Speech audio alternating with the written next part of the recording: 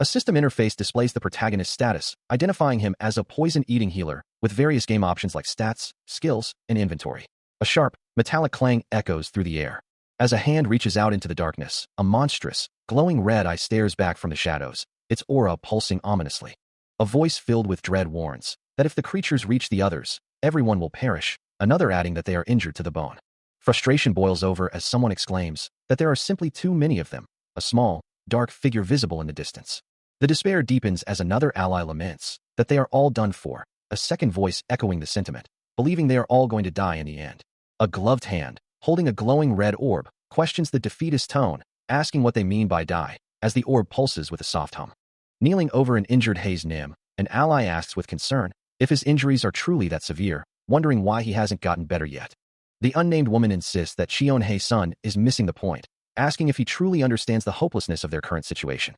He simply replies, acknowledging the presence of many powerful foes, and she urges him to hurry back if he understands the gravity of it all. She reminds him of his S-rank status, questioning the consequences should he fall. The monstrous figures loom in the background, as she warns him about getting stuck in a fight he can't win as a healer. A soft red glow emanates from his palm as he calmly states his understanding, promising to return. The woman, still worried, can only offer a resigned, yeah, hurry back. As he turns to leave, she calls out, confused by his departure and pleading for a reply from the hunter. His fist clenches tightly as he acknowledges her concern, but assures her he won't die so easily. With a determined gaze, he vows that he won't let anyone die. He reassures his companion, telling them to rest while he handles the situation, promising to return. As purple energy begins to swirl around him, his resolve hardens. His eyes glow with an intense violet light, the power within him surging. A powerful wave of dark energy erupts from his form, pushing outwards. Suddenly, a voice cries out from the desolate landscape, announcing that they have broken through.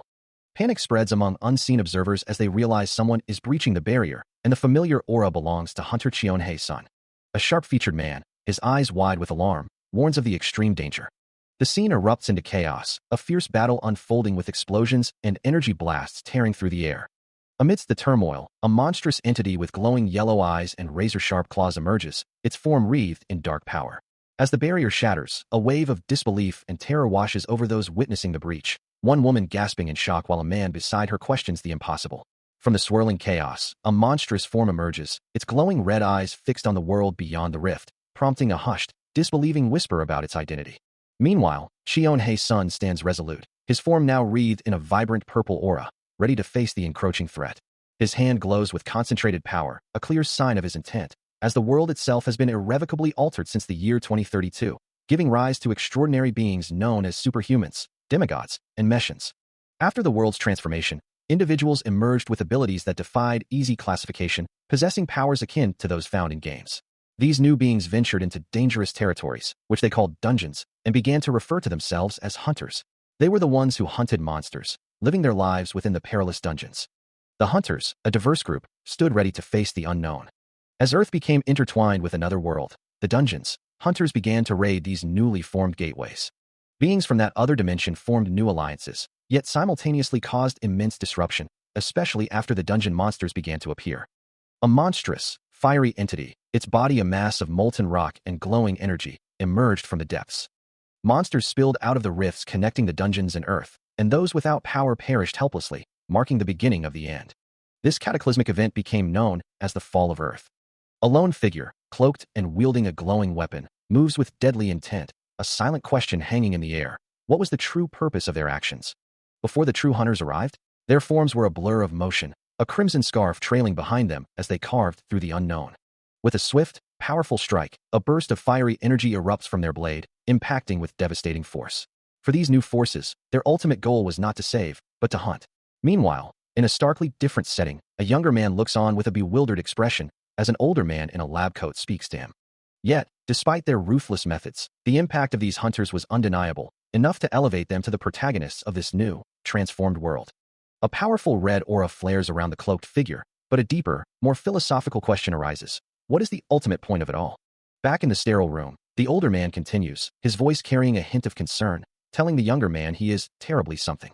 With a bruised face and a look of confusion, Haze Nim responds with a simple, questioning pardon. Since I am terminally ill, I might die any day. The bus rumbles along, carrying Cheon Hae-sun through the city, his gaze lost in the passing scenery as a young woman sleeps peacefully on his shoulder. Suddenly, his phone vibrates, an incoming call from Nuna flashing across the screen. He answers, his voice tinged with concern, asking if she is at the hospital, then quickly adding that he is still working and overworking himself. She asks if he is home yet, to which he replies that he is still at Gabangdong intersection. He listens intently, then acknowledges her words, explaining that he is doing overtime today and urging her not to wait for him, but to eat first. Concern etched on his face, he asks if she isn't overworking herself, only to be reassured that she is fine and always okay, so he shouldn't worry. A pause hangs in the air as he processes something she says, his expression shifting to one of shock as he mutters, "Nothing much." His eyes widen in disbelief, the words, what do you mean? Terminally ill, barely audible as the conversation takes a devastating turn. He finds himself unable to articulate the words, a profound sense of dread settling over him as the doctor prepares to deliver the news. The diagnosis is stark. His entire body is addicted to poison, a condition so rare and severe that it's a miracle he's still alive. Stammering, he can only ask if this means he's going to die, the doctor's grave expression confirming his worst fears. A soft gasp escapes him as the weight of the news settles, the suddenness of it all leaving him reeling. The doctor can only offer a somber apology, his gaze cast downward in shared sorrow. Later, walking away from the clinic, the young man appears utterly defeated, his shoulders slumped and his face etched with despair. His phone rings, displaying an incoming call from Nuna, a new wave of anxiety washing over him. Sitting on a bus, he answers, the quiet sitch of the call filling the air as he wonders aloud how he could possibly break such devastating news. A high-pitched ringing fills his ears, distorting all other sounds, a physical manifestation of his internal turmoil. A single, disbelieving sound escapes him, his mind still reeling from the devastating news of his terminal illness. Meanwhile, elsewhere, Hayes Nim clutches his phone, his voice laced with concern as he questions, "Isn't this dangerous? Shouldn't we run away?" And in another location, Nuna, equally distressed, considers the implications. Then if we evacuate suddenly, a gate explosion? The source of their alarm becomes clear as an emergency alert flashes across a phone screen. A gate has appeared in Gabangdong, a message unseen in years, prompting a frantic realization. Wait, Gabangdong. Cheon Haesun's eyes widen in horror as he stares at his own phone. The location hitting him with full force is right here. A guttural sound of dread escapes him, his face contorted in shock. The monstrous entity from the gate reveals itself, its glowing red eyes and sharp fangs a terrifying sight. As Cheon Haesun looks out, a single word of realization escaping his lips. Oh, outside. The creature's glowing red eyes intensify, surrounded by a pulsating purple aura, as a chilling sound echoes, oh. A sudden, brutal impact sends him reeling, his body twisting violently as he's thrown through the air, a spray of blood erupting from the force of the blow. More crimson streaks across the darkness, and his eyes glow with a terrifying purple light as glass shatters around him. He stares, bloodied and bruised, his face a mask of pure horror. A woman's voice, laced with fear, calls out to a man beside her, who can only deny the impossible sight of a monstrous, tentacled entity emerging from the shadows. The woman desperately questions if this is all a dream, as the creature's massive tentacle wraps around the man, crushing him with sickening force. The monster's maw looms, its purple energy pulsing, leaving only the chilling question of whether its victim is truly gone. Still trapped in a terrifying vision, Cheon Haesun's eyes widen in horror as a dark, indistinct mass looms before him, emitting a guttural growl. The scene abruptly shifts to a dimly lit room, where a small group of people, including a child, gather with worried expressions, looking down at an unseen tragedy. A dark-clad foot steps deliberately, almost carelessly, near a small, dark object on the floor, accompanied by a soft thud and a pained groan. The nightmare intensifies as a monstrous, tentacled entity with glowing red eyes descends upon a fallen man, while a woman nearby screams in utter despair, her pleas echoing through the chaotic scene.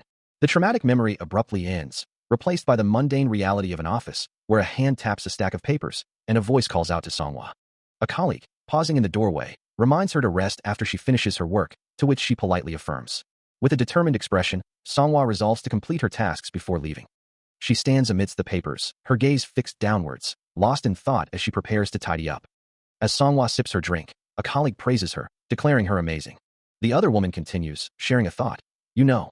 She observes that Songhwa's people always end up playing games and expresses pity for her situation. Songhwa quickly refutes the statement, clarifying that it's not entirely true and that it's just one of her family members causing issues. Her colleague listens intently, her expression serious.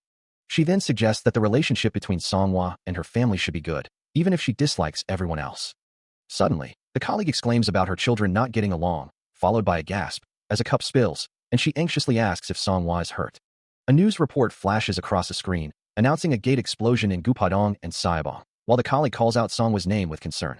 Songhwa's eyes widen in horror, her face contorted in shock at the devastating news. A voice calls out from the darkness, "Hey, hasten!" As a bloodied hand, caked in grime and crimson, reaches out weakly from the shadows. Cheon Hasten, battered and bruised, slumps against a cold, hard surface, his body screaming in protest. A single, frustrated thought echoes in his mind. Damn it. He glances at the monstrous, purple appendage coiling nearby, resigning himself to the grim reality that escape was no longer an option. His gaze falls to his own leg, trapped near the creature, wondering if this fate had been sealed from the very beginning. Lying defeated on the blood-soaked ground, he acknowledges the bitter truth. There was no way out. Yet, a faint, metallic chime rings out, and Hasten pushes himself up, a flicker of resolve in his eyes. He stares at his phone, a series of unsent messages to Nuna flashing across the screen, a desperate apology for what he believed was his impending death. His face contorts in anguish, the words echoing in his mind. Nuna, I'm sorry, Nuna. He had wanted to apologize to her before he died. But because of her, he couldn't die. Though he feels angry and utterly powerless, he knows he cannot simply give up. He recalls the stories of medals given to the families of those who fall fighting monsters. Certain that even if Nuna would be fine on her own, she would still be sad. A surge of defiance courses through him, his eyes glowing with renewed resolve as he screams. Then, hey. His gaze sharpens, a fierce challenge in his glowing purple eye, daring his unseen foe to come at him. Despite his battered body and the glowing purple energy in his eyes, he glares up at his tormentor, spitting out a defiant challenge, knowing he must prepare one last, desperate gift for her. The grotesque creature, with its multiple glowing red eyes and razor-sharp fangs, responds with a guttural snarl, its massive form filling the cavern. Its body, a horrifying mass of exposed muscle and chitinous armor, pulsates with malevolent energy. Suddenly, a thick, purple-tinged appendage lashes out, striking him with brutal force and sending him hurtling through the air. He crashes against the unforgiving stone, the impact echoing through the confined space. Lying broken on the ground, a crimson aura from the monster envelopes him, but his resolve remains unbroken. The monster's voice booms, mocking him. It was fun, right? But even as it speaks, he thinks, you can kill me if you want, and just take what you want to live. It continues, its tone dripping with malice. I'm sure you've never thought about how much the people who get attacked suffer. The grotesque monster's maw opens wide, its long, purple tongue lashing out with predatory intent. As Cheon Hasten stares up, bloodied but defiant, the creature's voice echoes, taunting him. But it's your turn, frog. Before he can react, the monster's tentacle wraps tightly around his leg. With a sickening whomp, he is violently yanked forward. But as the tentacle tightens, a fierce whir emanates from his hand, glowing with a vibrant purple energy as he seizes the monster's limb. In a swift, decisive motion, he brings down a blade of pure purple light, severing the tentacle with a spray of blood. His grip firm on the glowing hilt, the attack continues its devastating path. Now covered in the monster's ichor, he stands resolute, his stance unwavering. A final splat of blood confirms the impact. A moment of silence hangs heavy in the air as he questions the outcome of his desperate strike, wondering if his attack had truly worked. But from the darkness above, a low growl rumbles, and two malevolent green eyes snap open, burning with renewed fury. A fresh splatter of blood across his cheek, he flinches back, a horrified realization dawning on him. The monster's severed tentacle still drips crimson onto the ground, but another, thicker limb lashes out, coiling tightly around his arm.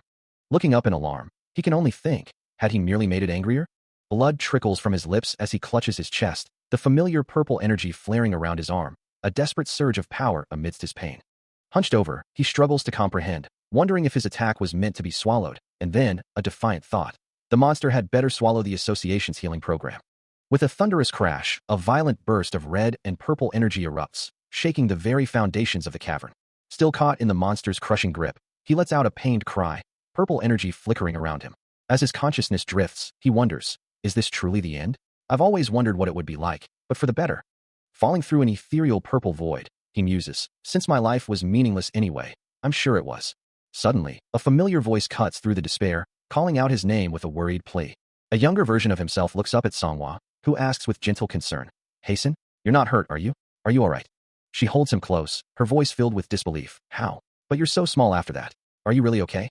Red energy crackles around them as she explains, why? Hasten, our parents can't use their abilities. Back in the present, a glowing red core pulses within his chest as he remembers her words. Hasten, your older sister, I'm with you. With renewed resolve, a massive surge of crimson energy erupts from him, blasting outward with crackling force. A desperate thought echoes through his mind, a fierce refusal to surrender. The crimson energy he unleashed surges outward, expanding with immense force. The monstrous creature, caught in the blast's path, bares its fangs in a snarl of terror. The wave of power crashes into it, tearing through its form with explosive impact. Its body begins to disintegrate, unable to withstand the sheer destructive force. Pieces of the creature scatter as the crimson energy continues its relentless assault. The monster is utterly obliterated, reduced to nothing but a violent burst of particles. As the energy dissipates, only scattered remnants of the creature remain on the ground. The air shimmers with residual power, a testament to the devastating force unleashed. The air still crackles with residual energy, the monster's form reduced to a pulpy, dark mass, its essence dissipating into glowing particles. His head bowed, Cheon Hasten stands amidst the destruction, his body bearing the heavy cost of such immense power, blood streaking his neck and cheek. A flash of light, and a young man's eyes snap open, his face bruised and bloodied, a silent gasp escaping his lips.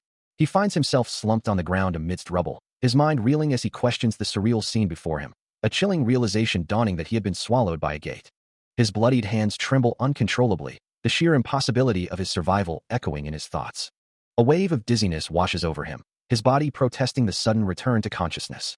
The wind whistles through the desolate streets as he looks up, a new thought forming. Considering the circumstances, his body shouldn't be in such a relatively fine state. Suddenly, a familiar voice cuts through the silence, calling out his name, Hasten, startling him with its unexpected presence. He turns to see a figure running towards him through the ruined cityscape, a desperate cry of Nuna, escaping his lips in recognition. He struggles to process his surroundings, a hallucination perhaps, but the faint, metallic scent of blood is undeniably real. Still disoriented, he can't quite make sense of the devastation around him. Then, a sudden clarity. She's nearby, somewhere in this wreckage. Driven by a desperate urgency, he pushes himself forward, even as a voice echoes through the ruins, calling out his name. Meanwhile, Nuna frantically searches through the debris, her voice strained as she cries out for Hasten. Her pleas grow more urgent, begging for any sign of his presence. Her eyes fall upon a gruesome sight, a bloody handprint smeared on a broken wall, leaving her to wonder what horror it signifies. Amidst the desolate ruins of a building, she continues her desperate search, her voice a fragile echo in the silence. A sudden, chilling realization washes over Nuna, her eyes widening in stark terror. Before her, a slithering, shadowy horde of creatures with glowing red eyes emerges from the devastation, their forms twisting and spreading across the ruined cityscape. With a desperate thud of her feet, she turns to flee, her mind screaming that she has to get away from the encroaching darkness. As she runs, her foot crushes one of the smaller, spiky creatures underfoot, a sickening crunch echoing in the chaos.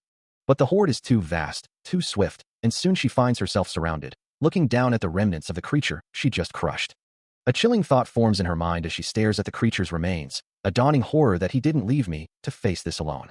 Trapped and outnumbered, the shadowy forms close in, their glowing red eyes fixed on her. But from above, a determined figure races through the ruined city, Cheon Haesun, moving with urgent speed. He leaps into the fray, his hand blazing with a vibrant purple aura, striking down the shadowy creatures with a powerful, roaring impact. As Cheon Haesun engaged the monstrous horde, Nuna could only run, her heart pounding against her ribs as she glanced back in terror. A desperate plea escaped her lips, as she pushed her body to its limits. She urged herself onward, needing to go faster, to escape the unseen horrors pursuing her. Her footsteps echoed a frantic rhythm, a desperate drumbeat against the silence of the devastated city, as a single word of denial formed in her mind. Her pace faltered, then surged again, a desperate struggle to maintain her flight.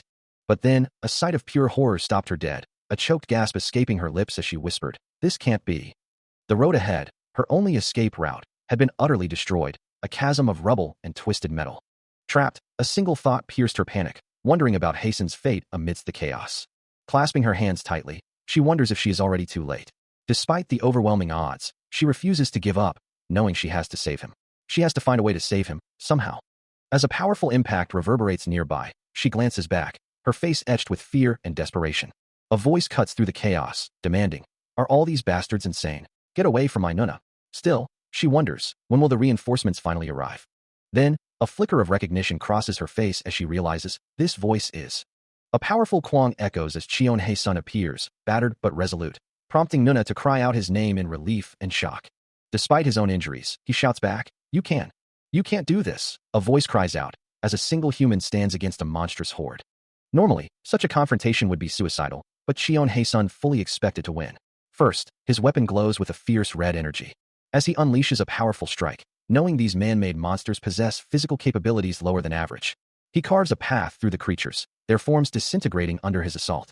Second, Cheon Haesun was simply stronger. He did not understand this power until after passing out, unleashing a destructive red energy. He felt as though he'd become stronger, crushing another monster's head with overwhelming force. The last reason for his victory was a desperate gamble, represented by a pulsating purple orb. A surge of dark purple energy crackles through the air. As he recalls a time when his struggle began as nothing more than a small curiosity, his face already bruised and bloodied. That same ominous purple energy continues to ripple. A memory of the Dark Tower's poison monster, a creature he once believed he couldn't defeat, a foe that seemed insurmountable. He remembers thinking he was going to die, but instead of succumbing to his wounds, his injuries miraculously healed. A knowing smile touches his lips as he realizes he was right about his unique ability. Now, back in the present, he challenges the monster, demanding to know what it intends to do. His voice rings with defiance, declaring that its attacks are useless against him. With a renewed sense of purpose and that lingering curiosity, he picks up an axe, ready to face whatever comes next. He surveys the grotesque creatures surrounding him, confident in his ability to overcome them, thinking that if he keeps getting rid of them one by one, he will surely prevail, believing he will be able to win. But his momentary overconfidence is enough to make him let his guard down as a monster lunges from behind, connecting with a devastating, explosive impact. The force of the strike sending him reeling. A cry of pain escapes him as the monster's attack slams into his body. Hasten. The explosive energy continuing to tear through him, unleashing its full, devastating power. A searing pain rips through him, a desperate cry escaping his lips as the impact sends him reeling. Disoriented, his mind struggles to process the attack, wondering if it was truly a monster that struck him. As consciousness slowly returns, he questions if he had passed out entirely. Confusion clouds his thoughts as he grapples with the reality of his injuries, unable to believe that a mid-tier hunter like himself could have been so easily overwhelmed. A monstrous eye glares down at him, its sharp teeth glinting in the dim light, and he realizes with a jolt that he's lucky to be alive, the creature still looming nearby. Suddenly, a familiar figure appears, also bearing wounds, her expression etched with distress as she takes in the scene. Through the haze of pain, he recognizes her voice, a faint whisper of her name escaping his lips. His body glows with a painful red aura, the agony of his injuries overwhelming him. Her eyes widen in shock and concern as she finally spots him amidst the chaos. Despite her own severe injuries, she cries out in agony, clutching her arm as her body slumps, a heavy thud echoing in the desolate space. But even then, her thoughts are not for herself as she turns, shouting a desperate warning, her voice raw, urging him to stay away from the unseen danger, a monstrous roar filling the air. He looks on, startled by her sudden outburst, unable to comprehend her words as she continues to plead with him not to approach. Her hair whips around her as she insists, telling him to just run away, leaving him to question the meaning of her frantic words. With a final, desperate cry to get out of there, the poison monster lunges, its glowing red eyes fixed on her, claws extended, striking with a sickening crunch. The impact sends her reeling, her body falling, as she whispers his name, a final, sorrowful apology escaping her lips. He watches, helpless, as her form descends, a silent testament to her sacrifice. Her body hits the ground with another sickening crunch, lying broken and bleeding amidst the debris. This is the woman who had dedicated her entire life to protecting her brother, a fate she absolutely did not deserve, her face now still and covered in blood. Kneeling beside the fallen Nuna, Cheon Hae-sun desperately calls out her name, while the monstrous entity looms, its voice dripping with cruel anticipation. He pleads with her to wake up, a crushing guilt settling in as he wonders if her sacrifice was all because of him. The poison monster lets out a guttural roar, its glowing red eyes fixed on the vulnerable pair. Overwhelmed by despair, Cheon Hae-sun clutches his head, resigned to the thought that he might soon follow her into death. But then, a strange, red, snake-like energy begins to manifest, drawing his attention away from his grief. The crimson form whips through the air with incredible speed, and he realizes with a jolt that it's emanating directly from his own body, a new, terrifying power stirring within him. Tentatively, he tests its limits, wondering if this strange energy will obey his will. His eyes now glowing with the same eerie red light, he accepts this mysterious force, ready to wield whatever it is against his foes. Consumed by a burning rage, Cheon Hae-sun unleashes the massive, snake-like red energy, its glowing eyes and fangs manifesting around him as he thinks of the monster, that sickening bastard. With a powerful surge, the crimson force blurs forward, a wave of destructive power. Its fanged head, with a single, piercing red eye, locks onto an unseen target. The massive form sweeps with overwhelming force, a clear command echoing in his mind. Kill it. A determined voice promises, I'll come save you soon. As a foot steps forward, the scene shifts to a game interface, identifying the player as the poison-eating healer. Below, a stark reality is presented, monsters against a normal human, revealing a vast horde of red-eyed creatures. From high above the city, an unseen observer remarks, wow, this brat is pretty good, as a figure plummets through the urban landscape. Another voice, perhaps from a nearby billboard, adds, who knew he'd actually be able to call a red viper? The observation continues, if it's this kid, he might be able to do it. Yet another voice expresses concern. Still, he might need to control his power. Meanwhile, after hearing the distant sound, Nuna, her hand thoughtfully at her chin, hums softly, processing the implications. A monstrous figure with glowing red eyes considers, I should probably help him with that one. Later, a voice commends the bloodied Cheon-hae-sun, who stands with his back to the viewer. You've done well, brat. He turns, his face bruised and weary, but his gaze remains resolute despite the visible toll of the battle. The title card declares him the poison-eating healer, a lone figure pitted against an endless tide of monstrous creatures. Their glowing red eyes pierce the gloom, their forms writhing with a sickly green and purple aura. The battle rages on, a relentless assault that makes one wonder if it will ever end, as the monsters just keep coming, endlessly. Despite his bloodied face and the overwhelming odds, Cheon-hae-sun's resolve hardens. He cannot allow Nuna to die because of someone like him. He kneels beside her, his gaze fixed on her still form, a silent promise forming in his heart. Nuna had given her life, and he would not let that sacrifice be in vain. He couldn't let it go to waste.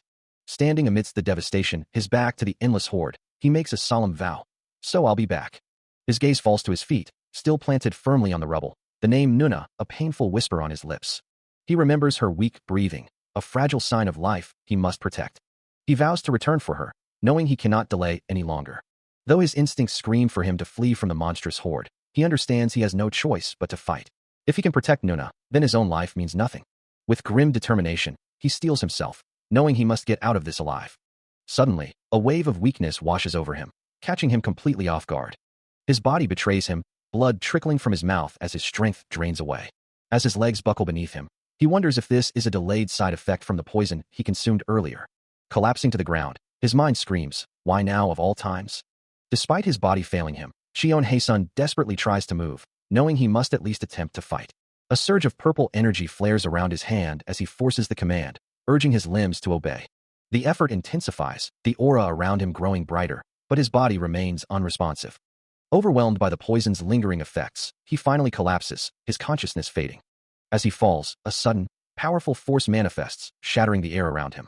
He looks up, a voice echoing in his mind, chiding him for his reckless use of power. A wave of surprise washes over him as he processes the words, his eyes widening slightly.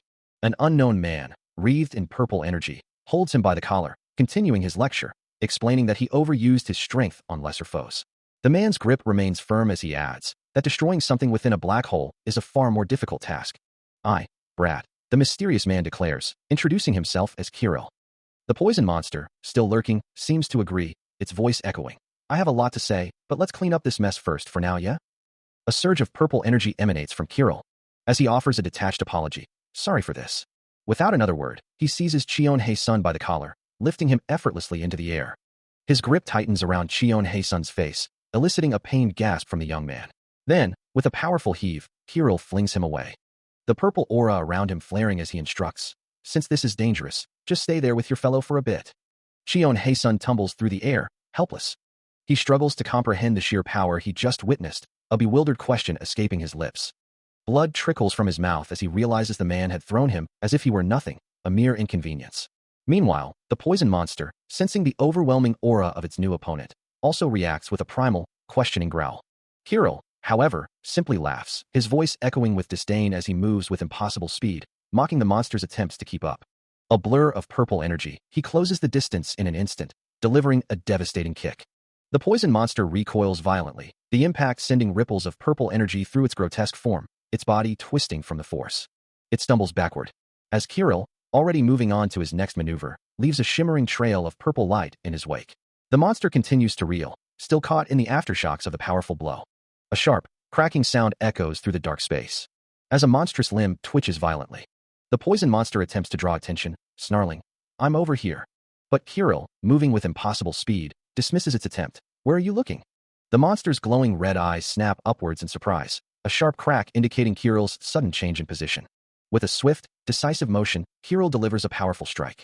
The poison monster recoils violently, its form blurring from the sheer force of the impact. A vibrant purple energy erupts from the point of contact, spreading outwards with a resounding crash. The attack culminates in a brilliant flash of white and purple light, engulfing the monster in its raw power. He clenches his fist, a fierce resolve burning within him, vowing he won't let anyone take her. Acknowledging her strength, a silent wish forms in his mind. If only he possessed even a fraction of that power, then perhaps she wouldn't have suffered.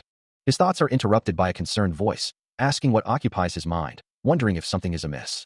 Startled, Kirill stammers an apology, then questions if there's a problem. Cheon-hae-sun reassures him that nothing is wrong, while he simply hums in response, still lost in thought. Finally, Kirill declares with conviction that Nuna will live. His hand clenches, a silent testament to his unwavering resolve. Shion Hei-sun, his face still marred by recent injuries, stares ahead, a single word escaping his lips in disbelief. He reflects on the grim reality of Nuna's condition, knowing that if he hadn't known how to heal, she definitely would have died. Yet, the words "she can live" had resonated with a power far beyond simple encouragement, a promise that now sees Nuna resting peacefully. He recalls his own despair, unable to find any trace of her wounds, and he hadn't even considered the possibility of a battle hunter possessing such healing abilities. In that moment of helplessness, he had simply given up. His thoughts drift to the mysterious figure, that woman, who had defied all his expectations. She had done more than just heal, she had saved his family. A wave of profound gratitude washes over him as he whispers, "Thank you for saving my Nuna." His heart swells with relief, for my Nuna, though a quiet voice suggests it's a little early to be happy. His face streaked with tears and marked by the lingering poison, he struggles to comprehend the situation. A woman stands over him, her voice cutting through his despair, asking why he remains in such a state. He looks up, hearing her chide him, telling him he'll drop dead if he keeps acting this way. Her words continue, a harsh truth, insisting there's no other path for him but death if he doesn't stop playing around. He looks away, a silent question forming on his lips, as if asking her to repeat her offer. A faint smile plays on her lips, her yellow eyes glowing with an otherworldly light, as she assures him he doesn't have to die either, that he can live. She gestures dismissively, a soft sound accompanying her movement, promising to explain everything after she deals with the remaining monsters. His voice, a mere whisper, attempts to interrupt her. If what she said was true, and he could truly keep living. He questioned if he could ever become as strong as her. Shion Hei-sun didn't want to continue living in fear, constantly surrounded by monsters. Meanwhile, the mysterious woman turned her attention to the lurking threats. A confident smirk playing across her lips. She addressed the horde of creatures below her, promising to show them something impressive. Dark, swirling energy began to coalesce around her form. As a vortex of purple magic, her signature technique took shape. The poison rain then descended, engulfing the monsters in its toxic embrace. Kirill, still in her disguise, unleashes a torrent of purple energy, the air crackling with a powerful impact. The force expands rapidly, erupting into a towering pillar of violet light that engulfs the city street. Her eyes gleaming with fierce intensity, she challenges him. "Watch closely, brat." The purple energy descends, striking the ground with a thunderous crash. Hei-sun watches, wide-eyed, as Kirill's voice echoes in his mind. "Since this is your first time, you have to see it." He can only stare, a single thought forming in his mind. This is... The ground below is now covered in dark, bubbling puddles, the remnants of the devastating poison rain. Hunters are strong, he muses, that is a truth everyone knows. However, he has never heard of anything like this. The sheer power of someone wielding two distinct attributes with a single gesture manifests, a glowing orb and a piercing red eye symbolizing its origin. A torrent of purple rain descends, crashing down with immense force. The corrosive downpour piercing through the monstrous forms, dissolving them instantly. Every single creature in the vicinity is annihilated. Amidst the lingering purple mist and dissolving remains, Kirill stands, his power still radiating. He turns to Shion Hei-sun, a knowing look on his face, reminding him of their earlier conversation. "You asked me if you could become stronger too, didn't you?" A confident smile spreads across his features. As Hei-sun watches, his expression a mix of awe and surprise, Kirill declares, "You're going to be the strongest hunter in the world." A look of deep concern creases Kirill's face as he hears a voice address him. And he quickly dismisses the formal honorific, insisting there's no need for such distance between them. His companion, Nuna, then tentatively asks if a different approach would be more suitable. Kirill, his expression still troubled, responds by asking for a single, crucial question to be answered. As purple energy blades swirl around him, he asks with a hint of desperation if he's truly going to survive this ordeal. His world seems to turn upside down as he hears the response, utterly confused by what he's being told. The scene then shifts to a simple wooden door, marked clearly as Hei-sun's room. He lets out a relieved laugh, the tension finally breaking, admitting he truly thought he was going to die. Still chuckling, he tries to compose himself, muttering, "Puh-heh. All right, I'll stop. Puh-heh." From the side, Nuna interjects, a hint of exasperation in her voice. I didn't even explain yet. Why are you going to kill me?"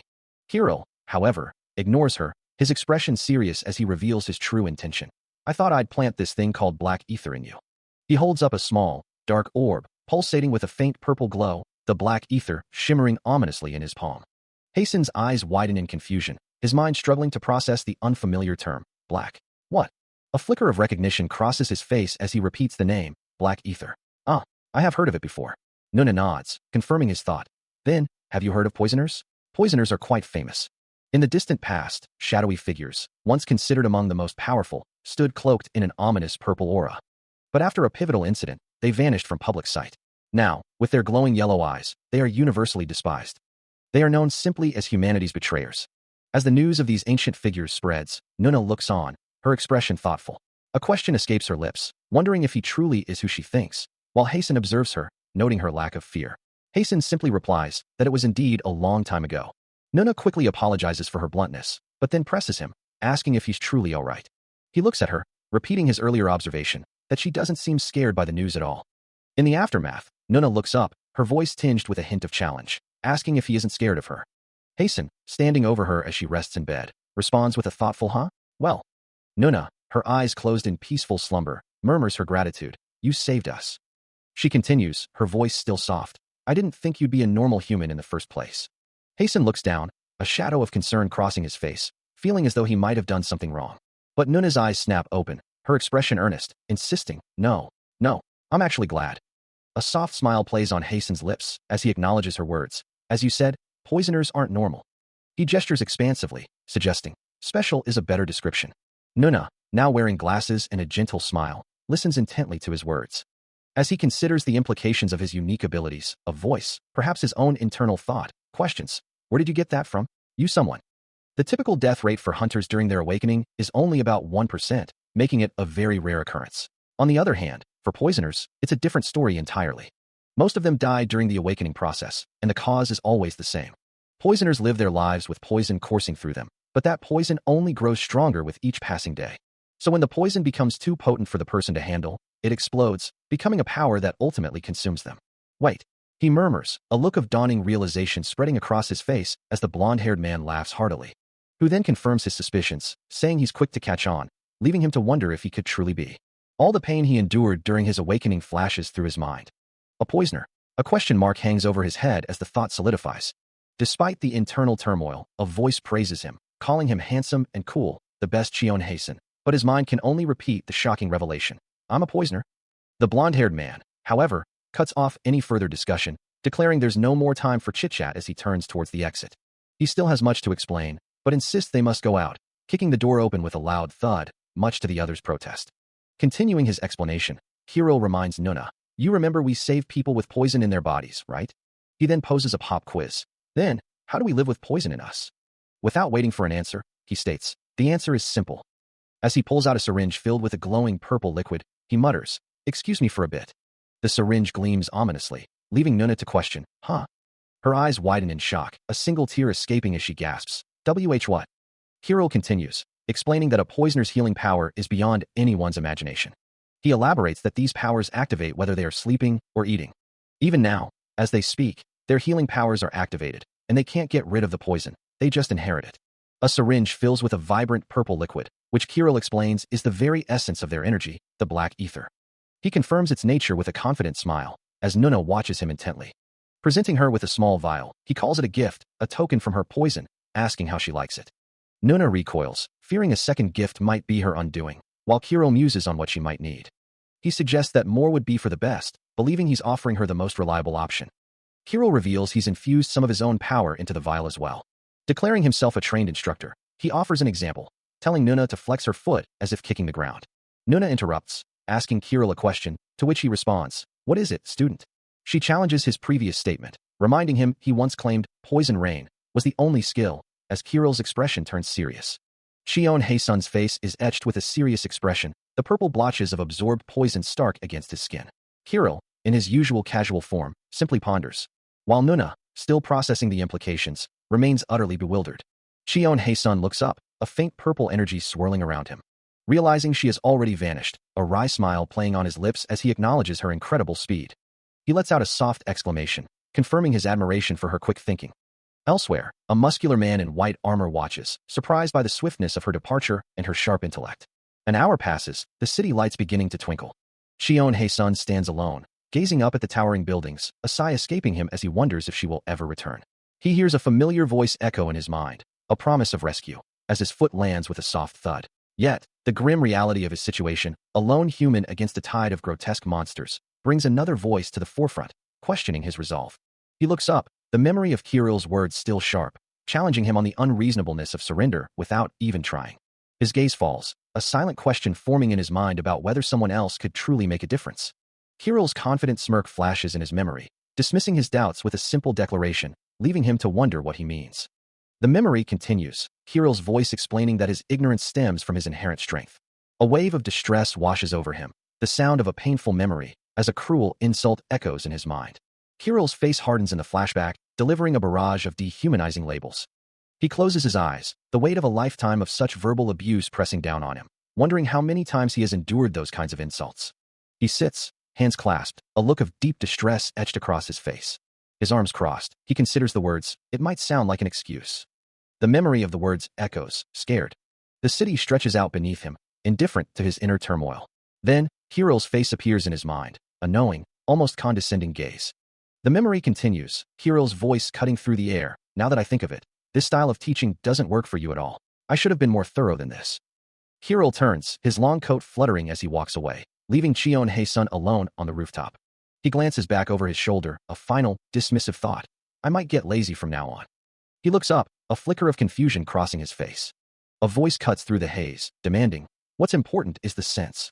He recognizes the voice, a name escaping his lips in a whisper. Hiro's smirk is cold as he instructs, just focus all your sense to the sole of your feet, and explode the sense from there. The words echo as he tumbles, the harshness of the lesson sinking in. This prank feels far too cruel. He falls through the air, the ground rushing up to meet him, the experience proving to be too much. From above, Hiro watches his descent. A taunting question on his lips. Isn't the world really pretty? Cheon-hae-sun's mind reels, questioning the reality of it all, as Hiro's voice continues. It's great when you get to be reborn. As his hand reaches out, a desperate thought flashes through his mind. She's really gonna drop me? As he plummets through the air, Hiro's voice echoes, wishing him good luck, adding that he'll die if he doesn't succeed. The cruel words hang in the air, a chilling prediction that he will surely perish. Looking up at the distant figure, Cheon-hae-sun thinks it's obvious he'll die, calling his tormentor insane. Hiro continues his lesson, instructing him to step on the will of others and soar over his opponent's shoulders. As Cheon-hae-sun falls towards an adjacent building, Hiro remarks that reaching it is easier said than done. The reality of his situation sinks in. He will surely die if he keeps falling, but he has to at least try. With a surge of resolve, he focuses his power. A vibrant purple energy begins swirling at the bottom of his feet. His face contorts with fierce determination, the purple aura now enveloping him as he prepares for a desperate maneuver. As he plummets through the void, Hiro's voice echoes, a cruel, mocking whisper calling him a restart, reminding him of his poor Nuna. The taunts continue, taking the form of ghostly, jeering faces that brand him a loser piece of shit. But Cheon-hae-sun's internal resolve hardens, a defiant fuck. Escaping his thoughts as he rejects the notion of ever being like this. As he continues his desperate fall, a vibrant purple energy begins to swirl around his body, a nascent power awakening within him. He refuses to surrender, the purple aura intensifying with his unwavering determination, deeming it unreasonable to give up without trying. The energy surges, crackling around him with growing power, a visible manifestation of his will. His eyes ignite with a fierce purple glow, a defiant challenge forming on his lips as he begins to speak. He unleashes a powerful shout, the purple energy erupting around him as he challenges his tormentor. What do you know? The raw, untamed power fully envelopes him, a swirling vortex of purple light, now his protective cocoon. A surprised gasp escapes him as he realizes the impossible has happened. But the descent continues, a whistling rush of air accompanying his plummet. His body flails against the relentless pull of gravity, the city sprawling far below. A thought flashes through his mind, wondering how he will manage to land, followed by a quiet, encouraging voice telling him he's doing well. With a sudden, violent impact, he hits the ground, a silent scream of effort on his face, the voice from before echoing that his worry was for nothing, though the landing itself proves harder than anticipated. He twists, absorbing the shock, one hand bracing against the hard surface as he comes to a stop. A soft thud marks the end of his ordeal, and he looks up, a relieved smile gracing his lips, as if to say, "See, I told you I could do it."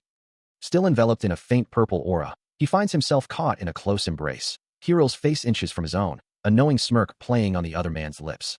He closes his eyes, a quiet realization settling in. Such feats are indeed possible, provided one is truly prepared. Cheon-hae-sun's system interface displays his current status, confirming his identity as a poison-eating healer at level 5, with various stats listed below. Suddenly, a jolt of surprise runs through him, his head snapping back as if struck by an unseen force. Elsewhere, Hiro observes the unfolding events, questioning the pressure felt from a first cut and someone's unusual behavior. Back with the healer, his eyes widen in pure shock, a wave of fear washing over his face. He lets out a desperate cry, as if being violently pulled or thrown through the air. Nuna, attempting to intervene, demands to know what he is doing, pleading with him to stop and talk. Meanwhile, a poison monster writhes in agony, its face contorted in pain as one of its eyes bulges grotesquely.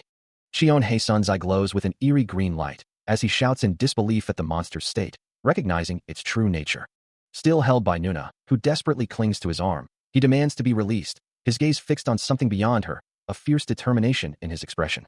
He stares upward, a sudden realization dawning on him as he questions what could be emerging from her eye. This new revelation is the Poisoner device, a prototype now registering a new user, detecting compatibility, and generating a new form of the Poisoner type, synchronizing with the user's body. It's like the cultivator's equipment that truly matters, a device of immense power. As the device integrates, a soft blue glow emanates from his arm, confirming that this is on a totally different level from other devices, something even the Glory Guild has likely never seen before. The device manifests in two distinct forms, an attach type and a gathering type, each designed for a specific purpose. Nuna acknowledges the item's quality, but questions why it couldn't have been given in a normal way, contrasting it with the common level 1 devices she's familiar with. A shiver runs through her as she looks down, a sense of unease settling in. Turning to walk away, she asks, her voice tinged with concern, if he is leaving her. Despite the previous confrontation, Shion Haesun clutches his head, a pained groan escaping him, his face and arm already marred with fresh bruises. Meanwhile, Kirill speaks into his phone, noting the urgency in the other person's voice, confirming that the individual is rushing to pick up Jean. He explains that while it might not seem obvious, he is currently being pursued, and lingering in one place for too long would only invite more danger. Looking out over the city lights, Kirill confirms that the person is already close, already on their way. Back with Shion Haesun, he looks down, his bruised face reflecting the weight of the situation, muttering a quiet question. The extent of his injuries is clear, with dark bruises blooming across his neck and shoulder. As he then instructs someone to search for Dr. Jean, his voice strained.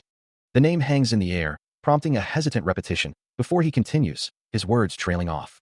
Back with Kirill, he assures the person on the phone that he understands the gravity of the situation and his partner's role, promising to explain everything. Still on the call, Kirill's hand extends, offering a small, glowing purple device, explaining that it's his final gift, a tool to help the other person follow Shion Haesun. On the other end, a woman with short, light hair and piercing yellow eyes, Kirill's Nuna, responds, her voice carrying a hint of concern as she admits to having given him more than he might have wanted. Kirill, his face etched with a pained expression, wonders why she, his Nuna, is being treated like a traitor, reflecting that this is the first time he's ever felt such a profound sense of care from someone else. Nuna, looking down with a thoughtful gaze, continues her internal monologue, pondering the strangeness of being cared for by someone else, and the weight of being relied upon. Kirill's face, now visibly marked with a spreading rash, is a testament to his suffering, but despite his deteriorating condition, he holds on to one certainty. Under the serene glow of a full moon, a soft exhale escapes into the night, as if the world itself is holding its breath. Nuna, standing tall against the city lights, her expression now resolute, prepares to face whatever challenges lie ahead. He vows to come save her soon, even as the stark reality of his situation looms, monsters against a normal human. Despite the overwhelming odds, Shion Haesun firmly rejects the notion that she is an evil person, his hand pressed to his chest as he declares his refusal to accept such a judgment. A voice cuts through his resolve, reminding him that he is not yet strong enough to help, and that he needs to become much more powerful. He stands firm, a quiet determination settling over him as he acknowledges the truth of the words, knowing that he must grow stronger to overcome everything. The voice presses him further, asking for a promise. Kirill, his yellow eyes glowing with an unsettling intensity, watches with a subtle smirk. Shion Haesun's fist clenches tightly, his knuckles white with resolve. A faint, spreading rash now mars his face, a visible sign of the internal struggle he endures. Kirill offers a satisfied hum, acknowledging the response as a good one. A powerful figure, one who acts solely on her own will, steps away, leaving behind a swirling trail of purple energy. As the energy dissipates, Kirill's voice echoes, bidding farewell to the young man, granting him permission to pursue his path, and promising a future reunion. Those were Kirill's last words before he vanished completely, leaving only faint traces of his potent aura. In a life that had previously offered him nothing, Shion Haesun sighs, the rash on his neck a stark reminder of his new affliction, acknowledging that Kirill is truly gone. Now, however, he possessed a clear objective. Meanwhile, news reports surface, detailing the disappearance of Daebangdong, despite the successful defense of the Gupadong Gate. Public criticism mounts against the slow guild, accused of only protecting the privileged and facing questions about their choices in who to save. The controversy quickly spreads online, with internet users questioning the situation in Daebangdong and condemning the Glory Guild. Online, a wave of cynical comments questioned the fairness of the world, with some remarking on the perceived injustice of guild assignments. The news was widely condemned as terrible, prompting a mix of sarcastic remarks about safe environments, calls for respectful prayers for the deceased, and pleas for everyone to pull themselves together. The outrage intensified, with some questioning the nation's conduct and expressing relief that the disaster hadn't struck their own neighborhoods, while others pointed to the immense benefits previously enjoyed by the country's top guilds and demanded accountability. The discussion soon turned to the Glory Guild, with accusations of negligence regarding the gate and the detective department's investigation, as countless past arguments and cries from the affected region resurfaced. Despite the initial backlash, a surprising shift occurred as people began to rally in support of the Glory Guild, though some still found the development disgusting.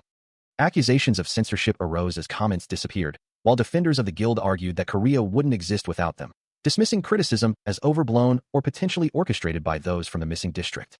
Amidst the online clamor, the stark reality remained. In just a few days, the entire district of Gabangdong had simply vanished, a fact met with disbelief and frustration. Observing the chaotic online discourse, Cheon Hae-sun let out a weary sigh, acknowledging the overwhelming amount of bullshit he felt compelled to address. With a determined glint in his eyes, his fingers began to move across the keyboard, ready to dive into the fray. As he steps out, Cheon Hae-sun reflects on the distance to Cheonggi-zen Mountain, a place that feels impossibly far away. With a determined stride, he walks away from the building, ready to face whatever lies ahead. A note left behind reads, "I'll be staying out for a few days." He remembers, Kirill had given him something else as well.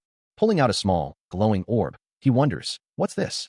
He recognizes it as a core, but questions, where am I supposed to use this? A system message identifies the item as a giant toad's core. The core pulses with a vibrant, ethereal glow, and he recalls Nuna's instructions. She told me to hold this and wait for her to come back soon. As the core began to react, a faint purple energy pulsed around him. Cheon Hae-sun considered the implications of his next action, the ethereal glow intensifying around his form. As he held the glowing purple orb, crackling with raw power, a vibrant aura now radiating from his very being. A sudden shock registered on his face as he realized the core was being absorbed directly into his body. A system message flashed, confirming the black core status change, with the black ether generation rate now at 37%. The numbers rapidly climbed, surpassing 40, then 57, and quickly reaching 63%. Continuing its ascent, the rate surged to 71, then 88, and finally 99%. With a final surge, the black ether generation rate reached a full 100%. A final message confirmed the transformation, declaring that the user's black ether had increased rapidly. His black ether usage, now at 1.500 BA, has significantly increased, allowing him to strengthen his body with the newly acquired energy. As the system confirms the numbers, he realizes his black ether has indeed increased. A thought forms in his mind. He can continue to grow stronger by absorbing more. But then a new question arises, concerning his current physical state, as the system clarifies that his body is currently at the level of a C-rank hunter, yet he can absorb black ether to surpass that rank. The system then reveals a staggering possibility. He can possess the physical abilities of an S-rank knight. A surge of blue energy envelopes him as he processes this incredible news, uttering a shocked exclamation. The idea of an S-rank knight echoes in his mind, making him realize the potential to become the strongest hunter through this method. A thoughtful smirk plays on his lips as he recalls Kirill's words, confirming that the mysterious man wasn't merely bluffing about his power. With a determined scowl, he lets out a frustrated curse, ready to face whatever challenges come next with his newfound potential. At a desolate checkpoint, a stark warning hangs in the air. No matter how difficult things become, passage is denied. A stern checkpoint officer, his uniform crisp, confronts a woman and child, demanding to know the child's identity, insisting that rules must be followed, even without proof. The woman, clutching the child tightly, retorts with a sigh of frustration, questioning his authority as he isn't even a hunter or an official. Her defiance is met with a harsh, off-panel warning from the officer, telling her to silence herself if she doesn't want her mouth ripped apart. The officer's face hardens, a grunt escaping him as he maintains his rigid stance, his expression unyielding. He continues, his voice cutting through the air, explaining that these are orders from his superiors, and challenges her, asking if she would take responsibility if they were poisoned by monsters or harmed by others. The child, overwhelmed by the harsh exchange, begins to sob uncontrollably, lashing out at the bastards who think they are better than others, despite pretending to be nice. As the woman and child turn to leave, the woman casts a bitter glance back, accusing the officer of abandoning the place for his own gains and now wanting to save some part of it. The officer, holding a can, looks troubled by her words, muttering to himself about who could have said such a thing. Cheon Hae-sun, walking away from the checkpoint, glances back over his shoulder, dismissing the officer's words. He continues to walk, his footsteps echoing softly, a smirk playing on his lips as he challenges the officer's authority. The checkpoint officer, his face hardening, demands to know if Cheon Hae-sun understands who he is dealing with. Without hesitation, the officer reaches for his side, drawing a tactical baton from its holster with a sharp, metallic sound. He holds the weapon ready, reminding Cheon Hae-sun that the symbol on his uniform is recognized across the entire country. A scoff escapes Cheon Hae-sun's lips as the officer, exasperated, questions his audacity in the face of their authority. Cheon Hae-sun turns fully, his gaze sharp and unwavering, a silent challenge in his narrowed eyes. As the officer raises his baton, Cheon Hae-sun's gaze remains unwavering, a challenge in his voice. The officer lunges, his baton arcing down, a swift, brutal strike aimed at Cheon Hae-sun's head, a move he considers the first fight he ever tried to pick. He snarls, the G symbol on his uniform glowing faintly with authority, reminding Cheon Hae-sun that his guild is above the law. Cheon Hae-sun feels a flicker of fear, acknowledging that it would be a lie to say he isn't scared, especially as he gets beaten up. But before the officer's baton can connect, Cheon Hae-sun moves with blinding speed, a powerful kick snapping out, catching the man squarely in the chest. The impact sends the officer reeling backward, a spray of blood erupting from his mouth. Stunned, the officer lands hard, his face contorted in disbelief, realizing that, however, this wasn't how it was supposed to go.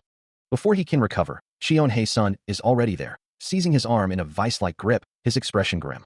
With a firm pull, Cheon Hae-sun brings the officer closer, his voice low and steady, reminding him of his right to self-defense from this point forward. He stands ready, the officer's baton now firmly in his grip. I won't hide anymore, he declares, as the officer, reeling from a previous blow, can only stammer, How did you do that? The officer struggles to comprehend, his mind racing with the fact that Cheon Hae-sun has never exercised before, despite his unstable posture and irregular breathing. The punch he throws, clearly that of a rookie, connects with devastating force. The officer's face distorts from the impact, a stark reminder that the body of a metahuman operates on a completely different level compared to normal people. Wow, Cheon Hae-sun murmurs, surprised by his own power. The checkpoint officer lies motionless on the asphalt, a silent testament to the unexpected force that struck him. Cheon Hae-sun, however, feels a surge of power, acknowledging to himself that he has indeed grown significantly stronger. The officer groans, his face contorted in pain as he struggles to comprehend what just happened. Looking down at the fallen man, Cheon Hae-sun dismisses his suffering, urging him to recover and move on. A woman with fiery red hair, her expression a mix of surprise and accusation, begins to question him, wondering if he truly understands the gravity of the situation. She continues, her voice echoing the sentiments of the gathered crowd, reminding him of the chaos that erupted when the gate first opened, and how they had waited, believing help would come. Cheon Hae-sun stands impassively over the still recovering officer, the weight of their words seemingly lost on him. He sighs, a hand rising to his ear as if listening to an unheard voice, finding their complaints to be a mere waste of his breath. With a sharp turn of his head, he dismisses their pleas, his focus already shifting elsewhere. He continues his journey, announcing his intention to pass through. The system interface displays the status of the poison-eating healer, showing his current level at 6, along with his skills, items, and stats. Meanwhile, in a distant, verdant landscape, two figures converse, one questioning if this is truly the right hunger, while the other responds with unwavering certainty. Back in a secluded, overgrown area, Hae-sun stands alone, a portable toilet his only companion. He approaches a weathered public phone booth, wondering why such a device would be placed in such a remote location. Upon closer inspection, he doubts the phone is even functional. Nevertheless, he picks up the receiver, giving it a try. He inserts a red card into the slot, hoping to activate the dormant device. A sudden, unexpected reaction from the phone startles him, making him question if he pressed something incorrectly. As he holds the receiver, a faint, dark mark appears on his cheek, a subtle but unsettling change. He stands at the edge of a dark, circular opening in the ground, looking down into the unknown. Without hesitation, he steps forward, his foot disappearing into the inky blackness with a soft thud. As he plunges downward, his cap flies off, tumbling into the void with a faint whoosh. The descent accelerates, a scream tearing from his throat as glowing lines streak past him in the darkness. Still falling, the scream echoes as the abstract patterns of light continue to rush by. He plummets through a dark, pipe-like shaft, speed lines blurring his vision. Finally, with a violent splash, he impacts a body of water. Submerged, he clutches his back, a pained groan escaping him. Standing in the murky water, he surveys his surroundings, muttering about the terrible design that could seriously injure someone. He questions if this dark opening is the intended entrance, as a dark, viscous liquid pools around him. His mind flashes to a past thought. The Dr. J, there's no ordinary person. He reaches into the murky substance, a soft splash echoing in the silence. And a sudden realization dawns on him as he notices a splash. His hand emerges, coated in a thick, crimson fluid. Staring at the bloodied limb, he grimly concludes he's in the wrong place. A sharp, piercing alarm blares, his face now marred with fresh bruises. As a stark warning flashes, announcing the unauthorized entry of an unidentified person. As the system registered his unauthorized presence, a harsh alarm blared, and Cheon Hae-sun found himself suddenly restrained, a cold, mechanical voice announcing a shift to base defense mode. A low hum filled the air, confirming the detection of an intruder. Without hesitation, the system declared its intent to exterminate the threat. From above, a nozzle descended, unleashing a torrent of purple liquid. The noxious gas spread rapidly, forcing a choked gasp from him as he realized the immediate danger. It billowed around him, filling the confined space. His eyes widened in alarm, a single thought piercing through the haze. Is this poison gas? Completely surrounded, he struggled against the suffocating fumes. Amidst the chaos, a deeper question formed in his mind. But why?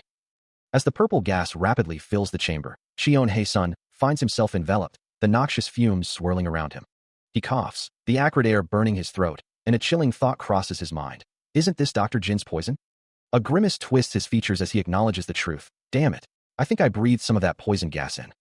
But then, a flicker of doubt, a new possibility emerges. Wait a minute. If this is really poison. He looks at his hand, a strange mark appearing on his skin, a question forming on his lips. The thought solidifies, a daring hypothesis. It shouldn't work on me, right? A wide, almost manic grin spreads across his face, the marks on his skin becoming more prominent, as he declares, I'm totally fine. The gas, far from harming him, seems to have an unexpected effect, as he feels a strange, refreshing sensation. Suddenly, the silence of the chamber is broken by a distinct sound, footsteps. His eyes widen, a flicker of surprise crossing his face as the sound of approaching footsteps grows louder. A voice echoes in his mind, confirming that someone is indeed approaching. The rhythmic thud of boots on the floor announces their presence, a figure steadily advancing through the confined space. Confronting the newcomer, Cheon Hae-sun wonders if this is an enemy, a gas-masked individual standing before him. Or perhaps an ally? The thought crosses his mind, even as a deeper, more cynical part of him suggests that the stranger should be worried about him now. His hand clenches, a faint purple glow emanating from his palm, realizing there's no time for hesitation. Without a word, he unleashes a burst of purple energy, striking the gas-masked figure with sudden force. The impact sends the figure reeling, as Cheon Hae-sun follows through with a powerful, blurring strike.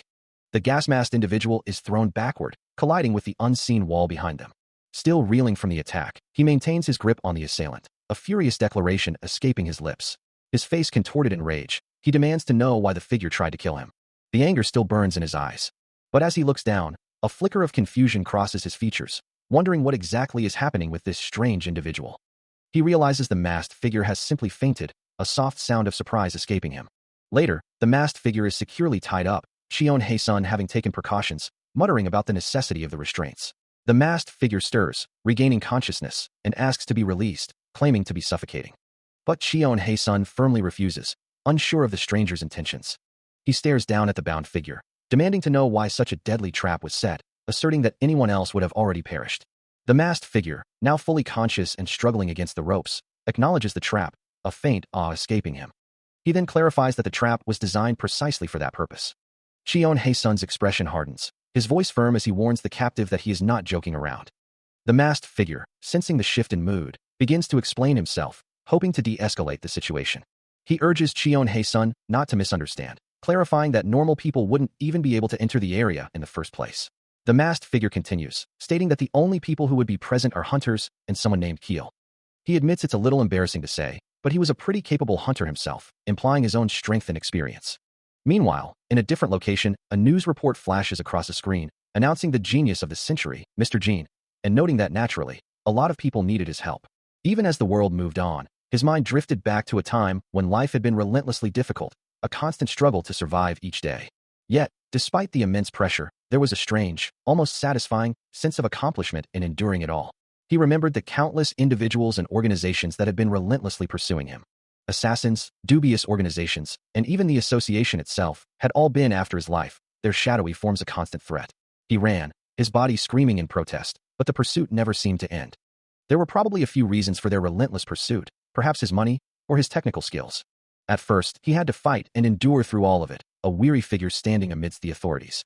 But as time went by, the relentless struggle began to change him. He remembers a time when it became incredibly difficult to trust anyone. His hand, gripping a knife, was a testament to the constant danger he faced. And he often thought that was just how things were. Bound and vulnerable, he lived within the confines of his own fear, wondering how they always found him, how they kept getting closer, no matter where he hid. The blood-splattered door behind them hinted at the grim reality of their situation.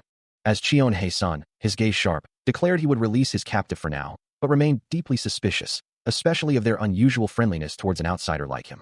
The masked figure, his eyes glowing with an eerie purple light, responded, stating, I guarantee you this, no blood in that room is clean. He then began to explain, that's because.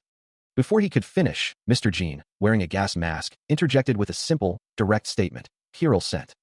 He trusts her, and by extension, he trusts the person she trusts, though a thought lingers in his mind about what she might have been doing lately. Suddenly, the world around him blurs into a chaotic downpour, punctuated by sharp, guttural cries. As the rain intensifies, a grim realization dawns on him.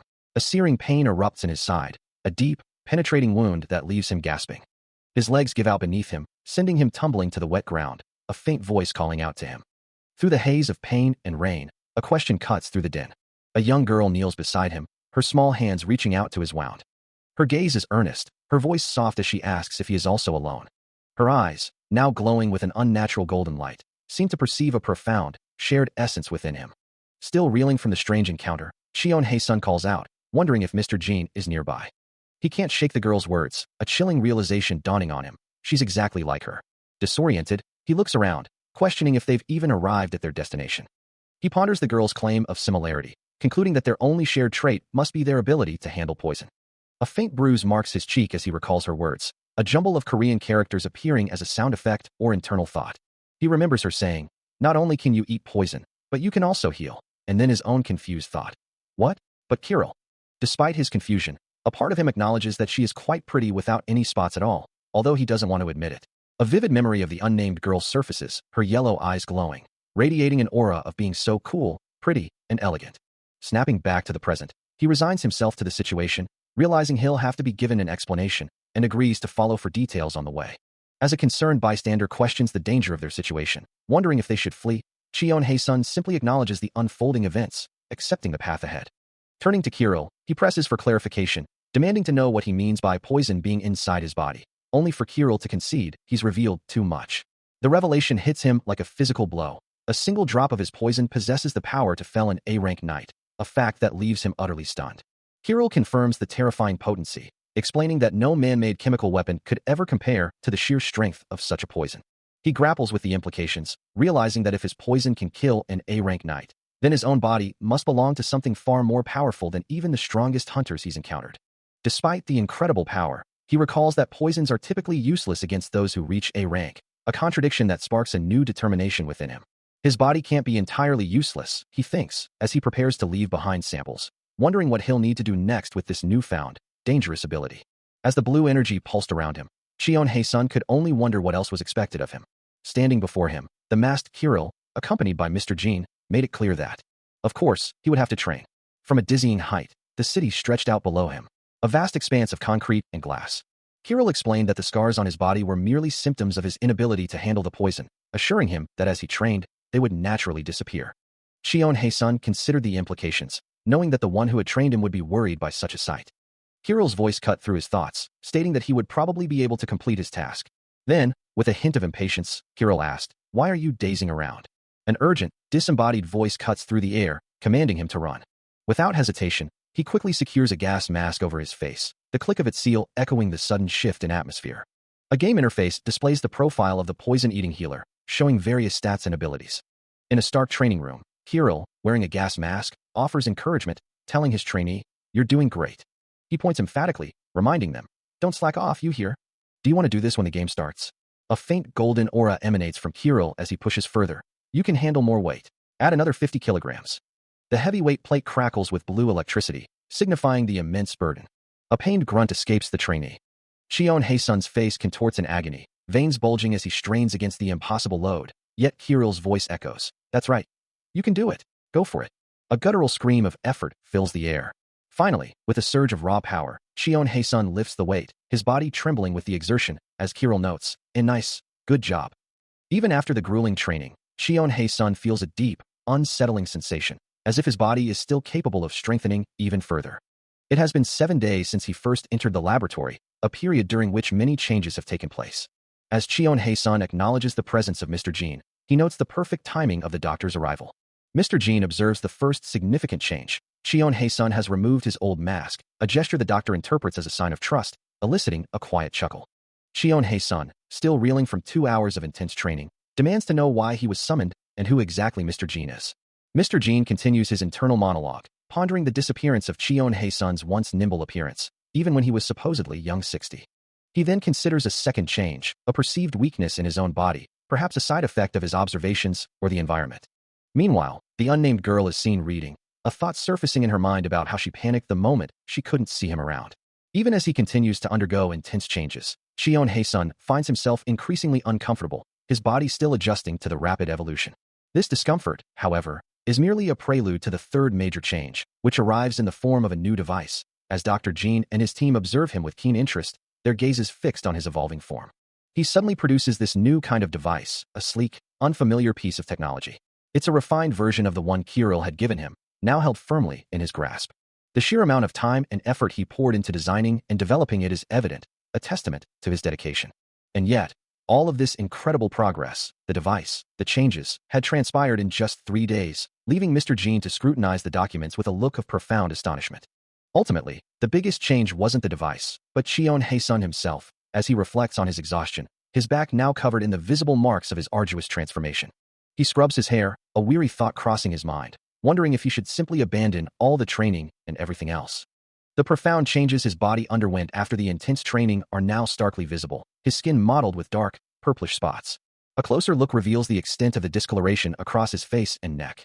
As he rubs at the marks, he observes that the spots no longer appear as dark as they once did, a surprising development that leaves him somewhat astonished. He continues to rub his hands together, a subtle gesture of contemplation.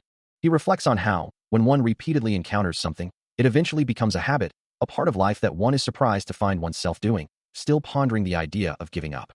Mr. Jean, observing him, remarks with a hint of surprise, "Pardon? You've got a pretty good physique, don't you?" He then connects the dots, realizing the origin of the spots and acknowledging Cheon Hae-sun's healing capabilities, simply stating, okay. Dr. Jean observes his surroundings, munching on a simple meal. He wonders aloud if the other person isn't bored. Meanwhile, Cheon Hae-sun sits in deep concentration, undergoing ether-strengthening training.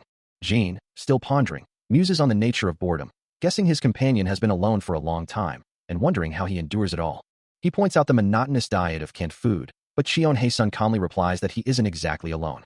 This unexpected statement makes Jean pause, questioning what he means. As he speaks, Jean reaches out, his fingers gently touching Cheon Hae-sun's shoulder. Cheon Hae-sun, startled by the touch, looks back, wondering what could be on his shoulder. He gasps, a small, dark creature clinging to his cheek. Mr. Jean encourages him to greet the creature, and a wide grin spreads across his face as he introduces his new companion, Pori. His initial surprise quickly turns to awe, wondering aloud what this fascinating creature could be. Pori is indeed a fascinating creature, Mr. Jean muses, explaining that it's a type of poison monster completely harmless to humans, only causing a slight itch even if one is poisoned by them. And he ponders if the old title, Poison-Eating Healer, isn't just a name. But there's an even greater surprise, a revelation that makes his eyes widen. Pori possesses the incredible ability to absorb poison directly from its owner, glowing with a soft, purple light as it does so. The small creature pulses with vibrant, ethereal energy, its tiny fangs now visible. He stares intently at the small creature, a voice explaining that it had been stuck on him for 2 days, yet he hadn't detected it. Pori, the poison monster, is shown, its large yellow eyes blinking as the voice continues. For 2 days. If that's the case, I went through repeated training and even made my senses more sensitive. It's no surprise he didn't detect it, the voice clarifies. As Pori possesses the stealth ability to become completely invisible, his hand reaches out towards the creature, which is now barely visible, a faint shimmer in the air, the voice noting that its stealth is so amazing, he doesn't think Pori is just some monster. Mr. Jean, his hand glowing with a soft blue aura, explains that it's one of the most rare abilities. Uncommon even among high-level espers. But, Hae-sun, he asks, how does it possess that ability? Cheon Hae-sun, still lounging, questions Mr. Jean about his apparent distress, who promptly retorts, asking why he is resting instead of training. With a sigh, Cheon Hae-sun agrees to get up, reluctantly accepting the command. Meanwhile, a different conversation unfolds as a report is presented, detailing critical guild operations. It reveals that Team 1 and Team 2 have harvested 10% less from the dungeon compared to the previous month. At the Towering Glory Guild headquarters, Team 3 has also reported that riots have begun within the dungeon itself. Despite all preparations for the incident being complete, the riots are still ongoing in Gabangdong. Mr. Jean, looking stern, interrupts the presentation, his expression resolute. He issues a direct order: increase the amount of missions for Team 1 and 2 by 30%. The formidable Glory Guild chairman, Gu Gun, commands attention. He listens intently as a subordinate reports on Team 3's mission to investigate dungeon problems. Mr. Jean internally resolves to prevent any major issues. Gu Gun's gaze remains sharp, his presence unwavering. He expresses his annoyance, having heard too much about the troubles in Gabangdong, demanding they be resolved without his further involvement. His eyes narrow, fixing on Mr. Jean with an unspoken threat. A hand reaches out, gripping Mr. Jin's, a silent command to make it happen. The pressure intensifies, a painful reminder of the chairman's authority, forcing a pained acknowledgement. With a chilling smile, Gu-gun suggests they will work together for a long time, a veiled promise of continued pressure. Footsteps echo, and a thought lingers in the air. Oh, and one more thing. As Gu-gun continues to walk away, he casually asks, "Do you know where Maria is?"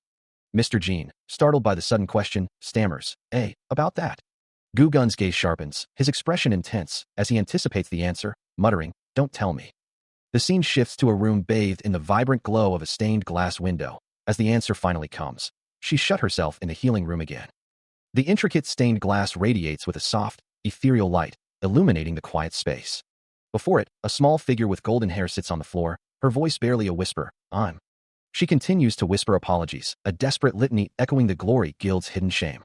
Her arms, crisscrossed with fresh wounds, bear silent witness to the torment she inflicts upon herself. A grim ritual performed in a room that represents the guild's hidden depths.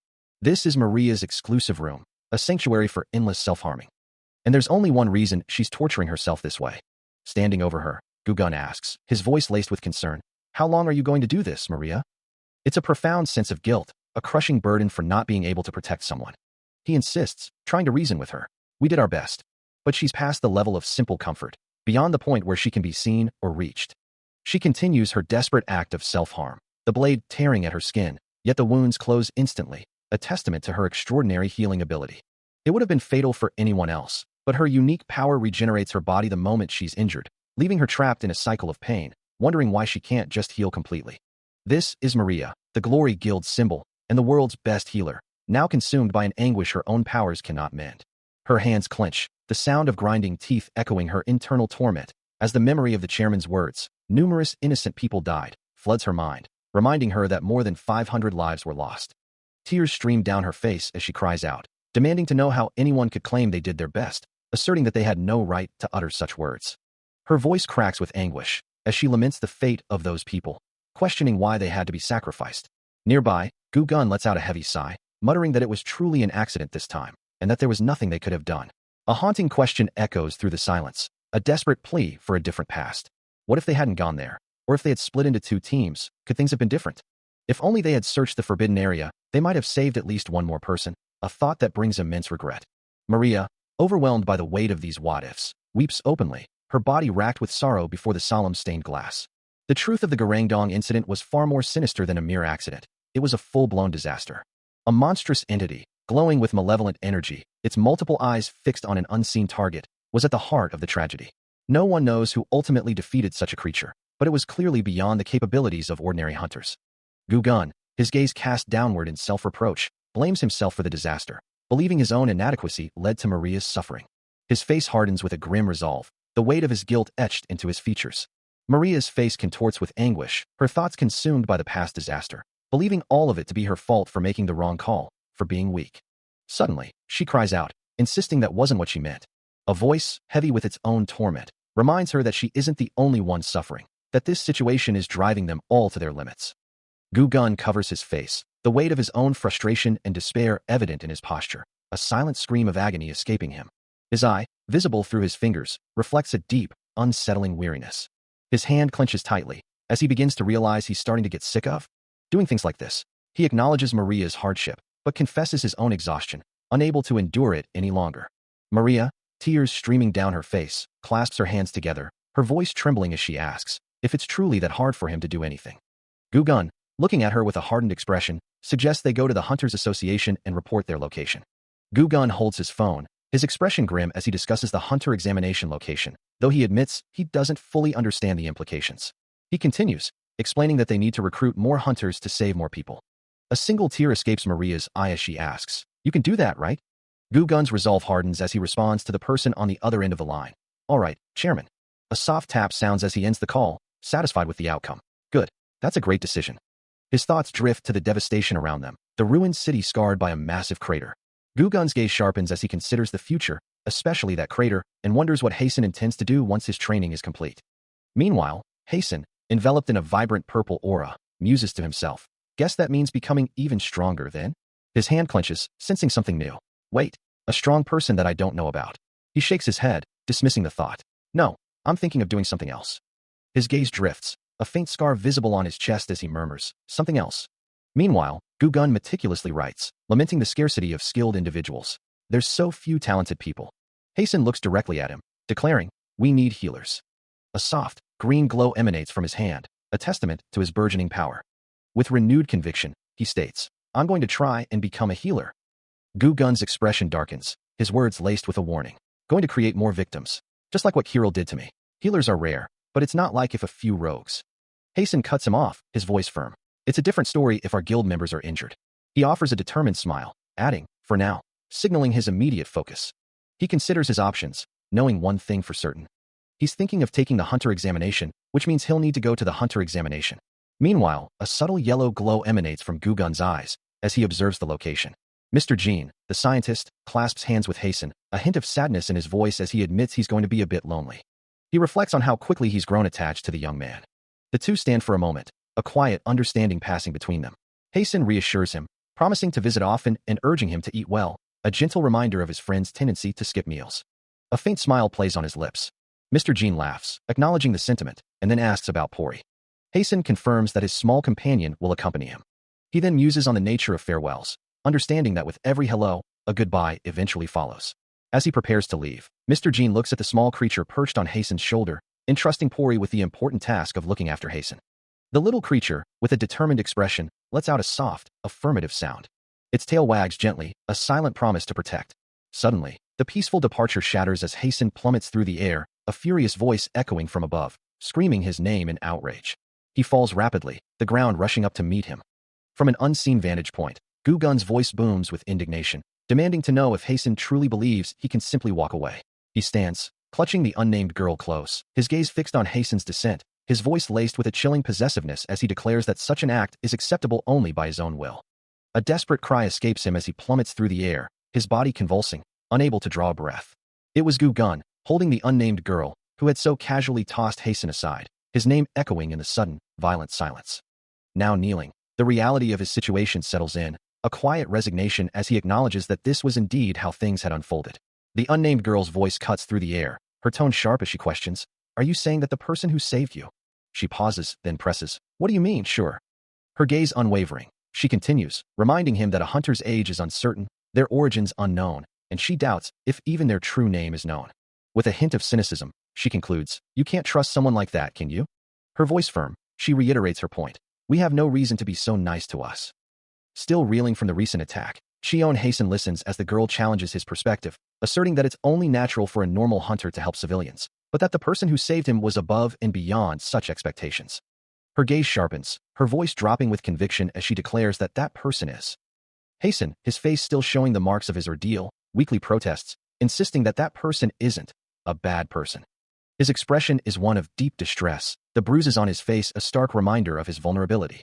Crossing her arms, the girl continues her cynical argument, stating plainly that there's no such thing as being nice for no reason. Hasten looks down, unable to meet her gaze, as she presses her point, reminding him that he's receiving something in return for any perceived kindness.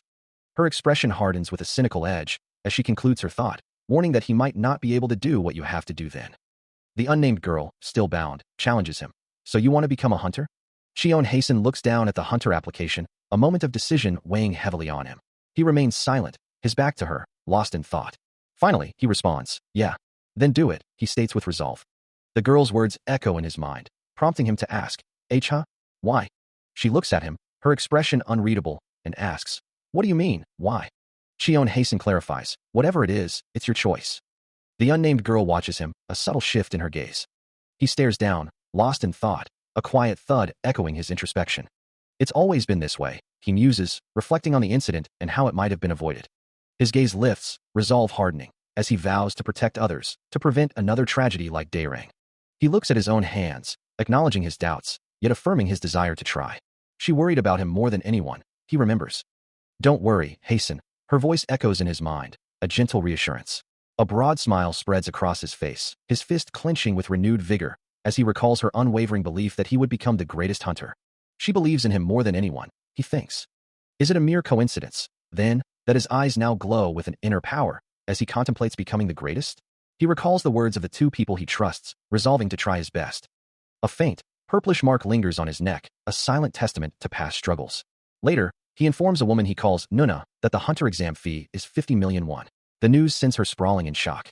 She expresses concern, asking if being a hunter isn't dangerous, suggesting he work in a small office instead, but he assures her he already has more than that amount. Her shock turns to alarm, demanding to know how he acquired such a sum, even jokingly accusing him of selling organs. From inside the house, he vehemently denies her wild accusations. For him, it all came down to earning money. He arrives at a new location, scanning the surroundings with a focused gaze, wondering if this is truly the place. As his feet touch the ground, he looks down at the swirling purple energy, a place where his dungeon break dream might finally come true. The vibrant, glowing particles of the dungeon's aura spread out before him, revealing itself as a poison dungeon. If the poisonous mist were to spread unchecked, it would contaminate the entire surrounding area, making it one of the most dangerous types of dungeons. For that very reason, people are strictly prohibited from approaching it beyond a certain radius, with a designated restricted region and controlled distance to manage its threat. He muses that the deeper one ventures, the more severe the restrictions become. He stands amidst crackling purple energy, acknowledging that the more problems there are, the more opportunities for growth. With a determined expression, he closes his eyes, ready for what comes next. The purple energy intensifies, forming a swirling vortex as he declares, "Let's go." He plunges into the portal, disappearing into the unknown. Inside the dungeon, he emerges into a new, vibrant landscape, letting out a soft, surprised, "Oh." A small, winged creature flies past, eliciting a more excited, "Oh," from him. He observes the glowing, alien plant life around him, realizing, this is a.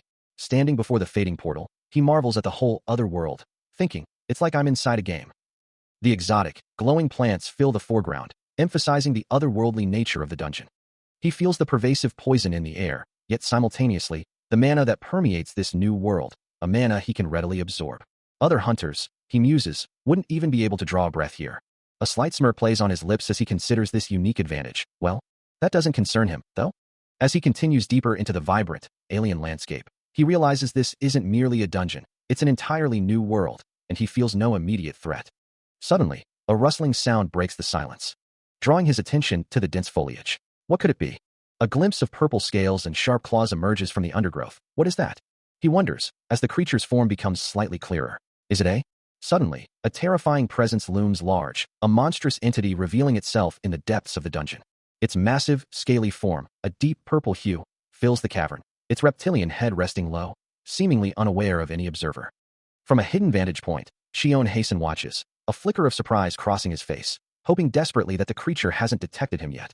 A system window materializes, identifying the beast as a poison warrior of D rank, with an other level of 5 and a difficulty of 2D, leading him to believe it's weak enough to fight, yet something about its other level gives him pause. The system clarifies that other level refers to all other types of attack abilities, including telekinesis and elemental attributes, hinting at hidden dangers beyond its physical might. As purple energy crackles around his hands, Shion Hasten acknowledges the creature's diverse capabilities, realizing it possesses more than just raw physical strength.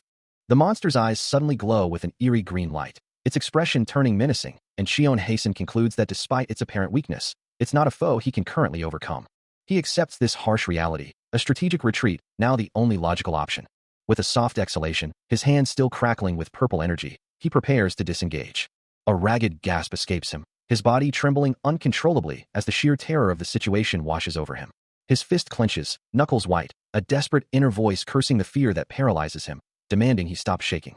Another shaky breath escapes him, his hand gripping his arm in a futile attempt to steady himself. Gritting his teeth, he berates himself, the internal struggle evident on his sweat-slicked face. A wave of desperation washes over him, the realization hitting him with full force. This creature is a monster, and he needs to run. Behind him, the monstrous poison warrior looms, its glowing red eyes fixed on him, a silent, predatory threat. Its maw opens slightly, a faint green glow emanating from within, as a desperate thought flashes through his mind. Where are the hunters? He glances back, a voice in his head, perhaps a memory or pure instinct, urging him, hasten, run. With a final, frustrated clench of his jaw, he acknowledges the dire situation.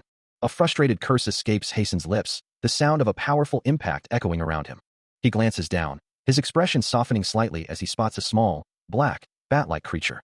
The creature, with its large, expressive yellow eyes, seems to acknowledge him. With a flurry of its small wings, the creature takes flight, a soft quong sound accompanying its movement. Hasten watches it go, a flicker of confusion crossing his features as he wonders where it came from.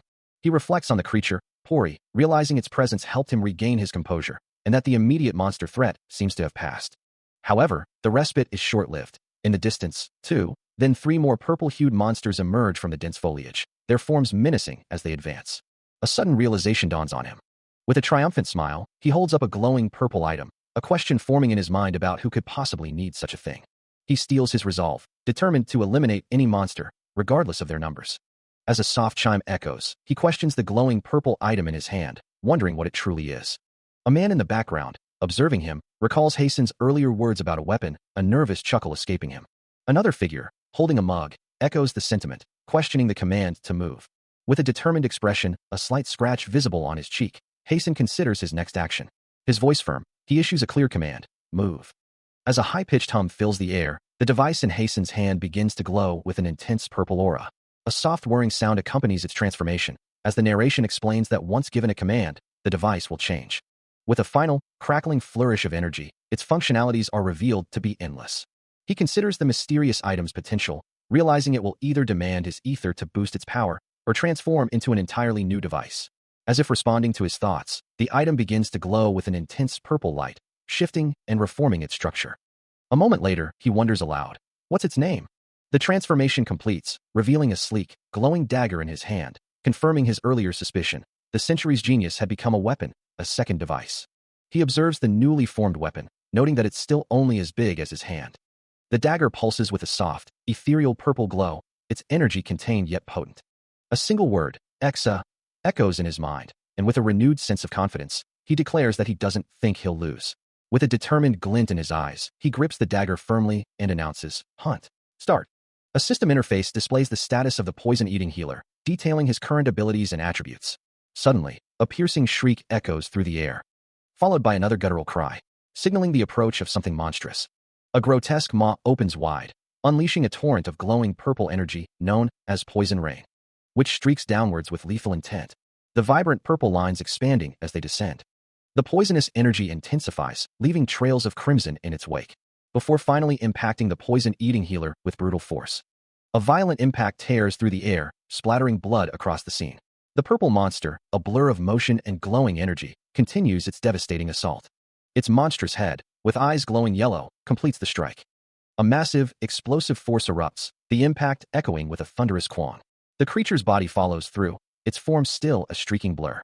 The final motion of the powerful strike dissipates into the air.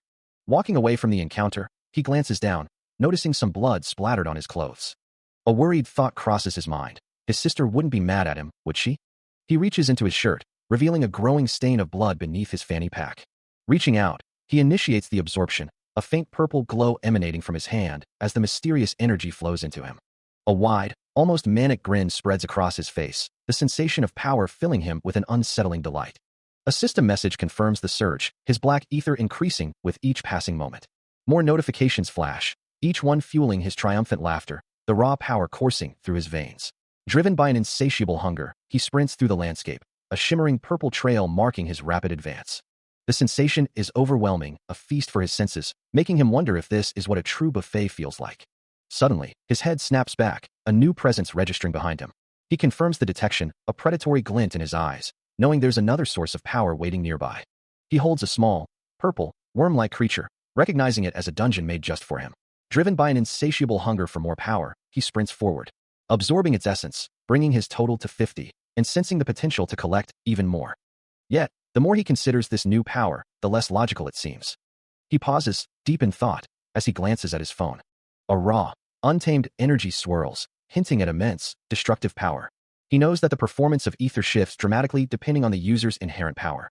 Standing over the defeated purple monsters, he considers how easily they were overpowered. A low hum of energy emanates from the wounds on their bodies. Yet the damage itself is just a small cut. He muses to himself that the energy these creatures emit is far too strong. A fact he confirms as he holds a glowing purple orb of black ether in his hand. Raising his dagger with newfound resolve, he realizes that despite their potent energy, they are one hit for anyone who knows how to exploit their weakness, making them so weak. He bites down on a piece of cloth, a purple aura swirling around him as a curse escapes his lips. His mind races, wondering if he's finally reached the strongest class, demanding his status window appear. A determined smirk plays on his lips, the purple energy still radiating from him as he considers how much he's grown within the dungeon.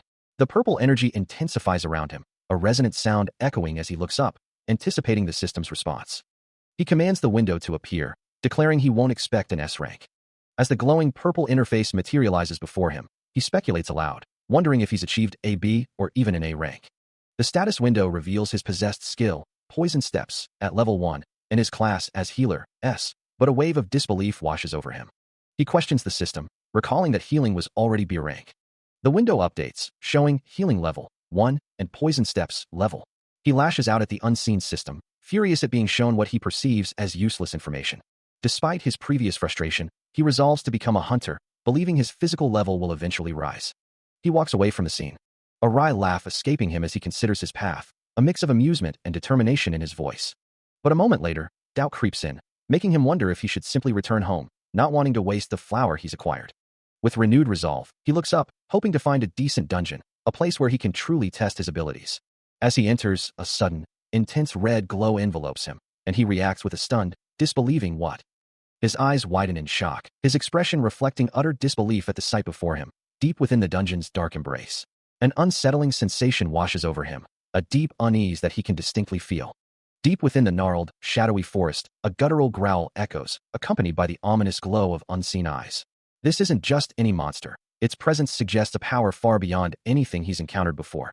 From the swirling purple mist, a monstrous, snarling face emerges, its eyes burning with malevolent intent. The creature reveals its full form, a hulking, wolf-like beast wreathed in dark purple energy. A system notification flashes, identifying the entity as a polluted hyena. As Cheon Hae-sun grips his weapon, purple energy pulses from the monster, confirming its classification as a poison-type entity. He can sense its immense power without even needing to check his stats, a physical level C and an other level B. His body trembles involuntarily as a final, stark warning flashes across his vision. He receives a stark system warning, confirming the target's overwhelming combat power.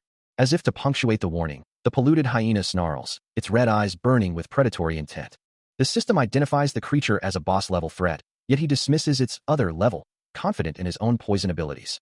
His concern, however, shifts to the monster's raw physical strength.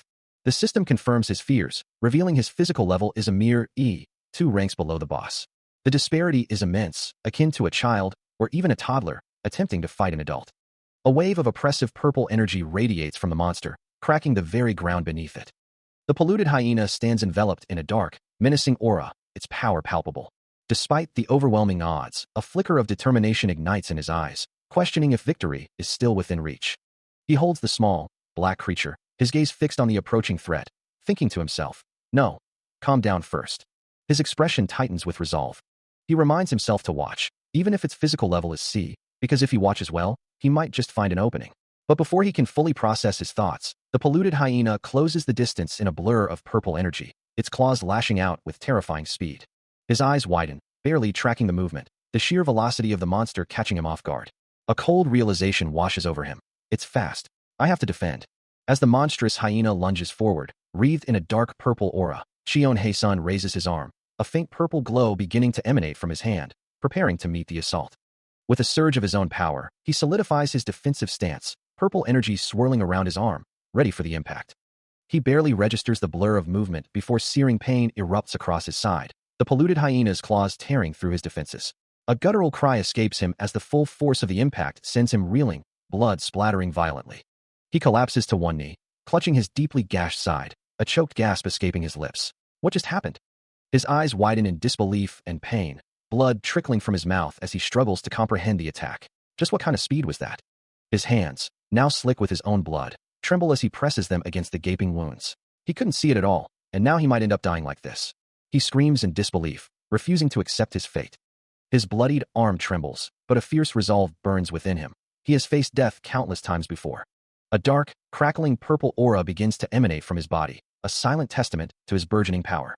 Gritting his teeth, he challenges the very notion of his demise, wondering if he's truly meant to perish in such a place, sitting still.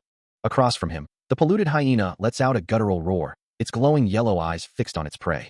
Cheon Hae-sun's own eyes now glow with a fierce purple light, a silent curse escaping his lips for the cocky bastard. The monster lunges, its claw crackling with dark energy, dismissing him as stupid. He stands firm, a vibrant purple aura flaring around him, declaring that this new power gives him a chance to win, even calling out to his foe. The polluted hyena, however, dismisses his defiance, its own purple energy crackling around its maw. "What are you doing?" Cheon Hae-sun challenges, inviting the attack. Come at me. With a surge of purple energy, he moves, preparing for the inevitable clash. The monster lunges, a blur of speed and dark energy. Its charge relentless, closing the distance in an instant. The air crackles with the force of its rapid assault. Then, with no other option, he knows he must put his trust in his own strength, as the creature's fangs clamp down on his arm.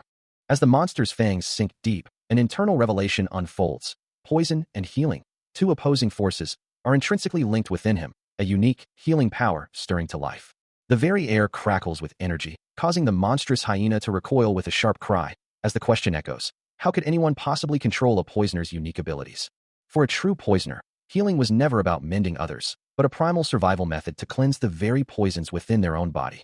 Deep within his core, glowing particles begin to circulate through intricate biological pathways. The energy intensifies, a vibrant purple aura now coursing through the abstract structures of his being. This unique power, it isn't about healing others, it's solely about healing oneself, a self-contained cycle of purification. No. A guttural scream tears from his throat, as Cheon Hae-sun is engulfed in a blinding, vibrant purple aura, the raw power manifesting around him. Yet, this self-healing, this cycle of purification, ultimately circles in nothingness, a truth Professor Jean knew better than anyone. He unleashes a furious die, as a torrent of purple energy erupts from his form. The raw power surging forward, striking the monstrous hyena with a violent impact that sends it reeling. The creature is thrown backward, crashing heavily to the ground. Standing amidst the dissipating purple haze, he scans the area, demanding, "Where are you, you fucker?" His mind races, knowing he needs to clear his body's chaotic pathways for the healing power and poison to properly circulate. A golden orb of energy manifests in his hand, a circulator activating within him, a milestone marked by the divine system. He thinks, I'm not dead yet. A powerful surge of purple energy bursts forth, enveloping him. As the chaos unfolds, a hand clutches a phone, its screen reflecting the unseen danger. A man with glasses, his face etched with worry, questions the escalating situation, wondering if it's too dangerous to remain, as another voice quickly follows, urging everyone to flee. Suddenly, a menacing purple blade, crackling with dark energy, slices through the air. The impact is clear as Cheon Hae-sun's arm hangs limp, bleeding profusely, signaling the start of the second round. Cheon Hae-sun reviews his status, confirming his identity as the poison-eating healer, currently at level 10. He then states, the healing's done. His hand grips a weapon, which now pulses with a vibrant purple glow. As he declares, round 2, start. Below, the ground begins to stir, and small, luminous purple flowers sprout from the earth. Their growth accompanied by a sudden burst of purple energy, which intensifies, erupting with greater force, culminating in a powerful, radiating explosion of violet light from the ground. With a fierce resolve, he lunges forward, his purple glowing blade ablur as he strikes the monstrous hyena. Red energy crackles around his attacks, each blow landing with explosive force. Yet, the creature is relentless, countering with a brutal strike that sends him reeling. Blood splatters as he stumbles, a frustrated curse escaping his lips. He quickly assesses the situation, realizing the need to heal. He stands battered and bleeding, his body covered in fresh wounds from the relentless assault. A growl escapes him as he glares at the creature, thinking, that bastard. The monster, wreathed in its ominous purple aura, is holding up far better than he had anticipated. A wave of self-doubt washes over him, wondering if he had underestimated its power too much. He clutches his head in frustration, the realization hitting him that an entire hour has passed in this grueling fight. With a desperate surge of will, he activates Poison Heal, cursing the monster for forcing his hand once again. The purple monster, undeterred, lunges forward, its form blurring with speed and malevolent energy. He raises his glowing blade, a grim question forming in his mind. Doesn't this bastard ever get tired? Despite his efforts, the monster's relentless attacks continue to find their mark, each blow piercing his defenses with brutal efficiency. The purple monster's attack slams into his defenses. He hasn't landed a single proper hit, he thinks, as the relentless assault continues. The monster's power breaks through, slicing into his side, drawing blood. He realizes that merely decreasing its stamina won't change the outcome of this fight. But, he acknowledges, he's getting hurt too much to continue like this. It's an unfair, impossible fight, he concludes, observing the monstrous form. Yet, the reason for its arrogance is clear. It simply knows its overwhelming power, as another blow connects, leaving him bleeding from the neck. He instinctively understands the critical role spirit plays in these desperate fights. Even as the purple monster's glowing eyes fixate on him, its menacing presence pressing down. A low hiss escapes the creature, and he braces himself. Despite his resolve, a wave of exhaustion washes over him, leaving him utterly drained. His hand, bruised and scratched, trembles slightly as he reaches out, the effort evident in every strained muscle. He knows he cannot afford to show this weakness, not for a single second. The monster lunges, its maw wide open, ready to devour him, and he thinks, I will be eaten. But in a blur of motion, he moves. His hand shoots out, meeting the attack with a forceful impact, deflecting the blow.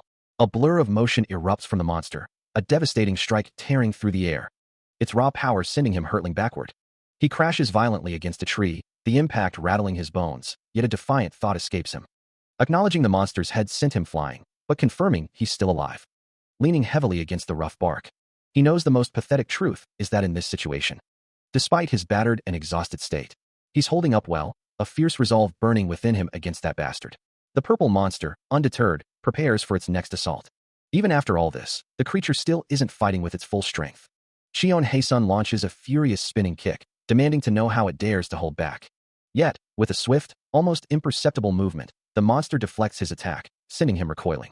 Purple energy claws tear through the air, a rapid counterattack aimed directly at him. Despite the relentless assault and his own injuries, a defiant grin spreads across his bloodied face. It would be a shame to give up now. He lunges again, a knife flashing in his hand, convinced he can finally land a hit this time. The purple monster responds with a guttural roar, its aura flaring even brighter, its eyes glowing with renewed ferocity. As he gasps, a memory surfaces. Kirill once said, "Do not despair, no matter what enemy may be in the way." Kirill's strength was undeniable, and if that Kirill were to ever despair, then the enemy would become incomparably stronger than them. So, with that thought echoing in his mind, Shion Haesun, despite his injuries, pushes himself forward, blood staining the ground beneath him. His eyes ignite with a fierce yellow glow as he commands himself to heal. Then, with a surge of purple energy, he unleashes a powerful strike.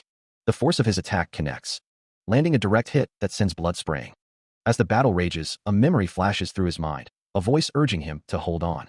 The words echo, accompanied by a vision of a hand holding a phone, the air around it shimmering with faint purple energy, repeating the command to hold on. The face of his mentor appears, his expression strained, as he advises, until the enemy gets tired. But then, a different memory, or perhaps a system alert, cuts through the thought, questioning a past action. You summoned the Red Viper?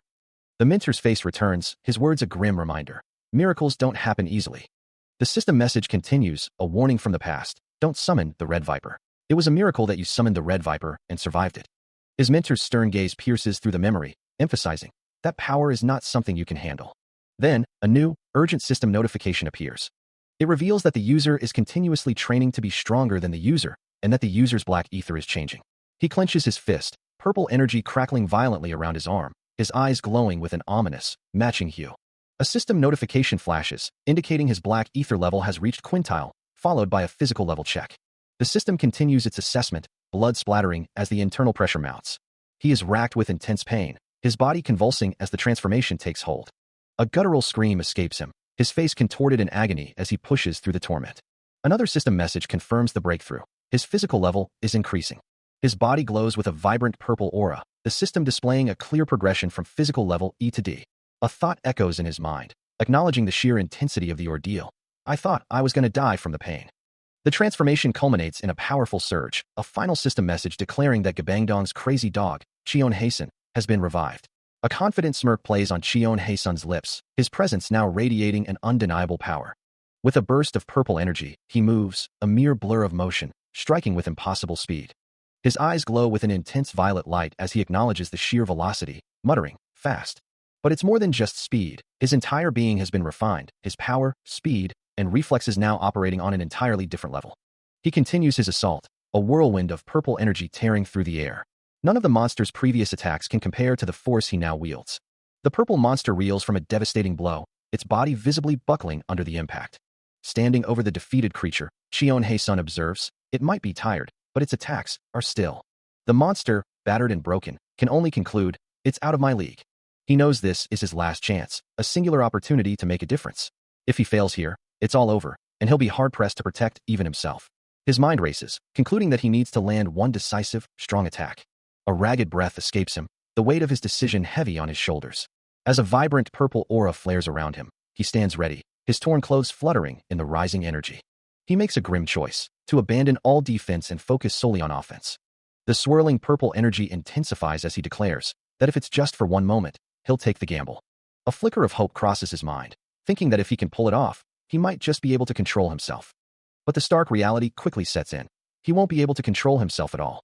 Shion Haesun, enveloped in a vibrant purple aura, prepares for his decisive move. He shifts into a dynamic, ready stance, the purple energy intensifying around him. Even if he can't fully control it, he resolves to commit to this posture beforehand. The raw power concentrating around his lower body as he holds the stance. With a sudden burst, he unleashes the stored energy, propelling himself forward. The ground shattering beneath him as he accelerates with blinding speed. His intent is clear, to make his target explode. Achieving this with a single, focused movement. This is the devastating technique known as poison steps. He moves with impossible speed, a blur of purple energy and raw velocity. The impact is instantaneous, a devastating strike from his foot tearing into the monster's hide. The creature recoils violently, its pained roar echoing as it's thrown backward. Yet, a thought crosses his mind. At least the initial attack was enough to exhaust it. But as he watches the monster still airborne, he realizes it didn't even react to the full force of his blow. The creature hangs in the air, roaring, its body crackling with dark energy.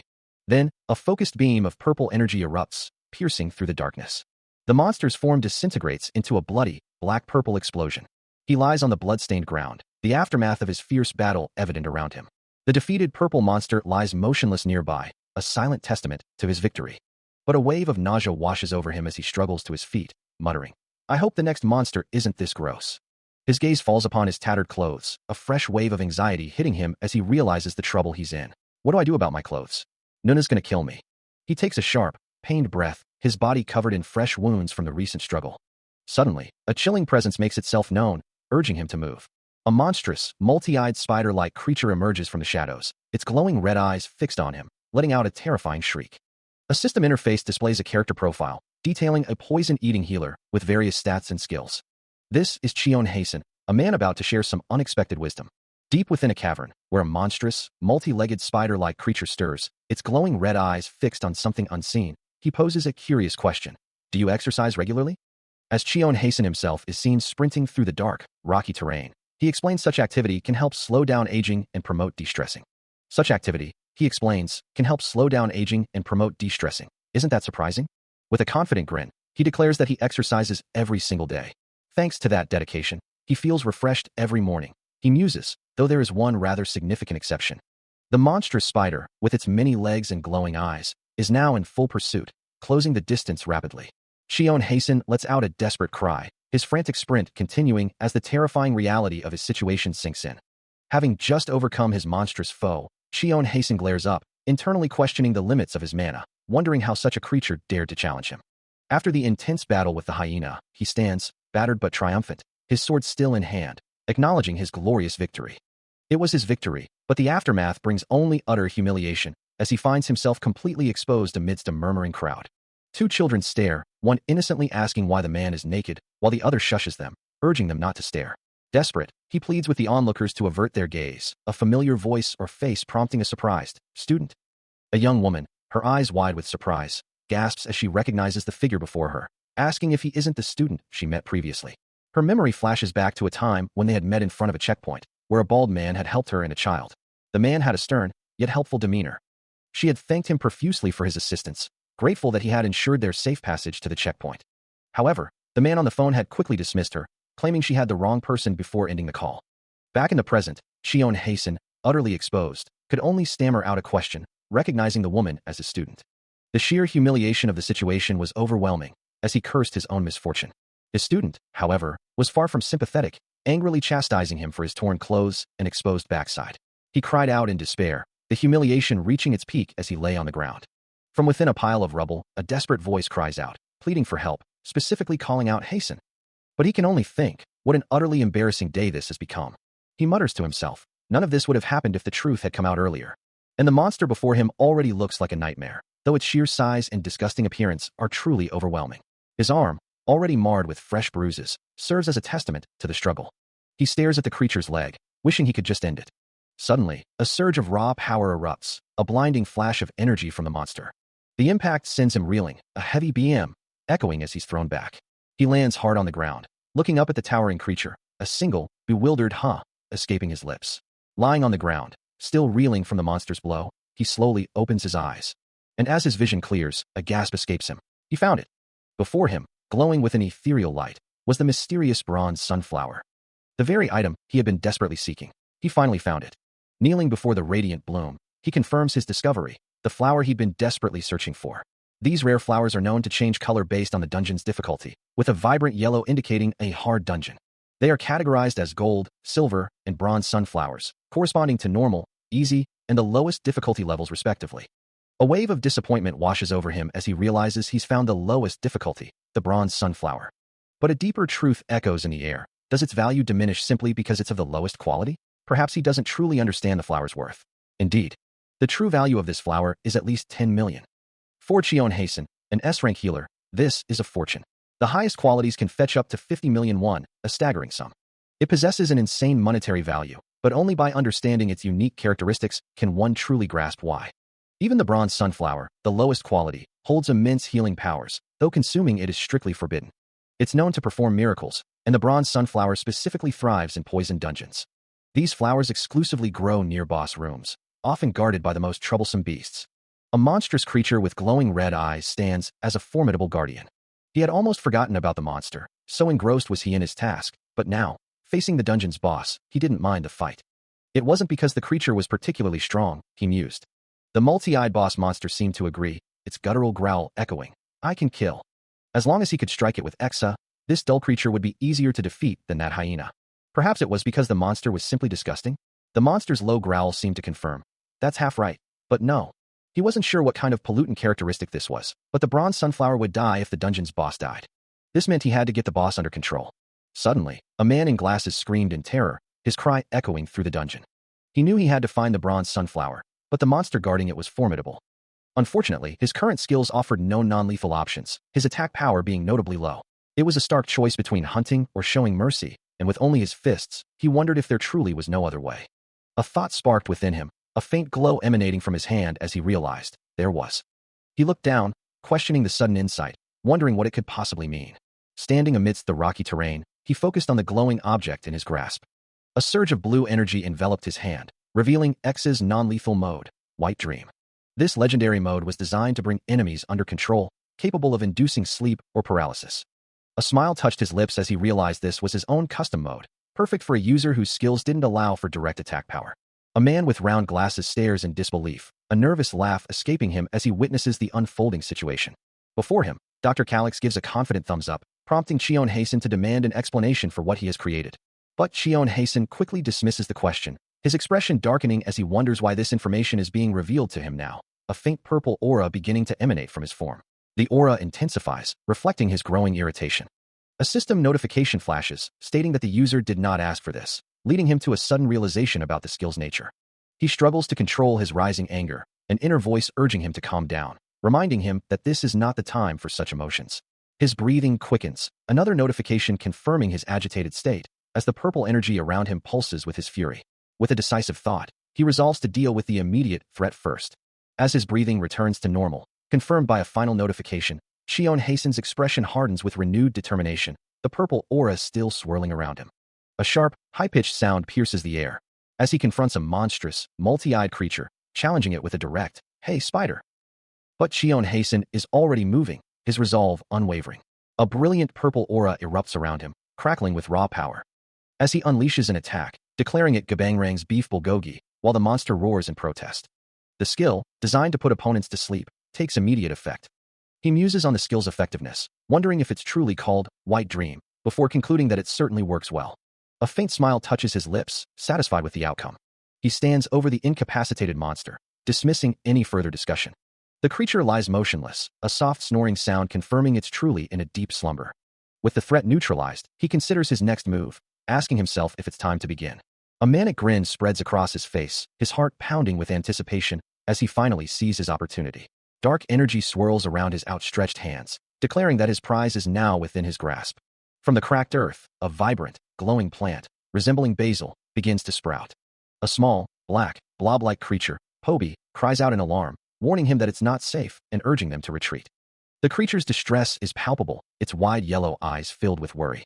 Hasen, however, seems unimpressed by Poby's concerns, remarking on its disappointment with shady things, and promises to give it one later, once it grows up to be a good person. He carefully extracts the glowing plant from the earth, a soft light emanating from its petals. Crouching low, he holds the luminous flora, recalling the words that drove him to this dangerous task. They were insistent that I find the flower. A memory flashes, showing Dr. Calix's animated face declaring, "What's most important is money. while his own expression remains serious. Calyx, gesturing wildly at a whiteboard, had emphasized the critical nature of his mission. You have to find the bronze sunflower, even if you have to risk your life for it. Do you understand? The memory fades to black for a moment, leaving him to ponder the implications. Then, the student's voice echoes, "Are all cures related to poison?" Calyx's enthusiastic reply rings out, "Of course." He had continued, "That's because opposites work together." Calyx had concluded, his words still resonating with Hasten's serious demeanor. He stands beside the student, who looks at him with concern, asking if this situation isn't dangerous, and if they shouldn't be running away.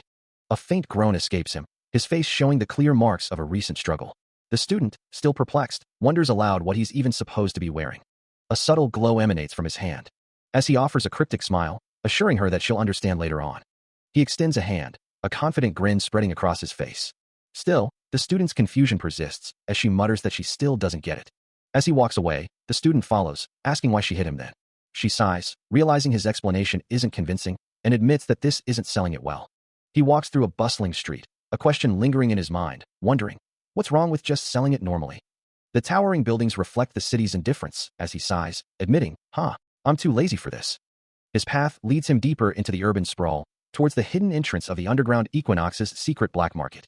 As he approaches, his eyes flash with an intense, electric blue light, a subtle hum of power emanating from him. The path ahead seems clear, yet his thoughts are focused on potential threats, wondering if there are any suspicious people.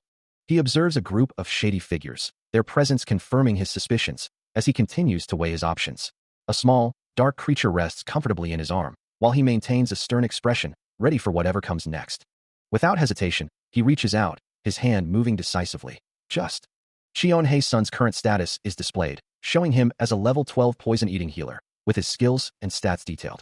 With a soft thud of his boots, he begins to move. Having previously rested, surrounded by his essential gear, including a sword and rope. He looks around, clearly impressed by the vibrant, chaotic atmosphere of the place. Another vendor, a man behind a counter, warns him to be careful while browsing his wares. The entire area is a huge mess, he observes, when suddenly, a voice from the crowd alerts everyone to a fight breaking out nearby. As the market erupts into chaos, a man clutches his phone, his face etched with worry, questioning the danger and wondering if they should flee. He recalls a time when he held an arrogant belief that everyone would simply charge at him. And now, facing the reality of a fight, he muses that it's only natural for a high-rank level 1 knight to be perceived differently. When a skinny level 8 knight fights, the question of who will win becomes clear. He considers that if both were battle-hardened, the one with the larger physique would naturally hold the advantage. But what if they were hunters? A sudden, guttural scream rips through the air. In a flash, the smaller level 8 knight is overwhelmed, as Cheon Hae-sun lifts him effortlessly by the neck, demonstrating a decisive and overwhelming kill. He stands over his fallen opponent, the sound of impact still echoing in the air, as the reality of the hunter world settles in. The outcome of any confrontation, he muses, is ultimately decided by the disparity in abilities, a clear hierarchy of power that defines the hunter world. This is especially true for those who lack even a basic identification device, making it nearly impossible to gauge an opponent's true strength by appearance alone. The market, in essence, is a lawless zone, and he watches the green-haired figure lying motionless on the ground. He wonders who would dare enter such a place without a weapon, a thought that lingers as he considers the implications of the encounter. It's only natural to suspect something is amiss with such an individual, he concludes, deciding it's time to move on from the scene. As he walks away, a sense of satisfaction washes over him, though he acknowledges that a level D opponent isn't particularly strong. He pulls out his own identification device, reflecting that many people here don't possess such tools, a stark contrast to his own preparedness. However, the device's functionality is far inferior to a VS, unable to accurately determine a target's true level. He examines a peculiar, skull-like device. His eyes widen in surprise. As he questions its nature, a faint tremor running through him. The device's value is revealed, a staggering 20 million.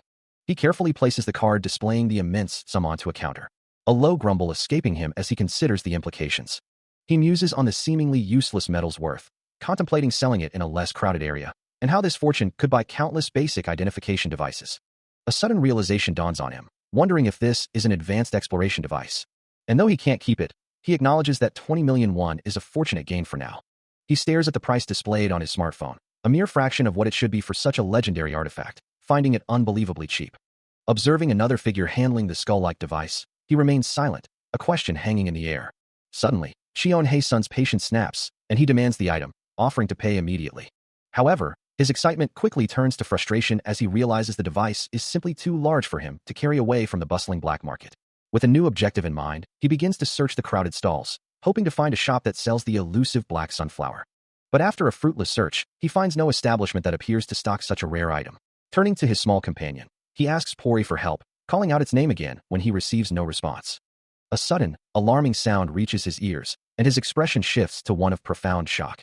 He hears Pori's frantic screams, as the small creature struggles desperately in an unseen grip, crying out to be released. The air is rent by a sharp, biting sound. As the purple monster makes off with Pori, prompting a desperate cry from him. "Pop, what are you doing?" His face contorted in anguish, he vows, "I'm sorry. I'll heal you right away." Green healing energy flares from his outstretched hand. But before it can connect, the monster's powerful grip clamps down on his arm. With a swift, powerful leap, the creature vanishes into the urban landscape, leaving him to shout, "Hey!" Collapsing to his knees, he stares at the empty space where his companion once was. A single, confused question escaping his lips, "Huh? All sorts of weird people are gathered in the black market, huh?" He walks through the city streets, a quiet thought about stealth echoing in his mind. He ponders the implications, wondering about potential penalties, his hand clenching slightly as the realization dawns. Then, a small, shadowy creature appears before him, prompting him to question if it truly vanished. He knows he must quickly escape this place. Turning, he begins to move with more urgency. But a wave of ominous purple energy begins to spread through the city, swirling and intensifying with a palpable threat. With no other choice, he breaks into a desperate run, fleeing the encroaching danger. The red-haired woman, a smirk playing on her lips, wonders if she should have lost her pursuer by now. Dismissively, she makes a small gesture, musing aloud about her target, believing him to be a mere pushover and questioning why someone so weak would even dare to come after her. Suddenly, an unseen force strikes, causing her to cry out in pain and stumble back. Her eyes widen in disbelief, a curse escaping her lips. She recoils further, her confident demeanor shattered by the unexpected assault. As a dark, swirling aura erupts, revealing Cheon-hae's son, his eyes now glowing with an intense, electric blue light, radiating pure menace. The oppressive aura around him intensifies, his gaze fixed and terrifying. The red-haired woman, utterly terrified, scrambles backward, her previous bravado completely gone. He gently strokes the small creature in his arms, a soft purr emanating from it, as if seeking comfort in the midst of the unfolding chaos. Facing the red-haired woman, he states, "I'll make this short. Hand it over. If you give it to me, I'll forgive you." She recoils slightly, a nervous sweat beading on her brow, muttering, "Ew, I heard that." With a determined expression, she finally concedes, "All right, I'll return it." The protagonist's companion looks up, seemingly surprised by the swift resolution, as the red-haired woman continues, "Happy? You're returning it unexpectedly easily." A subtle smirk plays on his lips, a silent acknowledgement of her words. He extends a hand towards her, his expression unreadable, in return. His voice drops, a hint of something more serious entering his tone. "Would you like to make a deal with me?" The red-haired woman looks up, her eyes wide with a mix of surprise and apprehension. "What are you suddenly talking about?" Having been born and raised in this very place, she explains her familiarity with the subterranean black market, a hidden world containing places even most people would never know about. These include, for instance, specialized markets that deal with Eastern sunflowers. Her gaze sharpens, as she elaborates that the sunflower is an item managed by the association, making deals regarding it usually unpermitted. In fact, it's so rare that very few people even know of its existence. Turning back to him, she asks what he wants, to which Cheon-hae's son replies that he recognizes her involvement with such transactions. She then proposes they split it, acknowledging their respective positions. A flicker of irritation crosses Cheon-hae's son's face as he internally dismisses her as a little brat who is truly underestimating him. He considers the woman before him, thinking she doesn't seem like a bad person, and perhaps he shouldn't fight her. "Hey," she calls out, turning slightly. A mischievous thought crosses his mind, deciding to scare her a little, as he asks, "Are you kidding me right now?" Suddenly, a dark, oppressive aura erupts from him, causing the red-haired woman to recoil with a gasp. As his voice drops, filled with menace, "I was going to spare you." A chilling smile spreads across his face, "But I think I'll just kill you instead." The red-haired woman's eyes widen in pure terror, her face contorted in fear and marked with fresh scratches. As her gloved hand trembles uncontrollably, trying to force out a word. "Don't act tough," she finally manages to retort, attempting to regain some composure. "Do you think you can find me if I really wanted to hide?" She clutches her chest, a sudden, intense discomfort seizing her. It's the familiar's poison, she realizes, causing a maddening itch. Blood trickles from her lips as she struggles to speak, defiantly questioning the words just spoken. She knows the poison's true effect is merely an irritating itch, but her tormentor couldn't possibly know that. Screaming in agony, purple energy swirling around her, she understands her opponent can only have suspicions. Cheon-hae's son's voice echoes, offering prayers for her soul, boasting that his familiar's poison is potent enough to fell even a level 5. His small, purple familiar is briefly seen, its form radiating dark energy. Still racked with pain, the red-haired woman reminds herself of the black market's cruel truth. The foolish one is always the loser. In such brutal confrontations, she concludes, the most crucial thing is to project an image of strength. A monstrous, shadowy form, wreathed in crackling red and purple energy, looms large, its glowing eyes fixed on its prey.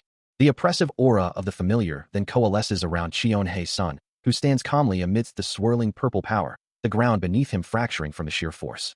Meanwhile, the red-haired woman collapses to her knees, the same purple energy clinging to her, as a voice echoes, while it's not the actual Red Viper, that's not important. Her eyes widen with a mixture of pain and terror, tears welling up as she gasps, her mind reeling from the impossible situation. The sheer fear paralyzes her thoughts, leaving her unable to process anything beyond the torment. Cheon-hae-sun, observing her agony, knows that soon, rumors will spread, and the truth of his power will become undeniable. The red-haired woman, still writhing under the familiar's influence, cries out, "What do you want?" "Oh." Cheon-hae-sun remains impassive, a slight, almost imperceptible movement of his head indicating his cold resolve, as she begins to plead, "Spare." Her plea quickly turns to a desperate scream. "Spare me, you crazy bastard." Her face contorts in agony and terror, the purple energy still swirling around her, confirming the suspicions of those who witness such power. As the purple energy pulsed around him, Cheon-hae-sun surveyed the urban landscape, the familiar's power spreading its insidious influence. He wondered if he had gone too far, feeling a dull ache in his own head, yet knowing he needed to check on the woman first before dealing with her fully. The aftermath of her death would be troublesome, so he called out, asking if she was all right. A small smile played on his lips. Things were progressing better than he had anticipated. Through the haze of pain, her electric blue eyes glowing with a desperate defiance, she managed to utter her name, Bai Su. A system window confirmed her identity as Bai Su, the daughter of the Black Channel. With her will broken, he offered a new path, asking her to be his guide. The red-haired woman lay still, her torment finally overwhelming her. After a moment of consideration, the red-haired woman, Bai Su, hesitantly agrees to Cheon-hae-sun's proposal, uttering a soft, "Oh, I'll guide you." A powerful voice echoes, wondering aloud who has been brought before him, before adding that they've certainly brought quite an interesting fellow. The subject of his curiosity is Bai Su, a figure whose presence commands attention. Cheon-hae-sun, the poison-eating healer, looks up, a slight frown on his face as he asks if he hadn't introduced himself yet. The white-haired figure then introduces himself, declaring his name is Yacha. Yacha, the strongest person in this place, sits regally on his throne, his muscular physique radiating immense power. The Blood Monster's king, Yacha, then demands to know who exactly Cheon-hae-sun has brought him to. He considers the implications, a thoughtful hum escaping him. "This means you are the one managing this place, right?" he asks, his gaze steady. The Blood Monster King lets out a guttural sound, a hint of annoyance in his expression. "It's strange," Cheon-hae-sun continues. "I came here because a deal was made, but something like the ultimate boss appears. And it's for a trivial matter," he adds, his voice tinged with disbelief. Meanwhile, the red-haired woman, Bai Su, looks on with a worried expression, thinking of her own precious daughter who is here looking for something, and wonders if she should go and find out what's happening. "Daughter?" Cheon-hae-sun questions, a surprised sound escaping him. "Precious daughter," he repeats, a slight smirk playing on his lips. "You don't seem that worried." Yacha's unsettling grin widens. "For you to be calling her that, though?" Yacha's voice, sharp and predatory, cuts through the air, pressing with a knowing challenge. In the black market, he muses, only the foolish lose. The monstrous figure sits, radiating an aura of lethal power. Cheon-hae-sun internally recoils, acknowledging the grim reality of their situation. He thinks of Bai Su, still considered a daughter despite everything. Yacha's laughter booms, mocking the young man's inability to hide his true feelings. And then, the chilling realization of what Yacha has been consuming.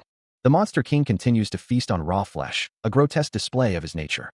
He considers the possibility that he might be dealing with a monster himself, but dismisses the thought as something beyond his understanding, simply stating, "Whatever." He then redirects the conversation, suggesting they focus on the deal at hand. A firm command to get out of here escapes him, as he internally questions the nature of the poison-eating deal he's about to undertake, wondering if it truly aligns with his own preferences. He voices his discomfort, remarking on the freaky taste Yacha seems to possess.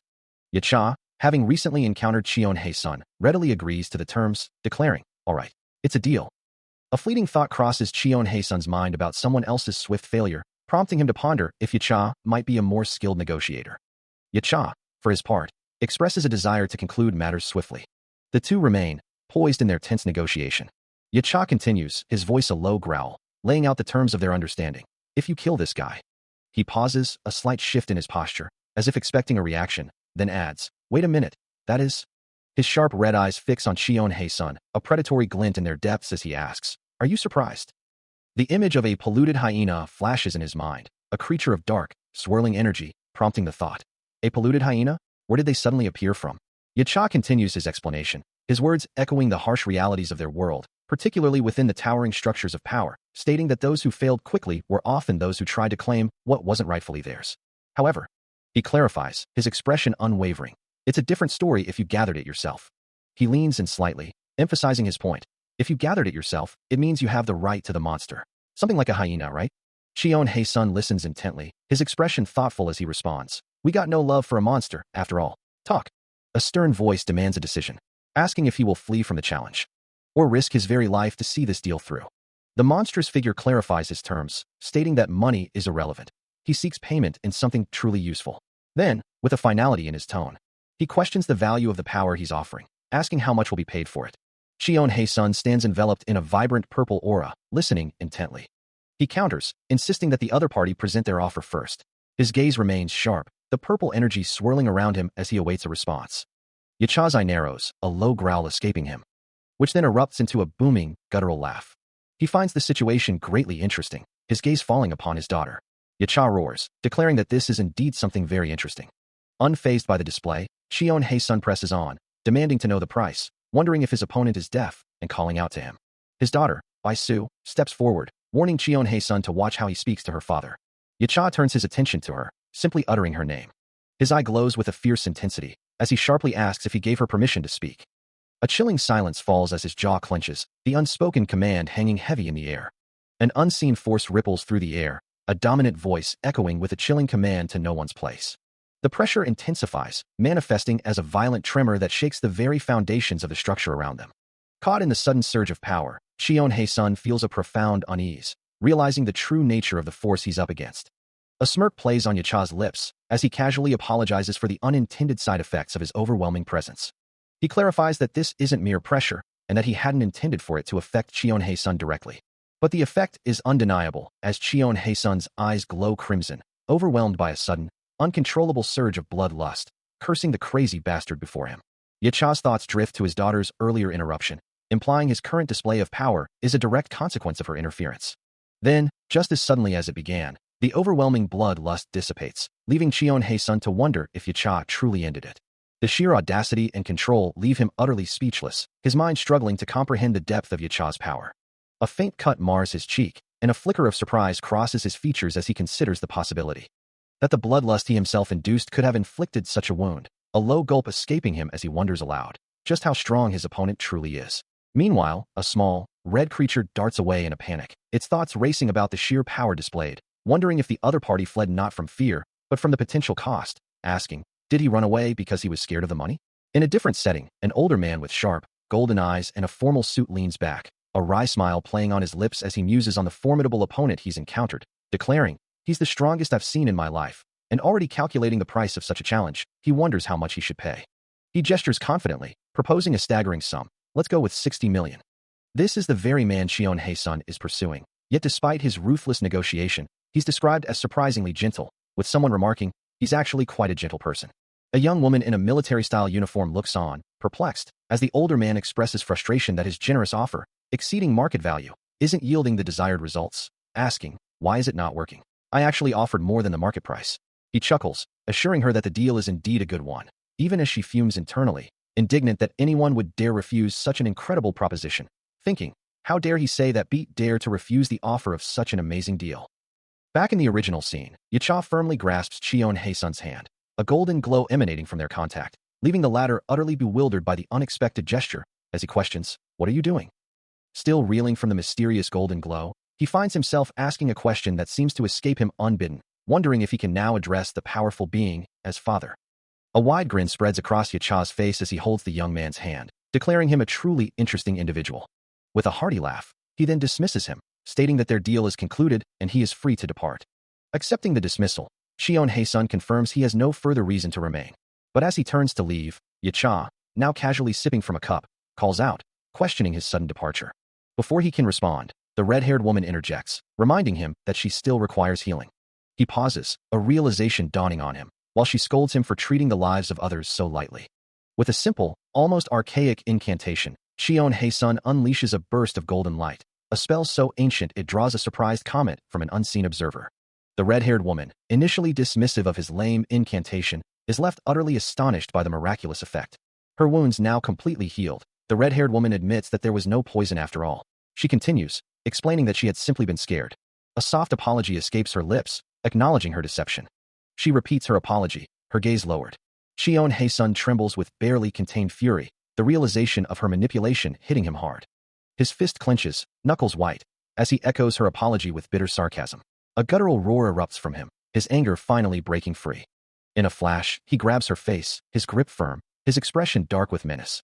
He leans in close, his voice a low, dangerous growl, demanding to know about the man from the black market who once called him foolish. He barely manages to block the sudden, furious punch, as the red-haired woman declares she won't let him get away with it next time. A scoff escapes him, as he taunts her to find an honest living instead of pickpocketing.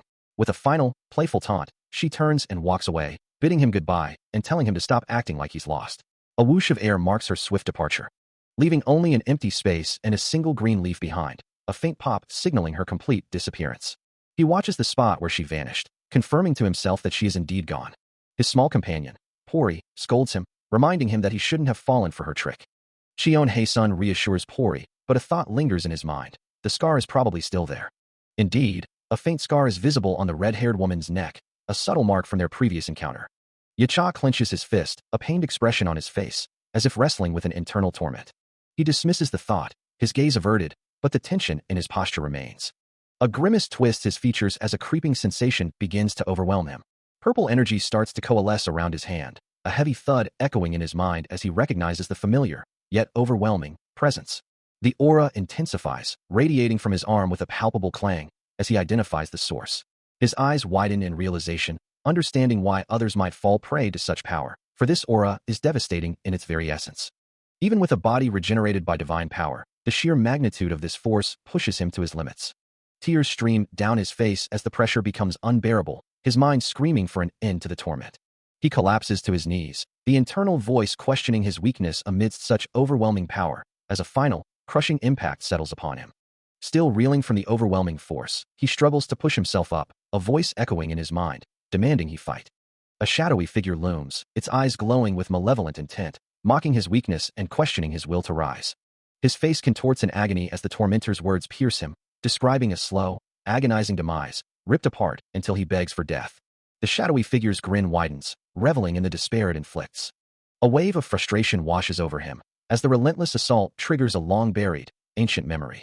The oppressive shadow dissipates, revealing the true form of the tormentor, a powerful, white-haired man known as Azurago. A woman with long black hair offers encouragement, reminding Hasten not to be nervous and to speak confidently, assuring him of her support. She emphasizes that he must make a good impression on the judges. Looking down with a serious expression, she asks if he understands. Hasten, now in a dark suit, looks up at her, responding, "Nuna, I got it, but..." The black-haired woman, now standing beside him, clarifies, "I'm not taking an exam.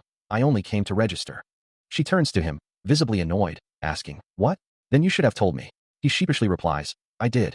Meanwhile, two men in suits, one with glasses and brown hair, the other with spiky gray hair, observe the scene, the brown-haired man murmuring, As he walks, two men in dark suits observe him from behind, one remarking on his seemingly weak appearance, while the other questions if such individuals are even permitted to take the exam. The dark-haired man dismisses the comment, admonishing his companion not to speak like an amateur, reminding him how immature it is to judge someone solely by their appearance. The red-haired man, however, remains unconvinced, pointing out that the target of their discussion is clearly a patient, and he can barely stand the sight of him. The dark-haired man pauses, conceding the point, yet still wondering if everything will turn out all right. Ultimately, he concludes that if the young man manages to carve a path forward, they will simply be grateful. The grand, circular architecture of the building looms overhead, a silent witness to the hushed conversation. Unaware of the lingering scrutiny, Shion Hae-sun continues his walk, moving further away from the two men. He glances back over his shoulder, a subtle shift in his expression. His eyes widen in sudden fury, as he realizes he heard every word of their disparaging conversation. Still reeling from the overheard conversation, he recalls the two men who had spoken ill of him, their faces etched into his mind as he mentally vows, "I'll remember your faces. Big nose guy, long face guy." Elsewhere, the official in the red tie addresses his colleague with a stern warning, "Prepare yourselves. I will never heal you." A document is then placed firmly onto a desk. He had thought things were improving. But the official's voice cuts through his thoughts, asking, "But does it still look bad?" The official continues, urging him to leave quickly now that the submission is complete. Cheon-hae-sun holds the hunter registration document, a quiet sigh escaping him. So it does look bad. The official muses, while Cheon-hae-sun internally notes the man's unchanging expression. He clutches the document, clearly upset by the interaction. As the clerk calls for the next person, Cheon-hae-sun steps forward, drawing curious glances from those around him.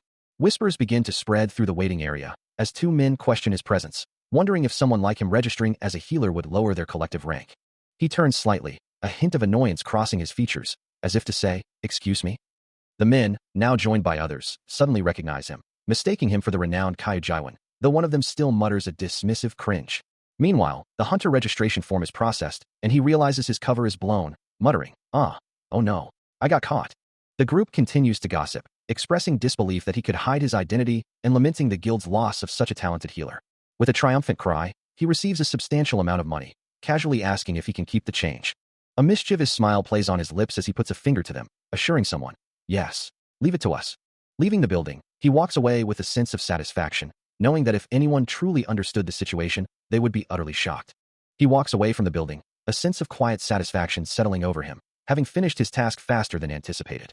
As he continues on his way, his thoughts drift to what he might eat next, a simple pleasure after a successful day. Suddenly, his attention is caught by a protest sign demanding an explanation from the Glory Guild. And he pauses, a thoughtful expression crossing his face as he reads the bold accusation. Why did we need to diet? The sign, held by a lone protester, reiterates its demand for the Glory Guild to explain itself, making him wonder if this is truly a one-person protest. He considers the implications of such a public display, thinking that he sometimes had similar thoughts himself. A slight frown creases his brow as he realizes the potential danger of such an act, muttering that the protester really shouldn't be doing this here. He concludes that the individual might genuinely be taken away by the authorities for this stunt. If he had only awakened his powers earlier, a thought echoes in his mind, as a nearby man glances nervously at his phone, wondering if the situation is dangerous, and if they shouldn't simply run away. His mind drifts to a memory, a woman's anguished cry. "You could have come. You could have rescued them." Her voice, laced with despair, repeats, "You could have saved them." A man in a dark suit tries to comfort her, but her grief is overwhelming as she sobs. "Why did my child have to die?" He urges her to calm down, concerned, "Mom, please calm down. This is the third day. At this rate, you'll collapse." But her resolve remains, a desperate plea for justice. "At the very least, just once. Let me meet the director of the Abyss Watch once." Back in the present, Cheon-hae-sun looks at his phone, a new message displayed, and a wry thought crosses his mind. That's supposed to be for me." His eyes glow with a faint blue light, a surge of power and resolve, as he declares, "For now, I'll do the best I can." A fierce determination hardens his expression, as he mutters, "You stupid bastard." Standing on the street, a familiar figure in a hoodie looks down at something unseen, a single word escaping his lips in a hushed question.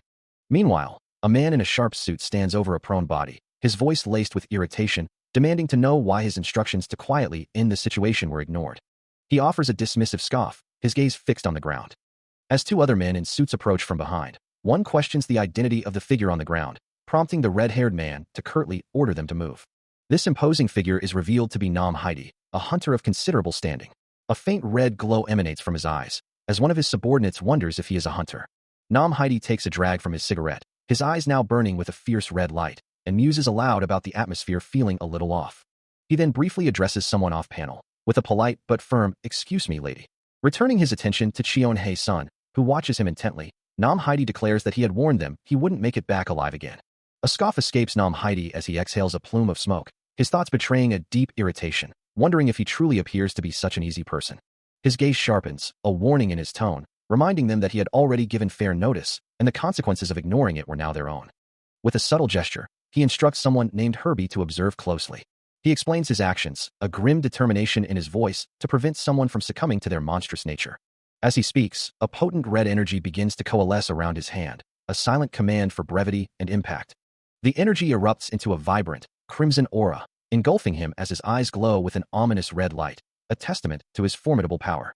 The raw force of his ability continues to radiate, ensuring his message will be understood. Standing tall amidst the dissipating red particles, Nam Heidi looks down upon Cheon-hae-sun, who lies defeated and bleeding on the ground. A devastating red energy strike rips through the air, leaving trails of destructive force in its wake, violently propelling Cheon-hae-sun backward, who crashes into a structure amidst a shower of debris. As red energy still crackles on the ground, Nam Heidi's voice cuts through the chaos, reminding him, "You should have listened to me from the beginning." He continues, "If you did, then this wouldn't have." Cheon-hae-sun, Dazed, can only manage a confused, huh?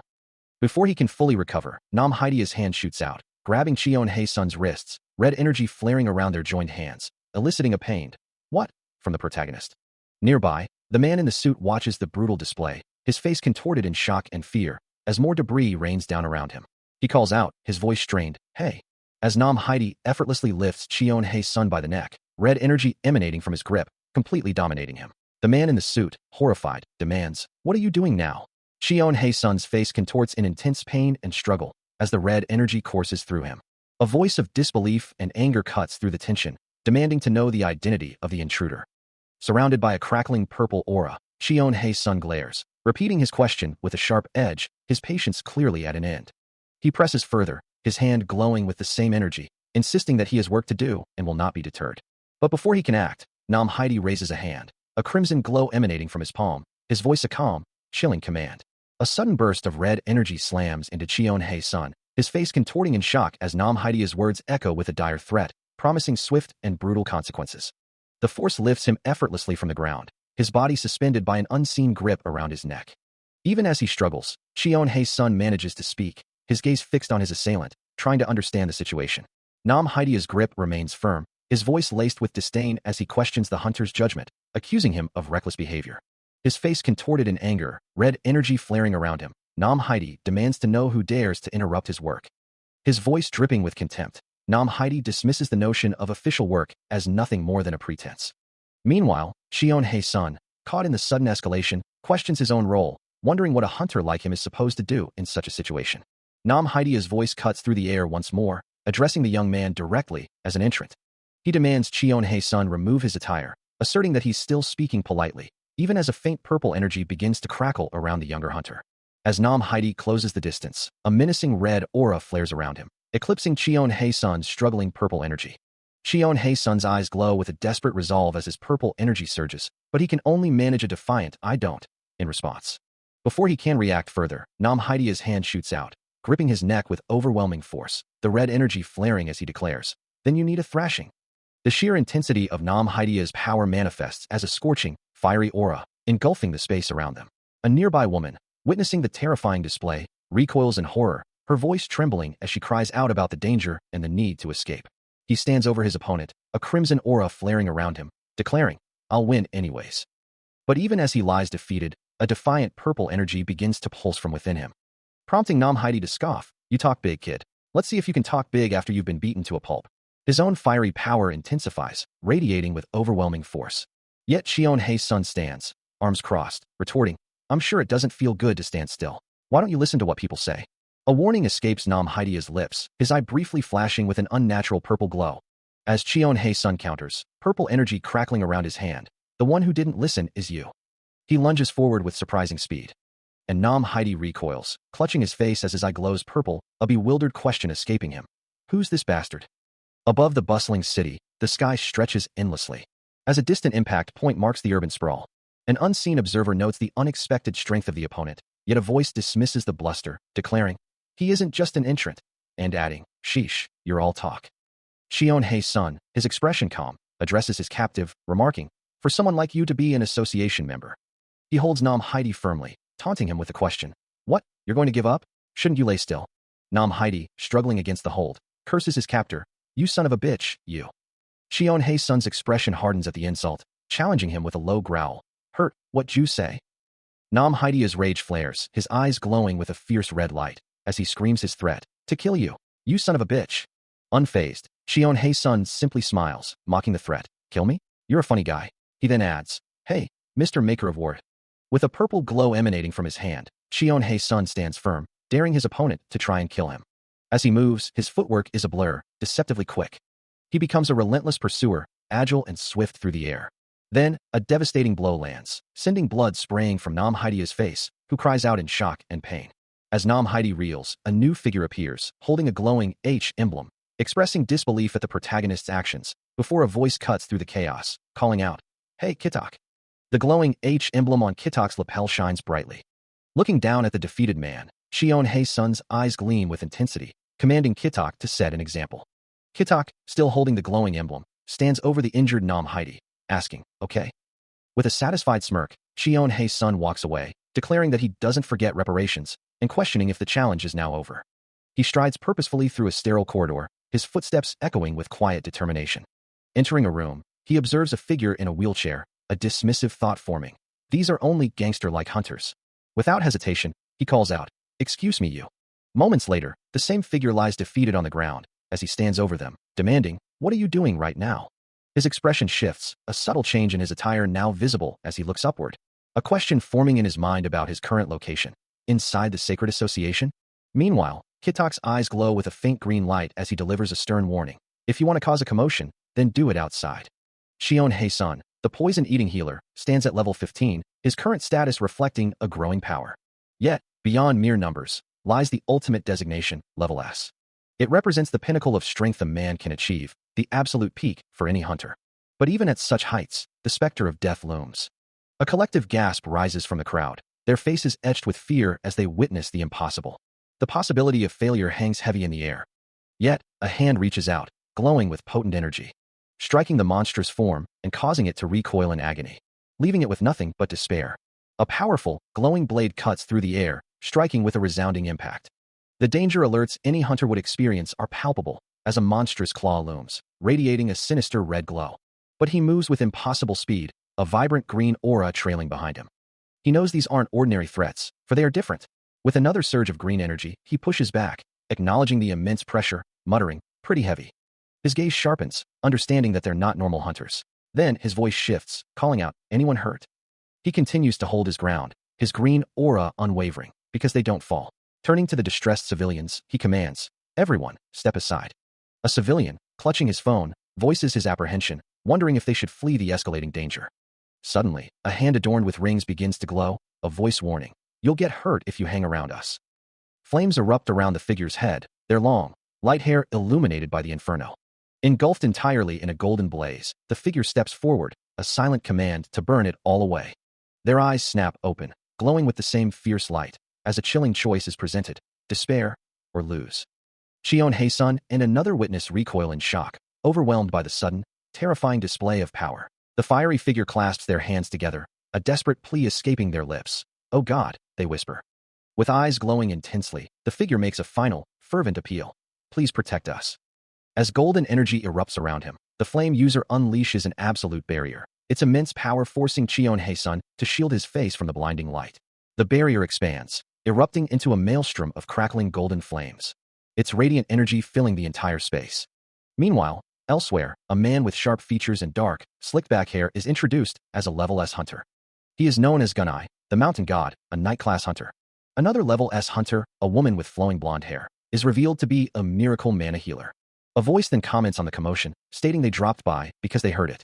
Gu Gunai, the mountain god knight, descends a staircase alongside the miracle mana healer and Nam Heidi, their expressions stern. As they approach, a voice echoes, "You accomplished a great feat, but not only did the association pull strings. The remnants of the previous chaos are evident, with the ground still cracking from the impact."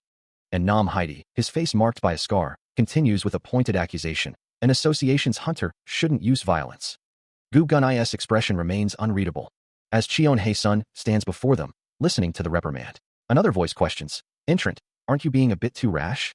Kitak, adjusting his glasses, adds to the pressure, "Do you think it's okay to throw your weight around just because you're strong?" Gu Gunai's voice cuts through the air, firm and unwavering. "You ought to think before you act. Stop bullshitting." As the accusations mount, Shion Hei-sun's eyes begin to glow with an intense green light, a single word escaping his lips, "What?" He quickly apologizes, realizing his inner thoughts had escaped him without warning. A soft sound of embarrassment escapes him as he covers his mouth. Walking away from the imposing building, he challenges them, suggesting that if they truly intend to stop him, they should do so more effectively. He understands the situation appears almost farcical, and that his actions could easily be misunderstood. His gaze remains fixed forward as he continues to walk, hands tucked into his pockets.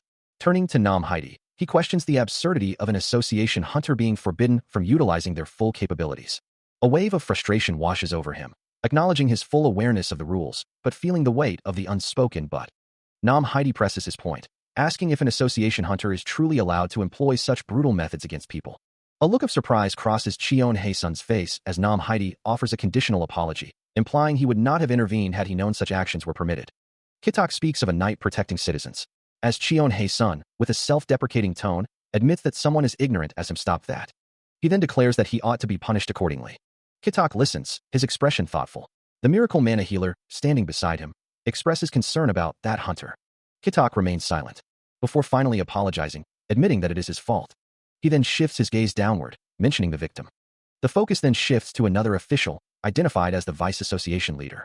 Yu Un-won, the Vice Association leader, takes charge, declaring he will handle the situation, though a thought escapes him that he might have misread the map.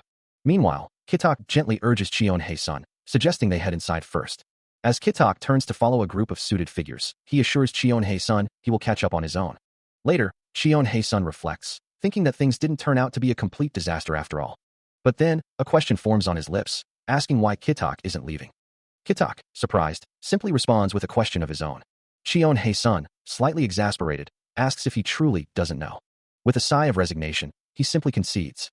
Then, Cheon-hae-sun reveals a crucial detail, stating that the woman in question is from Gabangdong.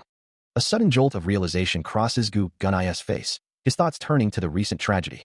Meanwhile, the miracle mana healer covers her mouth in distress, reflecting on the life lost during the incident. Cheon-hae-sun walks through the quiet streets, a sense of profound regret settling over him as he acknowledges how truly unfortunate the situation is. He knows, with a heavy heart, that it could have been prevented. His footsteps echo softly on the pavement.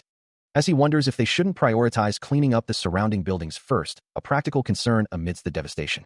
His gaze drifts across the damaged structures, a silent question hanging in the air. Elsewhere, the Vice Association leader expresses his deep regret, apologizing for his inability to do anything more, acknowledging the sheer scale of the building. But even with all the efforts, Cheon-hae-sun knows that Gabangdong is still soaked in blood, the lingering horror palpable everywhere. He stands opposite a man in a dark suit, their gazes locked in a silent exchange. The suited man, Gu Gunai, confirms with a nod, "That's right." Cheon-hae-sun then adds, his expression unreadable, "I'm also from Gabangdong." A faint, almost melancholic smile touches his lips.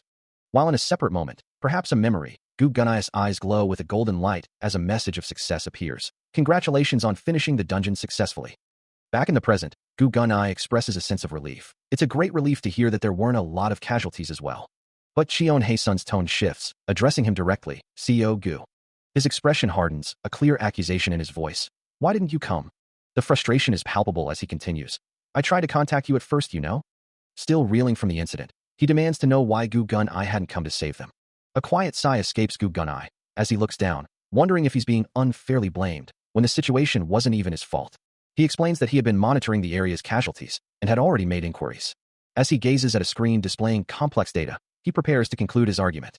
But that wasn't the case, he thinks, as he considers the numbers. If the Globe Association had been involved, the number of victims would have been reduced by half. From what he had gathered, the boss of Gabangdong was a tough individual to deal with, he concludes, just as Hae-sun's voice cuts through his thoughts, demanding to know why he hadn't come when called, and insisting on an answer. Hae-sun's voice rings out again, challenging him to speak if he has a mouth. Gu Gunai finally lifts his gaze, his expression hardening, as he faces the direct challenge. Still demanding answers, Cheon-hae-sun challenges Gu Gunai, urging him to speak up if he has anything to say. His frustration mounts. As Gu Gunai simply looks down, remarking on his youth. A surge of anger flashes across Cheon-hae-sun's face.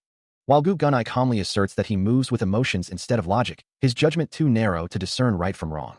Meanwhile, in a different setting, Nam Heidi stands before the Hunters Association building, declaring that one cannot tell opportunity from a mere deal.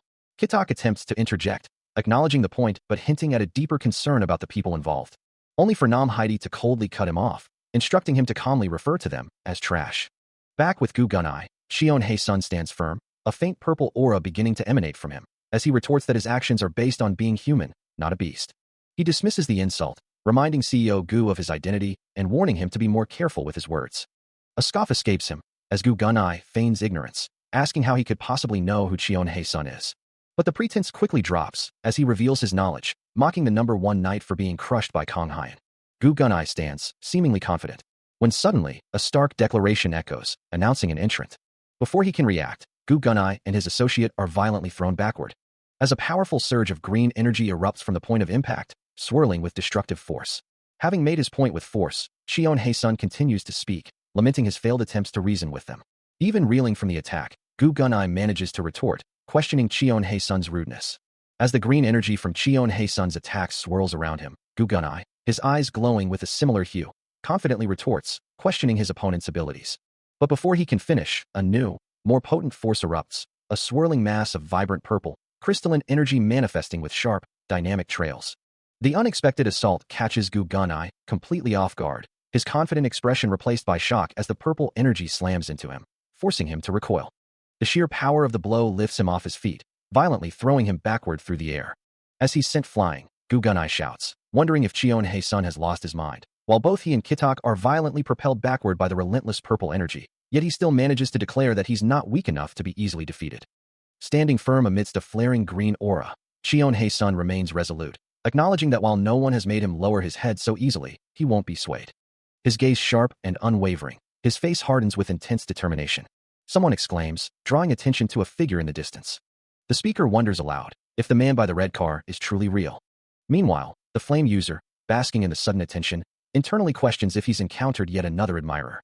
He muses that attracting too much attention could prove troublesome, deciding instead to simply take a photograph and send them on their way, just as Cheon Hae-sun, taken aback by the man's audacity, calls out to him.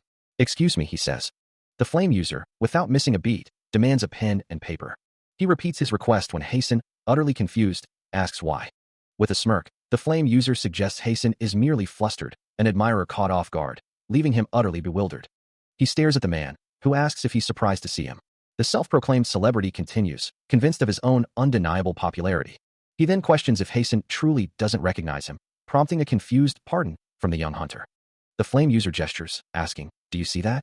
Hae-sun, still bewildered, replies, "Do I see what?" The flame user insists Hae-sun must know him as a hunter, before proudly declaring himself the famous flame user. Meanwhile, a shimmering green portal pulses with energy, as a voice notes it's a night god's ether. Hae-sun stands before the vibrant gateway, recognizing it as an entrant. He offers a condescending ultimatum, promising forgiveness if an apology is given now. Around his outstretched hand, a swirling vortex of purple and green energy begins to coalesce, his eyes narrowing as he delivers a chilling warning to make a decision without regret.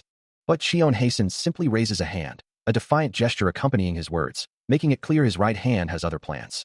The flame user's expression hardens as he observes the protagonist's insolence, a lesson he intends to impart. The flame user lunges forward, a blur of motion and crackling energy. But Cheon Hae-sun meets the assault with a swift, precise counter, his own green aura flaring as he strikes back. From a distance, the miracle mana healer watches the sudden escalation, her voice filled with alarm as she exclaims that President Gu's joke has gone too far. As the tension escalates, the scene shifts to a close-up, hinting at the unfolding drama. Then, President Gu responds, his hands beginning to glow with a golden energy, acknowledging the situation with a calm understanding. Before another word can be spoken, a powerful green and purple magical force erupts, striking its target with a violent impact. President Gu continues, his golden aura intensifying, as he addresses another unseen president. Meanwhile, the flame user, despite the impact, maintains his composure, his own golden aura flaring as he speaks with defiance. He continues, a hint of concern now audible in his voice. The force of the blow sends him reeling backward, yet he defiantly calls out, urging the attack to cease as he continues to fall. Amidst a crowd of concerned citizens, a woman voices her apprehension, asking if the situation isn't dangerous and if they shouldn't flee. Meanwhile, Nam Heidi, observing the unfolding events, explains to a companion that the current entrant won a lottery simply to witness Gu Gunai's ether, adding that he knows someone else who desires such an opportunity. Elsewhere, Gu Gunai considers the implications of these words, a thoughtful hum escaping him. He then places a reassuring hand on Cheon Hae-sun's shoulder, remarking with a hint of self-deprecation that it's quite embarrassing to teach with his own lacking skills. Turning to the young man, Gu Gunai asks if he has learned anything from their encounter, though internally, he feels a profound disgust, as if his very stomach is turning. A sinister, almost mocking smile spreads across his face, a faint green aura shimmering around him. He wears a sinister smile, a faint green aura flickering around him, his thoughts betraying a truly shameless and spiteful nature. Meanwhile, Cheon Hae-sun observes him, a troubled expression on his face, thinking to himself that they will likely be seeing each other often. Gu Gunai then turns to address two figures, his tone firm as he instructs them to leave the matter as it is, warning them not to disturb the impatient people and stating he won't tolerate any trouble. Kitak, standing beside the miracle mana healer, looks surprised, questioning if an entrant is involved. The miracle mana healer, looking apologetic, offers her sincere apologies. She clarifies that she has nothing to say about the gate incident. With a distressed expression, she promises to provide an accurate apology and compensation for everyone affected, reiterating her promise. Gu Gunai listens with a stern, unyielding gaze, while Kitak appears visibly concerned by the situation. Cheon Hae-sun explains that Gabangdong was under the management of the Glory Guild, and they were sworn to protect it, a basic truth even a child would understand. The miracle mana healer, her expression troubled, wonders aloud. It seems like that wasn't a promise either, was it? She hesitates, then continues, her voice tinged with apprehension. About that. If you're just apologizing for a gate incident. Hasten's gaze intensifies, a dark aura seeming to emanate from him as he listens. Gu Gunai interjects, his voice sharp. What's the strongest shield? He continues, his question hanging heavy in the air. And what's the miracle? His thoughts, or perhaps another unspoken question, echo the sentiment. What's an appropriate apology? The miracle mana healer, visibly distressed, finally asks. And what's compensation? As the weight of the Gabang Dong incident settles, a chilling question echoes through the silent train car. What's the point of being deaf to the pleas of the dying? The abandoned district, a testament to their suffering, begs to know why they had to die. A document lies open, its stark text a silent accusation, the sound of rustling paper the only reply. Back in the tense meeting, the miracle mana healer's hand clenches, her voice strained as she pleads, please stop, President Gu Gunai. Nam Heidi, observing the exchange, reflects internally that nothing Gu Gunai said was wrong. The miracle mana healer, her face etched with guilt, can only concede. It's true. They were in the wrong. Meanwhile, Cheon Hasten's mind races, his eyes glowing crimson with barely contained fury, a guttural sound escaping him. He thinks to himself, someone would think I'm the bad guy, all thanks to these bastards. His hand trembles, clenching into a tight fist, the memory of his sister fueling his anger. His expression contorted with fury, he seethes. No, I almost died because of you guys. I still get livid. He challenges them, asking if they truly believe money can resolve everything. His gaze falling as he adds that the dead will not return. He acknowledges Jory, admitting fault, but warns her not to harm young lives. His face contorts in a mix of anger and betrayal, calling himself a fool for believing their words, while Gu Gunai and Nam Heidi stand silently in the background. As he turns to walk away, the miracle mana healer calls out to him, her voice filled with urgency. He pauses, glancing back over his shoulder. She approaches, asking what he had applied for. Her steps quicken as she tries to catch up, but he continues to move away. His eyes, now fully visible, hold a deep, unyielding resolve. As he turns his back on the group, a single word echoes in the air, defining his unexpected role. Healer. Jory watches him go, a complex mix of emotions playing across her face. He knows he can't save everyone, but he refuses to abandon those who need him. He won't abandon them the way others have. His resolve hardens, his fist clenching with unwavering determination. The imposing building stands tall, a silent witness to the unfolding drama. As he walks away, Jory reflects on his words, finding his nature as a healer quite unexpected.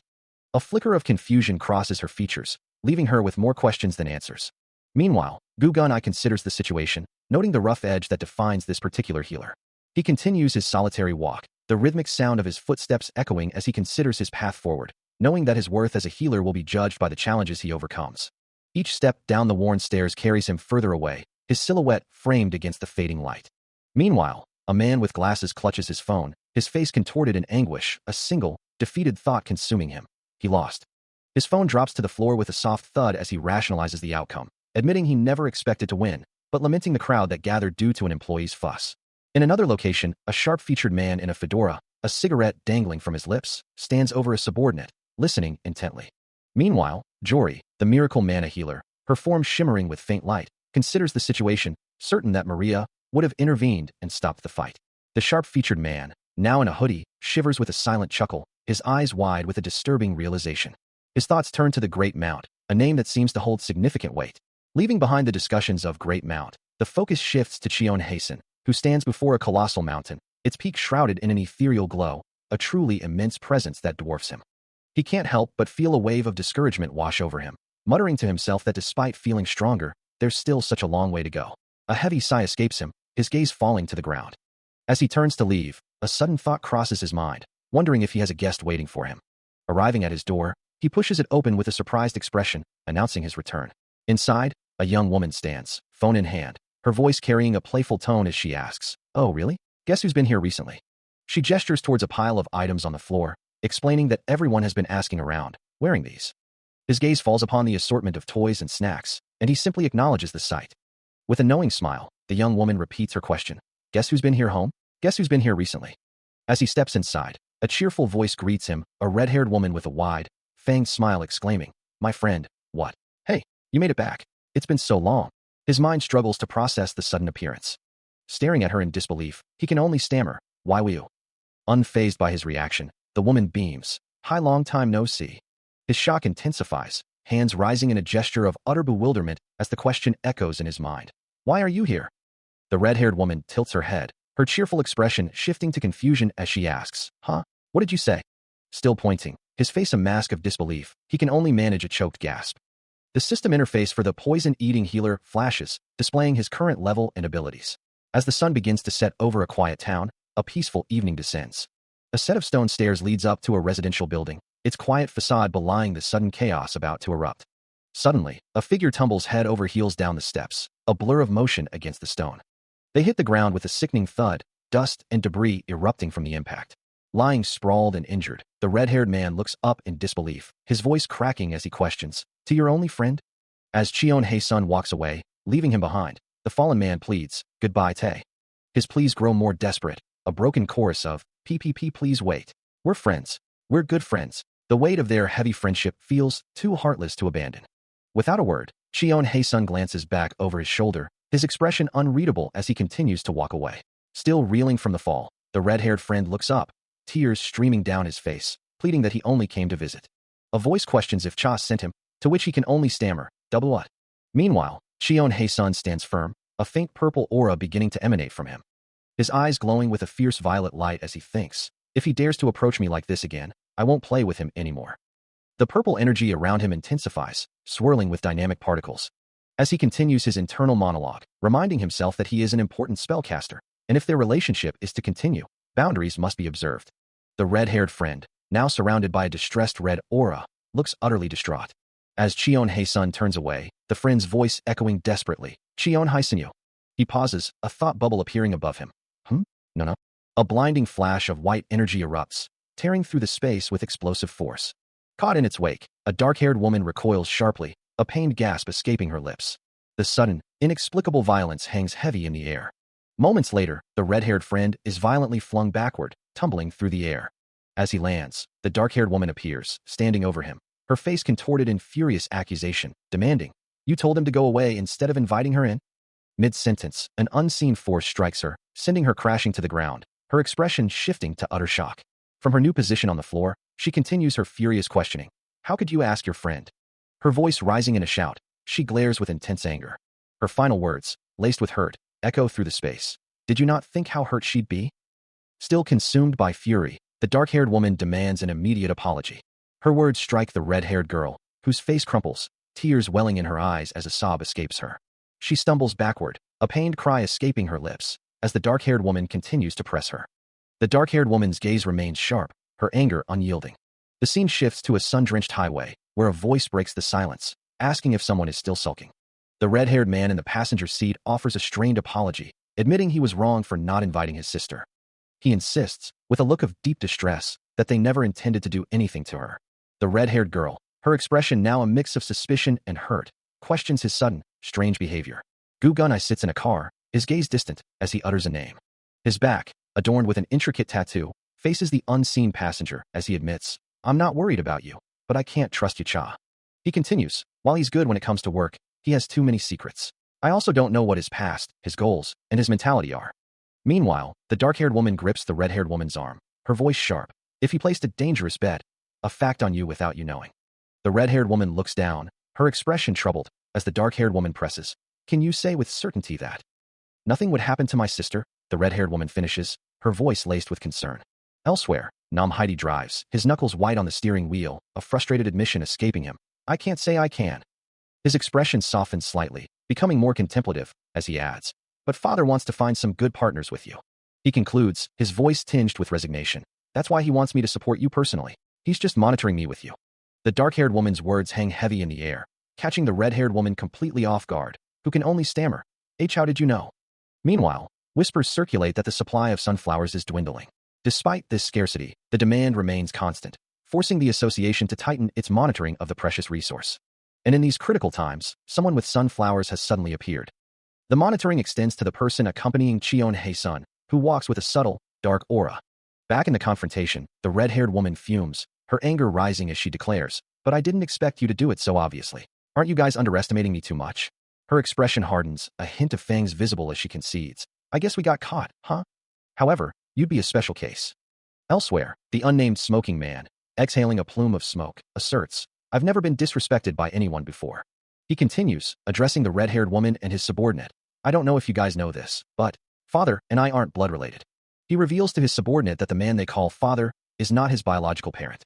His subordinate acknowledges the difference, but the smoking man clarifies that it's not just about blood, but something more profound.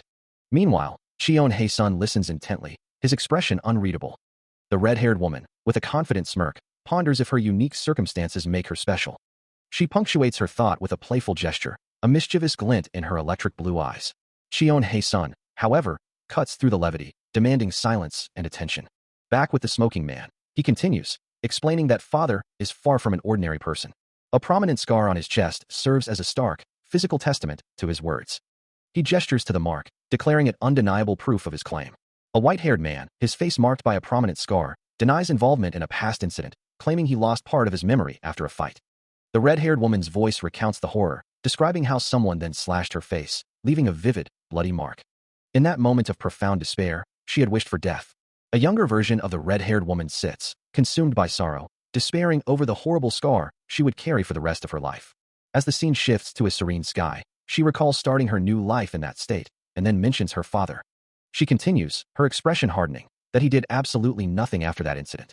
Back in the present, Cheon Hae-sun questions this revelation, while the red-haired woman explains that her father simply disappeared after she left the hospital, prompting him to wonder if her memory had vanished due to shock. In the car, the red-haired woman snaps back, her anger evident, insisting that his speculation is completely off the mark. With a slight, knowing smile, Cheon Hae-sun teases her, asking if she only interrupted his story because she ran into a wall. He struggles to find the right words.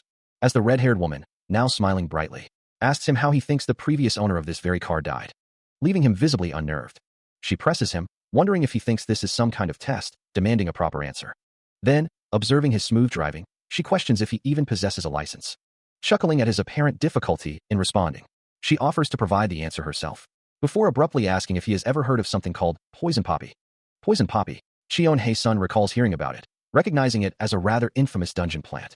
He explains that while it appears to be a normal plant, if someone ingests it, they lose control over their emotions and experience illusions.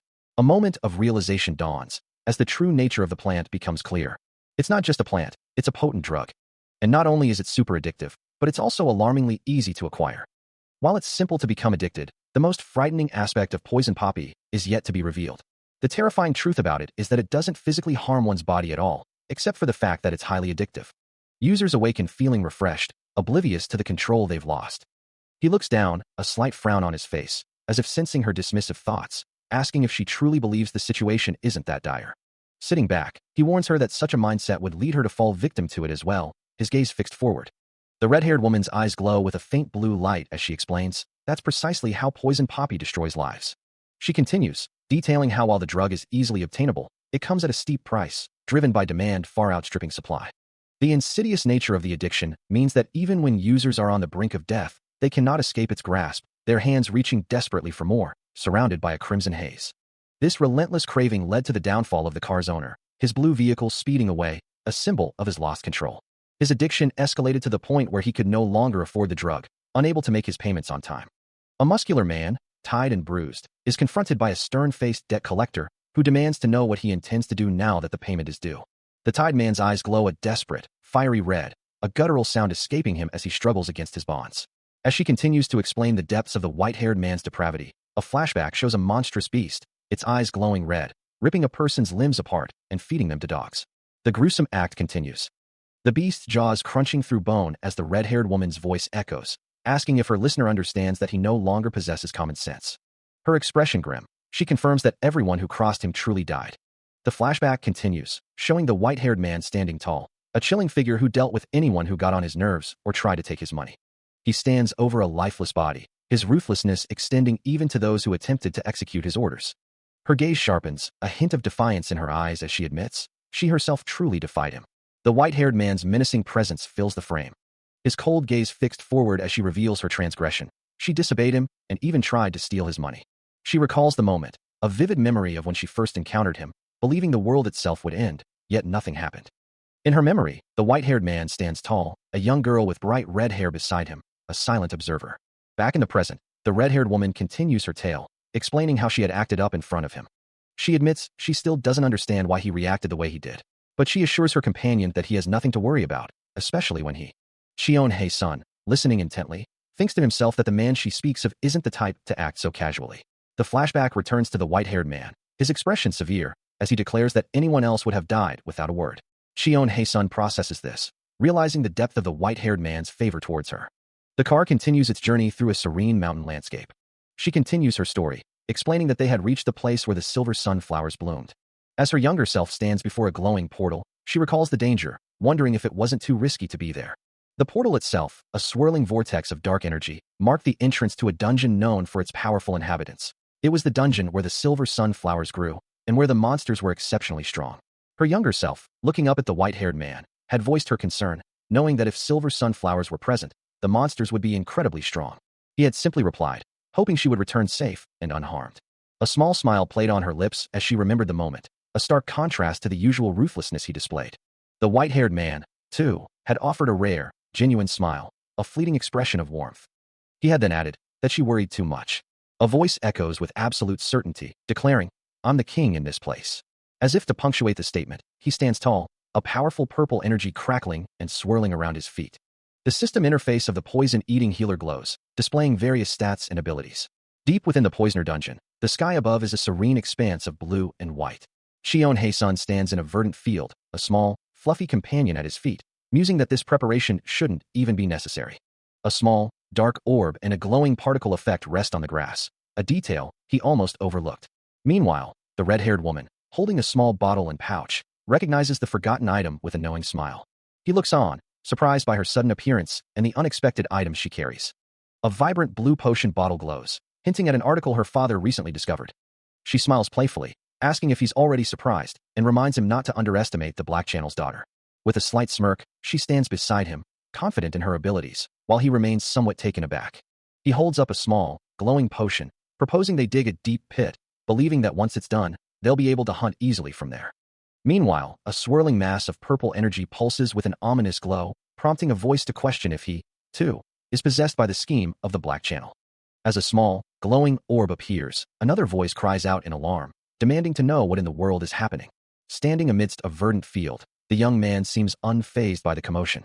As the red-haired woman confronts him, warning that 20 guardian monsters will appear in 5 minutes, and advising him to leave if he wishes to live, but he simply replies, "Don't worry." Focusing on the glowing orb once more, he muses that he just needs to kill them all. Holding the orb, he expresses surprise at her generosity, but she dismisses his words, holding out another glowing orb and instructing him to take it, leaving him with a silent question. He examines the orb, realizing it's a full-scale mana detonator, but notes that it only lasts for 3 hours, so he'll have to keep track of the time. The red-haired woman declares, "I'll get out of this place once the time is up, so make sure you don't blame yourself." Shion Hae-sun responds, "I'm kinda." She reminds him, "Sorry, but I haven't forgotten what you did." A small hump escapes her lips. He continues, "More, you don't even have the access card. Oh, and next time, you need to prepare something for yourself." To which she retorts, "What? What about you?" He simply states, "I don't need it." Adding with conviction, "Because this place will be a home to me." A voice cuts through the air, sharply calling out Shion Hae-sun's name. He considers the implications of the black market, realizing it's not just a place for illicit dealings. As he sprints across the open field, he wonders if this is the kind of place that sells such valuable items. His gaze sharpens, a clear resolve in his eyes as he affirms, he can't simply overlook them. Ahead, a horde of green-skinned goblins emerges from the landscape, their guttural sounds echoing across the plains. Undaunted, he continues his relentless sprint, closing the distance with incredible speed. As he draws closer, the sheer number of creatures becomes apparent, prompting him to mentally question, just how many of them are there? 100? 200? A monstrous infected goblin, a poison warrior of difficulty E, stands before him, its details flashing across his vision. Shion Hae-sun considers the overwhelming numbers, but dismisses them, knowing that no matter how many there are, they will all fall. Scanning the vast, open landscape, he identifies a suitable spot for his impending battle. With a determined stride, he reminds himself that their numbers don't change the fact that they'll simply become his experience. He breaks into a sprint, closing the distance with incredible speed. As purple energy crackles around his hand, he commands his skill to activate. With each powerful step, the horde of goblins recoils in terror, their green forms trembling before his advance. His eyes now blaze with an intense purple glow, his power surging as a level 2 indicator flashes into existence. A dazzling network of purple energy trails erupts from him, spreading outwards to encompass the entire area. With his skill activated, Shion Hae-sun stands ready, a faint purple aura already beginning to coalesce around him as the goblin horde approaches. Then, with a sudden, powerful burst, he clenches his hand, unleashing a wave of raw, purple energy. The power intensifies, crackling around his fist, building to an overwhelming crescendo. With a thunderous kwak, the ground before him erupts, sending debris flying as a massive crater forms. A concentrated PA of purple energy then slams into a larger monster, its form distorting under the immense force. The attack continues to expand, a HAA of raw power spreading across the landscape, scorching the earth in a wide, destructive ring. The remaining goblins, caught in the wake of the devastation, scramble in a hodung of terror, their courage utterly shattered. As the dust settles, a voice echoes across the ravaged field, mocking their retreat. "You guys, where are you going?" A confident ahaha escapes him, as he invites them to play with me. He moves with blinding speed, a dark blur amidst the green-skinned horde. His legs snapping out to decapitate a goblin in a single, brutal strike. A chilling grin spreads across his face as he locks eyes with another, a triumphant gotcha, escaping his lips. His fist connects with sickening force, sending another creature reeling. Before his foot slams down, crushing a third beneath his heel. A chorus of panicked cries erupting from their ranks. But he shows no mercy, a whirlwind of dark energy tearing through them. Before he leaps clear, leaving a trail of destruction in his wake. He can't help but wonder if this is all too simple. His acceleration skills allow him to move with blinding speed, delivering a powerful kick to a goblin midair. Purple energy crackles around him as he strikes another, a thought crossing his mind about acquiring a skill book from these creatures. He considers aiming for such a prize, but quickly dismisses the idea, knowing his professor would never approve. With effortless grace, he continues to dispatch the remaining goblins, their bodies sent flying with each precise strike. A determined expression settles on his face as he resolves to find the answers he seeks through continued combat. The vast, open landscape stretches out under a clear sky, a momentary calm after the storm.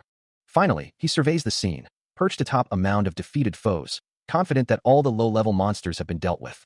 A silent testament to his efficiency, the pile of vanquished goblins remains. He settles onto the defeated monster's corpse, a thought crossing his mind to check his status window while still within the rift. A soft chime signals the system's response, revealing his current metrics: class level 1, HP 2330, power level 3, agility level 3, and poison steps at level 2. The sheer speed of his growth is truly remarkable. He muses on the unusual circumstances, acknowledging that reaching level 1 so quickly was quite abnormal. With his status window still visible, he realizes the potential, believing he can likely grow much stronger than he initially anticipated. Dismissing the numbers for now, he expresses a hopeful desire to witness his future strength soon. Stretching out, he prepares to move on. He considers the day's bounty, musing that it was a good day for hunting, and expresses confidence in finding something valuable. A determined glint enters his eyes, ready for the next challenge. He wonders if this is truly the place, a location that might be more than it seems. A floating, crystalline structure, almost like a dungeon, hovers in the sky. And yet, a lush forest appears right next to a barren desert. Shion Hae-sun sprints towards it, noting its apparent emptiness, a good sign for his solo exploration. His footsteps echo as he approaches the entrance, his foot extending to step onto the new, unknown ground. As he fully enters, a subtle shift in the air catches his attention, a growing realization that there is indeed something within this place. His eyes widen in surprise as the truth of his surroundings becomes clear. The ground erupts with a violent impact, dust and debris scattering outwards. Above the settling dust, a realization dawns that there was, in fact, one more monster lurking here. He stands before a colossal, dark creature, its spiky form dominating the horizon. His gaze drops to the ground, a thoughtful hum escaping him. Looking up at the towering beast, a flicker of surprise crosses his face. The creature's dark, segmented body glows with an ominous red light, as if acknowledging his presence. He observes the massive form, noting its obvious role. The monster's head, adorned with sharp, dark plating and glowing red eyes, stares down. Its serpentine body stretches endlessly into the sky, confirming his suspicion. This is the boss monster of this place. He stands before the colossal serpentine monster, its immense form dominating the cavern. As he prepares for battle, a system window identifies him as the Poison Eater, detailing his formidable physical and strength levels and the S-rank difficulty of the encounter. A sudden, explosive impact erupts from the monster's position, sending a shockwave across the ground. He narrowly evades the attack, leaping into the air as the monster's massive head lunges past, its glowing red eye fixed on him. With a thought, he activates a skill, Poison Steps, ready to counter. A status screen for the poison-eating healer, Shion Hae-sun, displays his current level and abilities, indicating a powerful presence. Meanwhile, curled up on the grass, the red-haired woman waits, a sense of unease settling over her as she mutters that he's late. Above, the sky stretches endlessly, but a more pressing concern weighs on her mind. The duration of the pill is almost finished, eliciting a weary sigh. Sitting on a fallen log, her expression grows increasingly worried. Her eyes widen in sudden alarm, a silent no way, escaping her lips as a new threat emerges. Before her, a monstrous centipede-like creature looms, its red eyes glowing ominously, and the thought flashes through her mind. Did he leave me and flee somewhere else? A rapid, forceful impact echoes through the air, accompanied by a flurry of red and yellow energy. Amidst the chaos, a hand emerges, wielding a glowing purple object, its owner exclaiming, "Shit," as they enter the fray. Despite his efforts, he finds the monster's exoskeleton incredibly tough, his blade unable to penetrate it deeply. He's attacked the same spot repeatedly, yet the damage remains minimal. At this rate, the fight will never end, and he can't keep up this level of suppression indefinitely. A grim thought crosses his mind. He should be more concerned with his own survival. With renewed resolve, he channels his power into a glowing purple weapon, preparing for a more potent strike. The weapon connects, unleashing a devastating explosion of energy against the monster's armored body. The force of the blow sends the massive creature recoiling, a sound of rushing air accompanying its sudden movement. He vows to himself that no matter how tough its exoskeleton is, he will break it apart, caring nothing for its monstrous form. A weaker person might be scared and avoid such a foe, but he is not a weakling. He stares up at the colossal centipede monster, a formidable opponent that makes him realize the gravity of the situation. Physical attacks alone won't be enough to defeat it, he thinks, acknowledging the immense risk of fighting directly on its body. His glowing purple blade, a testament to his unique abilities, is ready for a different approach. More importantly, the surrounding environment itself poses a significant challenge, he muses, considering his next move. His Poison Step skill is powerful, but it requires him to kick the ground to activate its full potential. Using Poison Step on the unstable desert ground, however, has reduced its output by more than half. Despite the setback, he still feels a surge of luck. Since he can't control the exact point of his fall, he decides to aim for the monster's back. Even though it's raining, the soaked sand won't absorb the desert, giving him a unique advantage. Amidst the arid landscape, a delicate silver sunflower blooms, its presence a stark contrast to the harsh environment. However, its existence here feels almost too perfect, a detail that hints at something more profound. Even as the true nature of the problem slowly reveals itself, the centipede monster continues its relentless assault. Without the advantage of superior speed, a direct confrontation against such a creature is a perilous gamble. He lands with a heavy thud on the monster's segmented back, the impact rippling through its massive form. The creature lets out a guttural roar, its head snapping back in a violent reaction. Shion Hae-sun, poised and determined, prepares to unleash his full power, knowing he must maximize his output. His foot slams down, activating Poison Steps, and the monster's tough carapace cracks and caves in beneath him. But the force of the monster's reaction throws him clear, leaving him sprawled and vulnerable on the ground, completely exposed to its wrath. He slams into the ground with a violent impact. The force of the centipede monster's throw sending shockwaves through his body. Every bone feels shattered, and a chilling thought echoes in his mind. He's going to die. Meanwhile, the centipede monster lets out a thunderous roar, its massive form shifting menacingly nearby. Another wave of pain washes over him, and he coughs up a mouthful of blood. He tries to activate his healing abilities, but the sheer agony makes him retch. At this rate, he knows he can't possibly win. With a grunt of effort, he pushes himself up, his body screaming in protest. He can't win this alone, wishing for some supporting power to turn the tide. A desperate idea sparks in his mind. He could try to collect the silver sunflower while the monster is distracted. His hand trembles, clutching the blade. He thinks, if my blade can't pierce it, there's no point in using White Dream. A faint clinking sound echoes as the blade begins to fracture. He realizes, with this, everything's useless. The blade shatters into countless glowing purple fragments, scattering with a metallic chime. He watches, bewildered. The fragments continue to clink, suspended in the air. Then, with a soft hum, they begin to coalesce, forming a single, pulsating purple orb of light. The energy swirls around him, the fragments drawn inward. He stares, eyes wide with surprise. What's this? The text above the orb clarifies the impossible. Extra is reassembling. A grinding sound accompanies the transformation. The orb settles at his feet, fully reformed. This is, he murmurs, utterly stunned. A system notification flashes, announcing an extras shift change, indicating a profound alteration in his abilities. As a vibrant purple energy swirls around his feet, Shion Hae-sun looks up, the system confirming that suggested moves have been added, and soon, there will be a significant difference in his capabilities.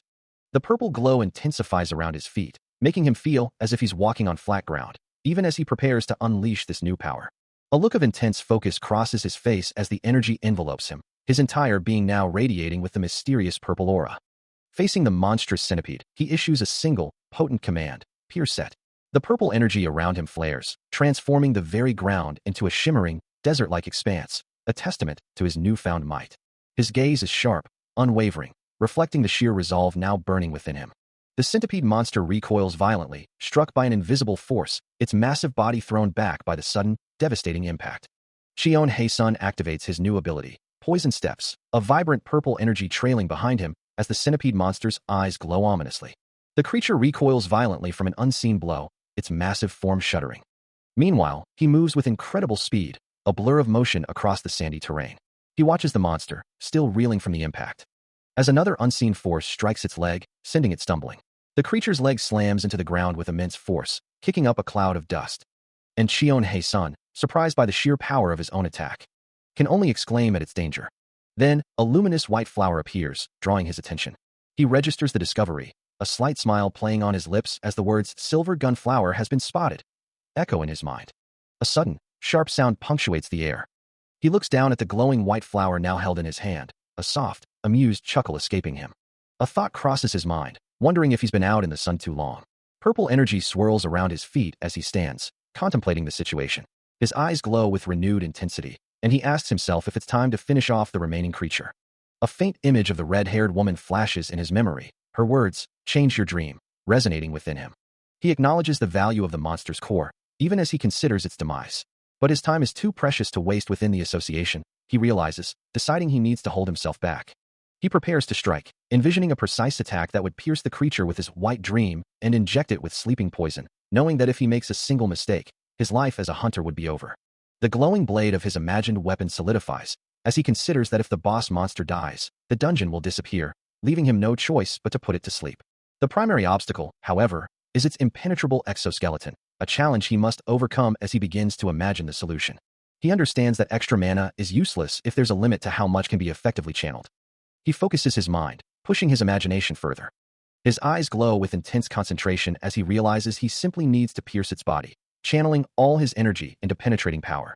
He visualizes one thing above all else, the optimal form of his attack.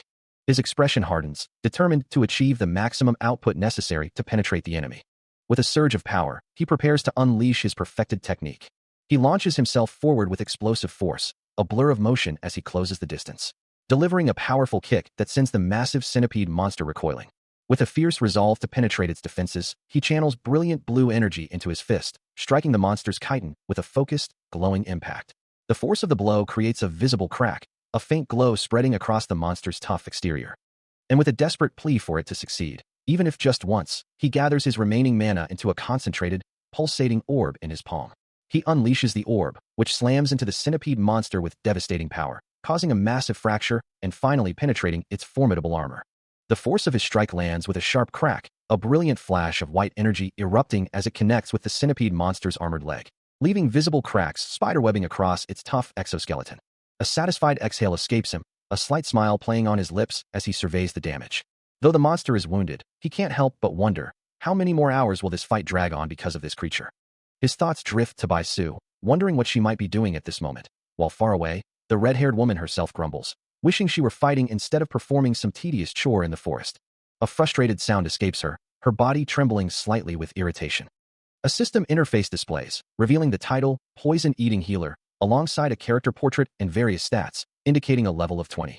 Shion Hae-sun gazes at a shimmering, crystalline object held delicately in his hand, a soft smile gracing his lips as he finds it quite beautiful. He considers the potential value of the item, musing that selling it could provide him with enough funds to acquire anything he desires. Later, he finds Bai Su still waiting, prompting him to ask if she's been there all this time. Approaching her, he offers a casual apology for his tardiness. A little late, indeed. The red-haired woman, now standing, challenges his words, her expression questioning his sincerity. She informs him that he's precisely 7 minutes behind schedule, causing him to stammer out an apology. He insists that he must have misremembered the date, his face etched with surprise at the revelation. A hand clenches tightly, knuckles white with barely contained frustration. The red-haired woman fumes. Even though the full appointment time hasn't passed yet, he's already late. Looking at her clenched fists, he knows she's serious. As he approaches, a thought crosses his mind. Did she wait for me? But then, a different realization dawns. No, this is... Her anger remains palpable, a discarded bag lying beside her, a testament to her impatience. He offers a slight, knowing smile, and with a soft voice, simply says, "Thanks." Suddenly, a soft golden light emanates from him, forming a gentle halo above his head and a shimmering aura around his body, catching her completely by surprise. Her eyes widen in disbelief as she murmurs, "This is..." As the golden glow now envelopes her too, she recognizes the familiar sensation, the same scenery as back then. The golden aura surrounding her feels warm and relaxing, a familiar sensation that makes her realize just how clueless the other person truly is. A mischievous grin spreads across her face, her eyes glinting with a knowing light. As he continues to walk ahead, she calls out, urging him to wait for her. She muses internally about her unique ability, how she can absorb the poison from others, a skill she's honed over time. After the tough battle, 2 months pass by, bringing with them a period of calm and recovery. Reflecting on her past, she acknowledges her role as a poison taster, and the fact that she was able to absorb the poison from the silver sunflower and bronze sunflower, confirming her unique constitution. Now, she finds herself enjoying an unprecedented tranquility, living the best life she's ever known. With a cheerful call, Bai-Su invites Hasten to the table, announcing she's prepared ramen. He initially protests, claiming to be too busy, but then pauses, realizing the absurdity of her question. As she innocently asks what's wrong, he delivers the crushing blow, she forgot the cheese. He exclaims in disbelief, how could she overlook such a crucial ingredient? Realizing her grave error, Bai-Su quickly apologizes and promises to rectify the situation immediately. She then playfully suggests adding 2 slices of cheese, though she wonders if it might be a bit too early for such indulgence. Later, as she enjoys the now-perfected ramen, she thanks him for his hard work, savoring the delicious meal. The next day looms, bringing with it the realization that Bai-Su is scheduled to leave. Sitting alone, Hasten reflects on the unexpected bond they've formed, admitting to himself that he's grown quite fond of her. He remains lost in thought, a deep concern etched across his features as he considers her. The same unsettling words echo in his mind, spoken at the same time, day after day. A distant memory surfaces, a desperate plea to a father, a child's cry against an unseen threat. This recurring nightmare, he muses, is likely a deep-seated issue she isn't even aware of, or perhaps the trauma is far more direct, as Bai-Su's sleeping form whispers, pleading with her father not to sell her, consumed by fear. Regardless of its origin, he concludes, it's a trauma she actively tries to suppress, a painful memory she wishes to forget, even if it leaves him feeling sorrowful. The image of 2 small figures under a moonlit sky returns, a silent acknowledgement that both of them carry deep scars. A heavy sigh escapes him. As he walks away, his gaze drifts back, a quiet understanding forming that she isn't the only one who has endured hardship. An older woman with long, dark hair asks Bai-Su if she brought any items to sell, to which Bai-Su confirms, while a man in the background cautions them not to go after strangers. As the 2 women walk away from the building, a sense of unease seems to flutter in the air around them. The dark-haired woman looks on with a concerned expression, her thoughts seemingly far away. Suddenly, she pulls Bai-Su into a tight embrace, calling her my dear Bai-Su, as the younger woman responds with a soft, questioning Yuni. Bai-Su's expression remains one of mild confusion, still processing the sudden affection. Tears well up in Bai-Su's electric blue eyes as she wonders aloud if it has truly been 2 years since they last met, admitting it doesn't feel that long. The older woman gently holds Bai-Su's face, addressing her by name with a soft smile. Placing a comforting hand on Bai-Su's head, she reminds her that she has always treated her like a younger sister. The older woman's words offer solace, assuring Bai-Su that she can visit anytime she wishes. With a soft, emotional cry, Bai-Su promises she'll be waiting. He considers the sentiment, thinking that anytime might not be as simple as it sounds. It wouldn't be anytime soon, he suspects. Bai-Su, still emotional, vows to visit again, definitely. Looking up at her older sister, she calls out to her, hoping she'll visit again soon. Later, the bustling black market comes into view, a place where anything can be found, for a price. Bai-Su observes the surroundings, noting it's been a while since she last visited, and it feels quieter than before. As she walks alongside her older sister and Cheon-hae's son, a thought crosses her mind about the past, when they used to fight over every little thing, even where to sit. But now, she muses, they don't fight all the time. A sudden, jarring impact echoes through the air, followed by a heavy thud. Lying on the ground, Cheon-hae's son finds himself confronted by 2 figures, one of whom aggressively demands his money, threatening violence. I warned you too much. Give me back my money, or I'll kill you. He struggles to speak, his voice strained as he questions the broken agreement. Stop. Why are you doing this? Wasn't our deal already finished? Despite his vulnerable position, he challenges them. What do you want? You curse. With a determined expression, Cheon-hae's son rises to his feet, facing his 2 aggressors, while Bai-Su remains calmly seated nearby. Bai-Su, observing the scene, notes the arrival of others. They're here. As Cheon-hae's son asks if she intends to intervene, she dismisses his concern with a casual wave. Don't worry about that. Before the situation can escalate further, Cheon-hae's son unleashes a swift, powerful punch, connecting solidly with one of the figures. He follows up with another brutal blow, his movements precise and forceful, as a voice notes the unusual sight of a healer fighting so fiercely in the black market. Footsteps echo, a persistent presence dogging Cheon-hae's son's every move, as someone relentlessly tracks him. The man following him moves with a calculated precision, almost like an officer of the law. Growing weary of the pursuit, Cheon-hae's son finally calls out, demanding the man cease his actions within the black market. His steps halt abruptly, a tense silence falling over the street. The long-haired man turns, his expression stern, warning that he cannot simply stand by if Cheon-hae-sun continues to cause trouble. His long coat swishes with the sudden movement, a clear challenge in his posture. Taken aback by the unexpected confrontation, Cheon-hae-sun can only utter a surprised question. But before he can respond, another figure, a man in a vibrant floral shirt, appears, his eyes wide with shock. The long-haired man demands to know his identity, while the newcomer, recovering quickly, retorts by asking if he is in charge here. He shakes his head, dismissing the thought, apologizing if his actions had been misinterpreted. Yet, a familiar voice echoes in his mind, a sensation akin to what he felt when he last encountered Gu-gun IP. He ponders if this individual could truly replace Gu-gun IP, or if this is merely another function of the omnipresent system. The question lingers, is this hunter truly as formidable as Gu-gun IP? A sudden system notification rings out, surprising him and the red-haired woman beside him, as he realizes something has begun to evolve beyond its previous level, yet he cannot access the system's details. He stammers, attributing his sudden insight to an instinct, information actually provided by Vi. A confident smirk plays on his lips as he acknowledges that the troublemaker is proving stronger than he initially anticipated. Meanwhile, the man in the floral shirt, Kim Won-ho, is revealed to be a knight of physical level 10, possessing skills like Swordman's Strike and Superior Eye for 1, along with a level 2 immunity trait. Won-ho asserts his independence, stating he doesn't follow anyone, before addressing the cleanup boy and declaring himself a victim caught between the prices and the other man. He questions the others present, wondering if they're overlooking something, or if there are more hidden individuals, knowing that in the black market, once a deal is made, it's a deal forever. Then, dismissing his own query, he decides to simply forget it.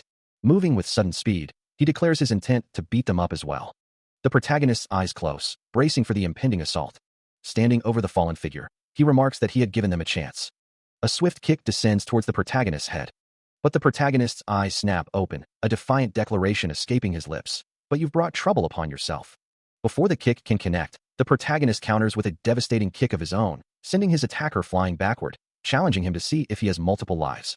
Maintaining his grip, Cheon-hae-sun holds Kim Won-ho firmly in place, the force of his counterattack still resonating through the air. As the chaos unfolds, a man with long, dark hair walks through the city, seemingly oblivious to the unfolding events, while another figure, his face etched with concern, moves quickly through the streets. Elsewhere, Cheon-hae-sun and the red-haired woman watch the scene with wide eyes, a soft exclamation escaping him as he takes in the sight.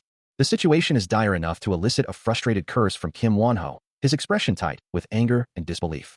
Cheon-hae-sun, now clad in a vibrant tropical shirt, stares down at something unseen, a chilling declaration leaving his lips, "You're dead meat." He understands the unique nature of his power, a trait that makes him stronger the longer he fights. His back, now visibly more muscular beneath the shirt, hints at the activation of his berserk trait, a raw power surging through him. This ability allows his powers to increase as his health dwindles, granting him greater freedom in combat.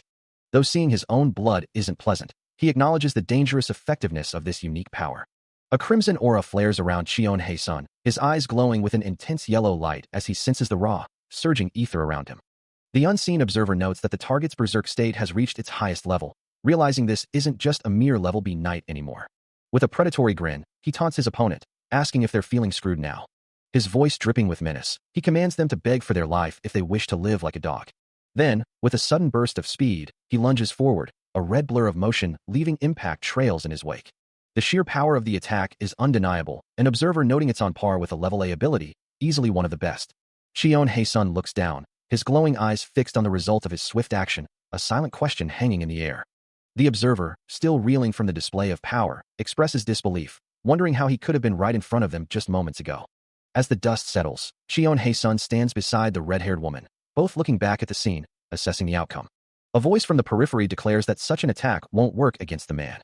Despite the warning, Cheon-hae-sun grits his teeth, a faint glow in his eyes as he pushes through a surge of power, a guttural cry escaping him. His opponent, a man in a vibrant Hawaiian shirt, merely scoffs, confident that such petty tricks are useless against him. But Cheon-hae-sun's fist, imbued with immense force, shoots forward, connecting with a sharp crack. The impact reverberates with a deafening boom. Leaving his knuckles smeared with blood, the force of the blow undeniable.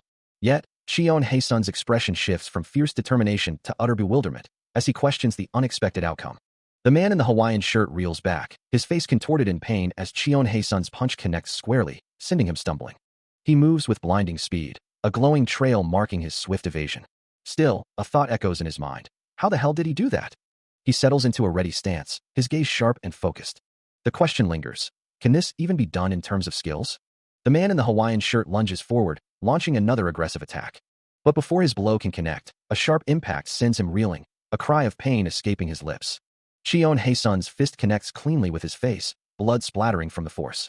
As the man tries to attack again, Cheon Hae-sun blocks, declaring, "Wrong place." The opponent is forced back, his attacks futile, as Cheon Hae-sun asserts, "You keep punching the air."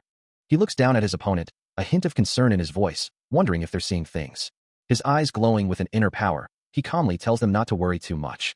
Then, with a sudden, blinding speed, he promises to help them find peace. His long hair whipping behind him, the movement is almost too fast to follow.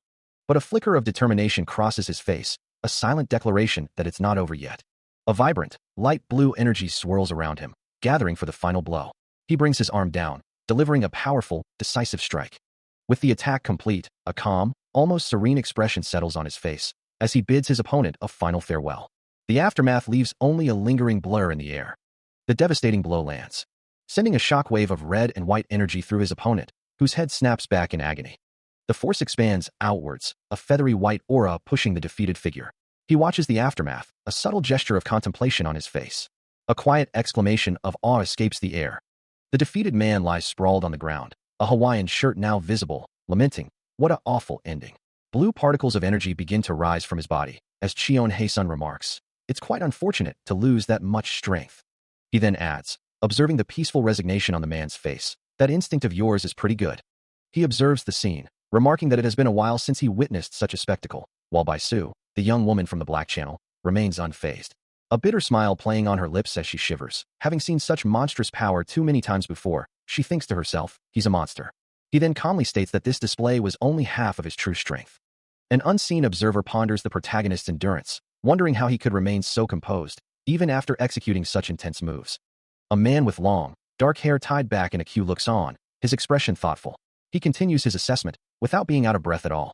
The observer recalls the protagonist's recent move, noting that his physical abilities are akin to a knight's, yet his illusions are so realistic, they must be an Esper's abilities. Meanwhile, his eye glows with a faint purple light as he continues exploring the target. As the investigation into the mysterious hunter continues, a digital display confirms that the target's records have been completely erased. Accessing central data, the observer wonders if the man is truly more than just an ordinary hunter. His device confirms access, revealing a profile for Ojino, 48 years old, though his specific traits remain unconfirmed.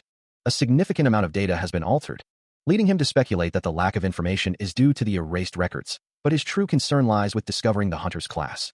He hums thoughtfully, realizing there isn't much else to glean from the available data. The system displays a physical level of 100% conflicting data, indicating a complete erasure of his physical records. Cheon Hae-sun's eyes glow with an intense purple light as a single, stark letter appears in his mind. He recoils, a wave of disbelief washing over him. There's no way, he thinks, that someone who easily handled A-level threats could be. But his thoughts are abruptly interrupted by a voice calling his name. A high-pitched scream escapes him, his body tensing in shock. The man who startled him quickly offers an apology, observing his intense reaction. Still shaken, Cheon Hae-sun manages to apologize for his own loud outburst, explaining that he was simply too surprised. The man clears his throat, a flush of embarrassment coloring his cheeks.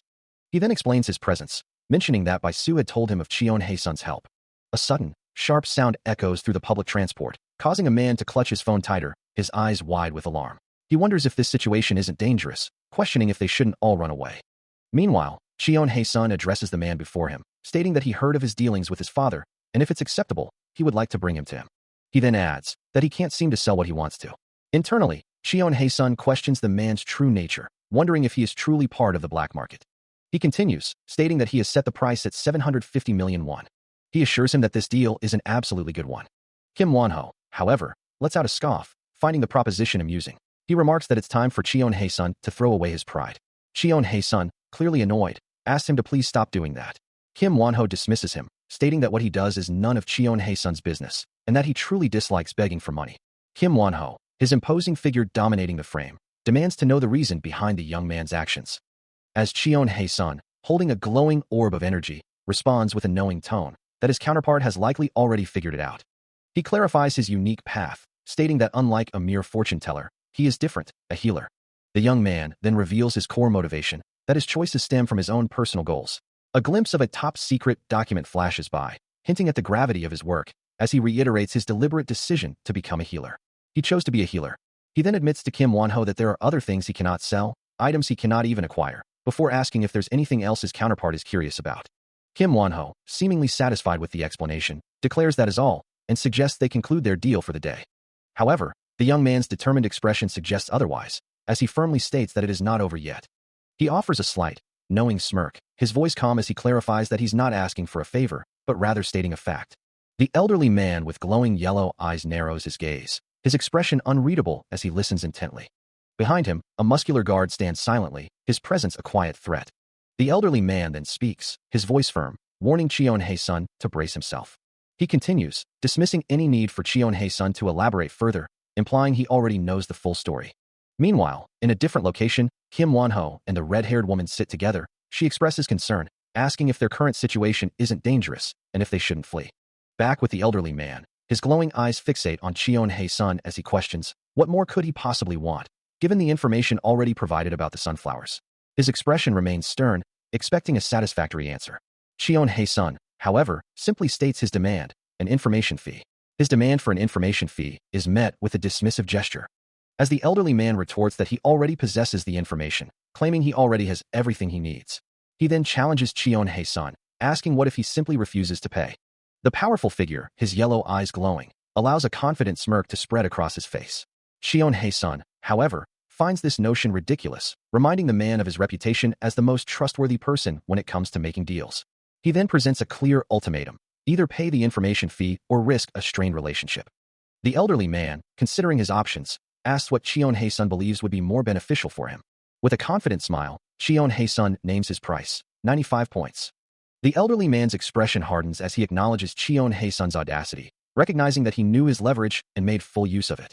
The elderly man, his hands clasped, acknowledges Cheon-hae-sun's bold stance, finding his confidence impressive, to which the young man simply replies, I see. He then reflects on his own past, thinking that only a few decades ago, he would have torn someone apart for such a statement, before concluding once more, I see. The elderly man, his glowing eyes fixed on Cheon-hae-sun, then offers, should I give you more money? Pointing directly at the young man, the elder declares, that man. Cheon-hae-sun, his expression resolute, counters with a new demand, let me learn his techniques. His gaze unwavering. The elderly man, his glowing yellow eyes fixed on the young hunter, poses a question, you want to learn combat techniques? His powerful physique evident even beneath his attire. He continues, detailing the cost, the fees for the combat techniques, and information. A moment of contemplation passes over his face. Before he declares, I don't think the calculations add up. A chilling smile spreads across his lips, as he reveals the true extent of the demand. Even if you cough up the 750 million you just earned, it isn't enough. The young hunter, known as the poison-eating healer, simply thinks, as expected. Though he acknowledges the inherent danger in his next move. He declares his intent to learn from Jeho, even if it means incurring a debt. His hand rises, a gesture of unwavering resolve. As the elderly man watches, a knowing smirk plays on his lips. Cheon-hae-sun continues his determined stride, while the red-haired woman stares in wide-eyed disbelief, a gasp escaping her. He walks onward, seemingly oblivious to her shock, prompting her to call out, hey, Cheon-hae-sun, are you crazy? She grabs his arm, demanding to know why he would owe her father money. A vivid memory flashes through his mind, a monstrous entity being torn apart, a brutal display of power. Nearby, a young boy named Rya looks up at the imposing figure of the elderly man, a gasp escaping him, as if questioning the man's very presence. Cheon-hae-sun, however, remains focused, acknowledging the inherent danger of his path, but understanding the boy's reaction to the situation. The elderly man's voice cuts through the air, a personal question probing at his resolve, asking why he would go to such lengths. His powerful physique is on full display, his eyes glowing with an intense, almost predatory light, as he awaits an answer. Cheon-hae-sun's gaze hardens, his conviction unwavering as he considers the danger, believing that the greater the risk, the greater the reward, even if he doesn't yet know what he truly seeks. He knows he must invest everything here, to push past his limits. The elderly man watches him, his back to the viewer, acknowledging the young man's ambition, but noting his current deficiencies. Cheon-hae-sun's face is etched with fierce determination, a silent vow to redeem all the times he had given up, to finally seize his destiny. He had acquired his poison steps for their high mobility, a skill he valued above all else. Yet, even with such speed, he knew his limits, admitting he only knew how to swing his sword, lacking any true martial arts training, which meant an attack from behind would always connect. However, the elderly man's words about Ojino's ability resonated deeply, explaining that while it was rare for most hunters to experience a huge change in rank upon awakening, Ogino's martial arts were so dangerous they ignored such limitations, meaning they were likely a technique anyone could learn, regardless of innate talent.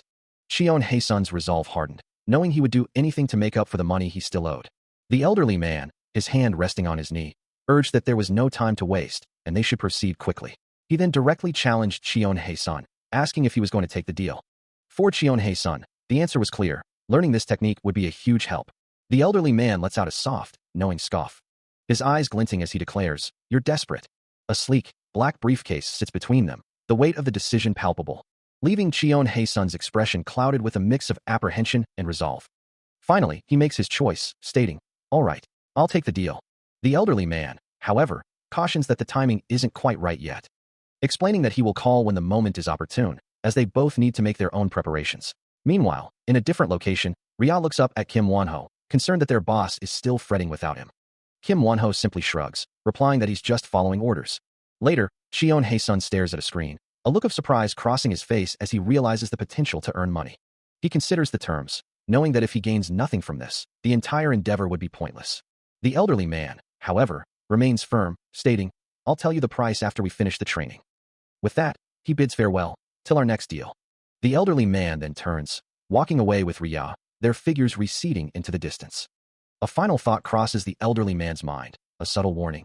I'm saying this just in case, but do you have any intentions of running away from me?" His glowing eyes narrow slightly, a silent emphasis on his words. Shion Haesun, left alone, simply responds with a firm, "Nope." A voice booms with laughter, urging him to do his best, calling him a rookie. As he walks, a quiet thought crosses his mind, a desperate plea not to die. He reflects on the tasks he's completed, the ones he couldn't finish before, a heavy sigh escaping him. Now, with those behind him, he wonders if the upcoming exam is truly the only thing left. Suddenly, a familiar voice calls out to Shion Haesun, snapping him out of his thoughts, and he responds with a simple, questioning, "Yeah?" The red-haired woman, her eyes sparkling with mischievous energy, raises her hand in a cheerful wave, a vibrant red aura flaring around her. She offers a casual farewell, telling him to take care. But her playful expression quickly turns serious as she adds a chilling warning, promising to kill him if he fails the exam, her words punctuated by a sharp, decisive sound. With her words echoing, he clenches his fist, his resolve hardening. A confident smirk plays on his lips, as he declares, "Just wait for me." Certain that he'll be in first place. He waves dismissively. Meanwhile, the unnamed elderly man and Kim Wonho observe a screen detailing serious crimes committed by the Black Channel and their accomplices. The elderly man then addresses the red-haired woman, acknowledging, "You, who possess strength." He continues, recognizing her dignified sense of justice. As Kim Wonho emphatically adds, "We need hunters like you." The Hunter Qualification Exam, a pivotal event in this world, is introduced with a visual of a challenging path leading to success or failure. This rigorous assessment, known for its incredibly high standards, opens only once a year, determining who passes and who fails. Becoming a hunter is a profession that now garners even more popularity than that of celebrities. As the exam day arrives, public interest surges, with online comments speculating about the possibility of an S-rank hunter emerging this year, as the entire country focuses on the event. Many express their own struggles and hopes, with some lamenting Korea's lack of S-rank hunters compared to other nations like Japan, and others calling for stronger individuals to bolster their forces. The debate continues, with some questioning the sudden appearance of S-ranks and others recalling the national pride felt when a hunter named Maria was announced. Amidst all this worry and intense interest, the hunter exam officially begins. The iconic H emblem of the Hunter Association marks the entrance, signifying the start of this year's crucial event. A throng of hopefuls gathers, ready to enter the facility and face the challenges that lie within. A hand scrolls through a feed of online comments, revealing the public's intense anticipation for the Hunter Qualification Exam. Meanwhile, a junior staff member, addressed as Magne, responds to an unseen superior, affirming his dedication. Standing beside his senior colleague, who holds a smartphone, the Magne affirms his dedication to his Sunbinim. The Sunbinim then ponders the public's high expectations, wondering aloud if an S-rank hunter will emerge today. He continues to scroll through the comments on his phone, a thoughtful expression on his face. Acknowledging the importance of an S-rank hunter emerging, he logically concludes it would be incredibly difficult. A wide, confident smile spreads across his face. He turns to the Magne, seeking agreement, but the junior staff member hesitates, clearly uncomfortable.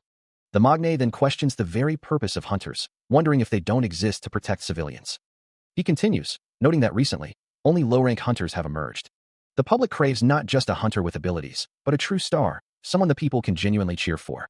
With that in mind, the Sunbinim wonders aloud if this year's exam will finally reveal such an amazing star hunter. The Magne hesitates, a soft, uncertain sound escaping him as he considers the implications.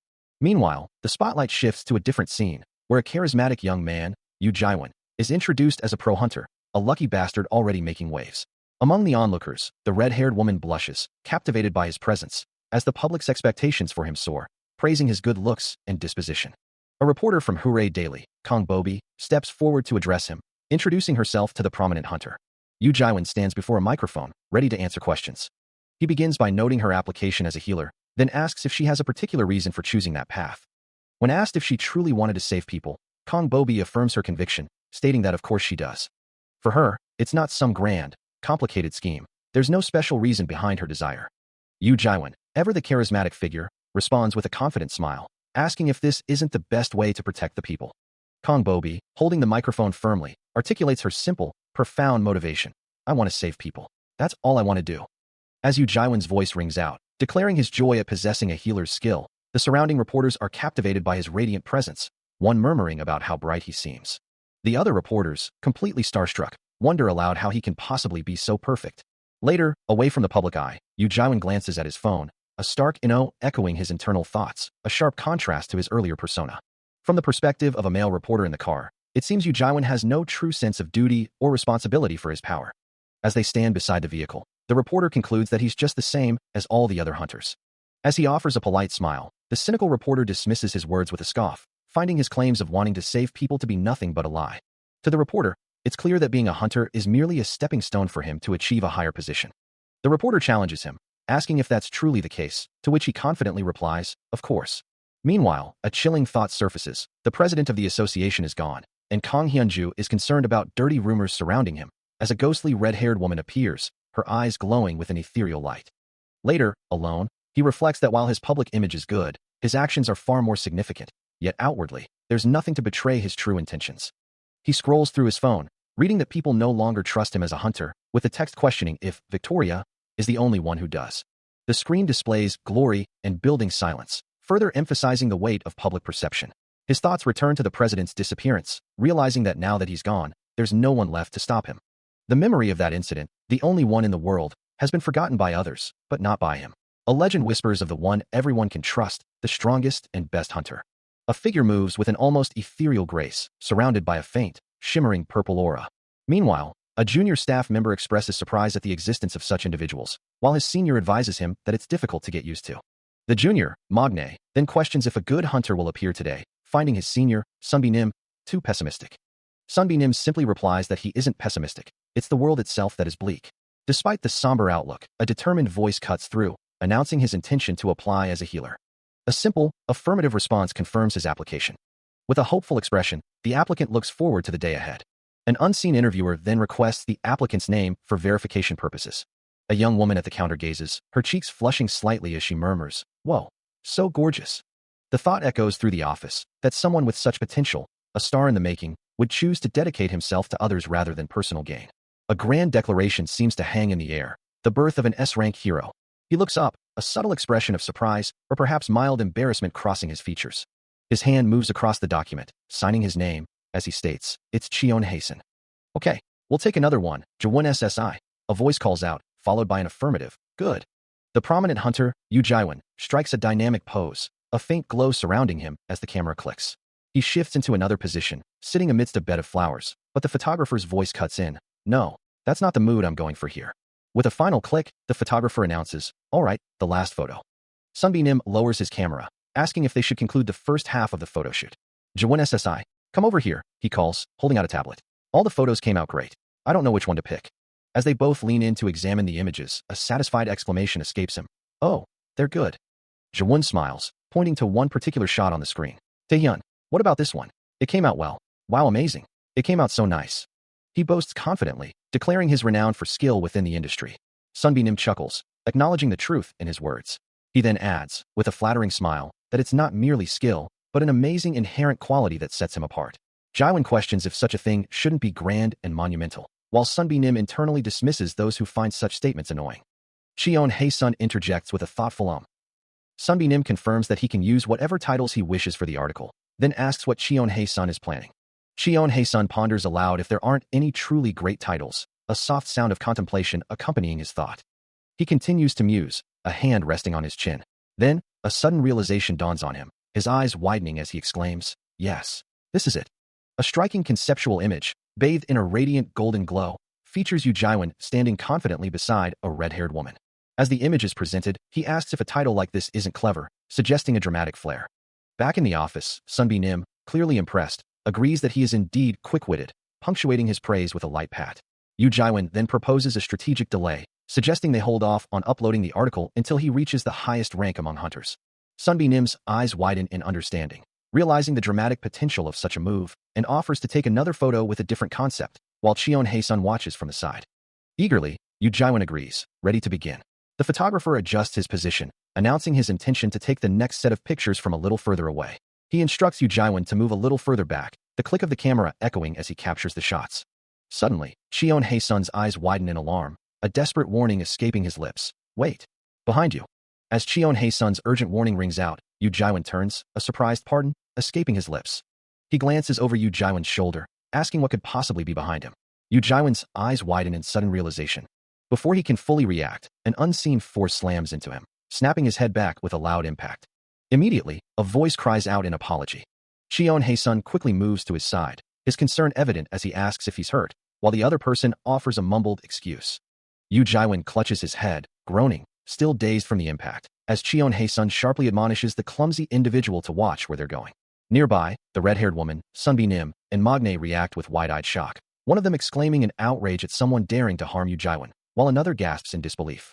Despite the chaos, Yu Jaiwan, still flustered, manages to hold onto his camera, which clicks softly in his hand. A wave of confusion washes over him, his eyes wide with disbelief. Amidst a shower of pink petals, he struggles to comprehend the situation.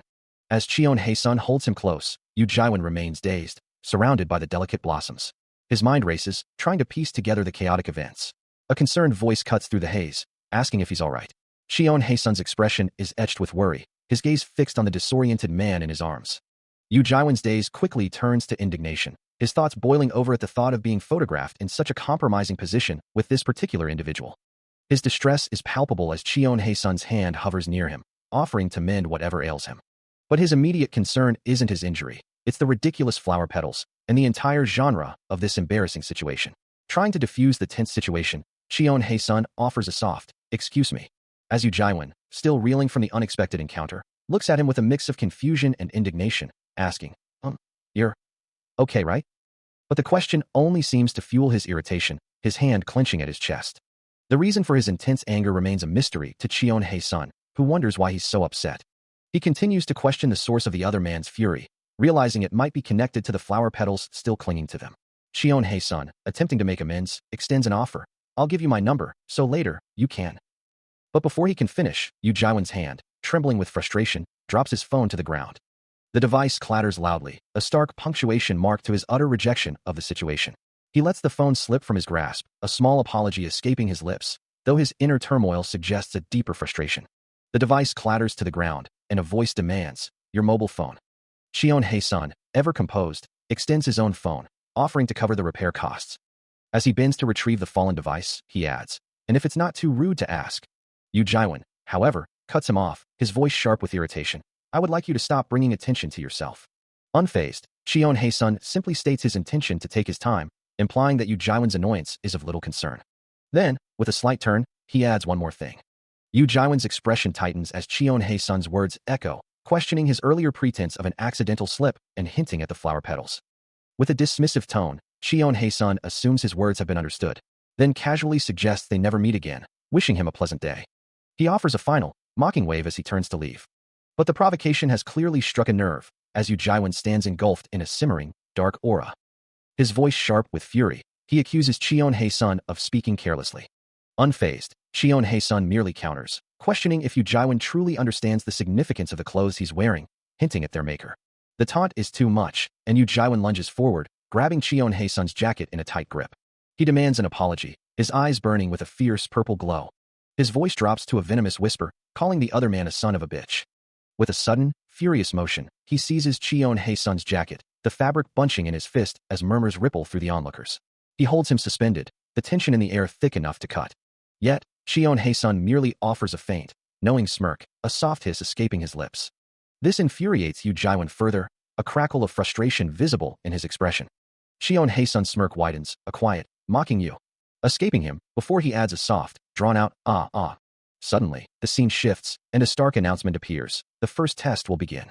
Applicants are instructed to gather at the designated location, where a metahuman screening instrument awaits them.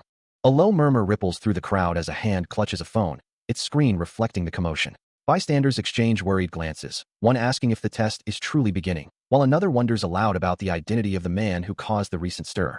The murmuring continues, focusing on the recent confrontation, as Yu Jaiwan is seen holding Cheon Haesun back, with onlookers speculating that the man who dared to challenge Jaiwan Nim must have been desperate for attention. Meanwhile, another voice expresses concern, wondering what to do if Jaiwan Nim himself seems nervous.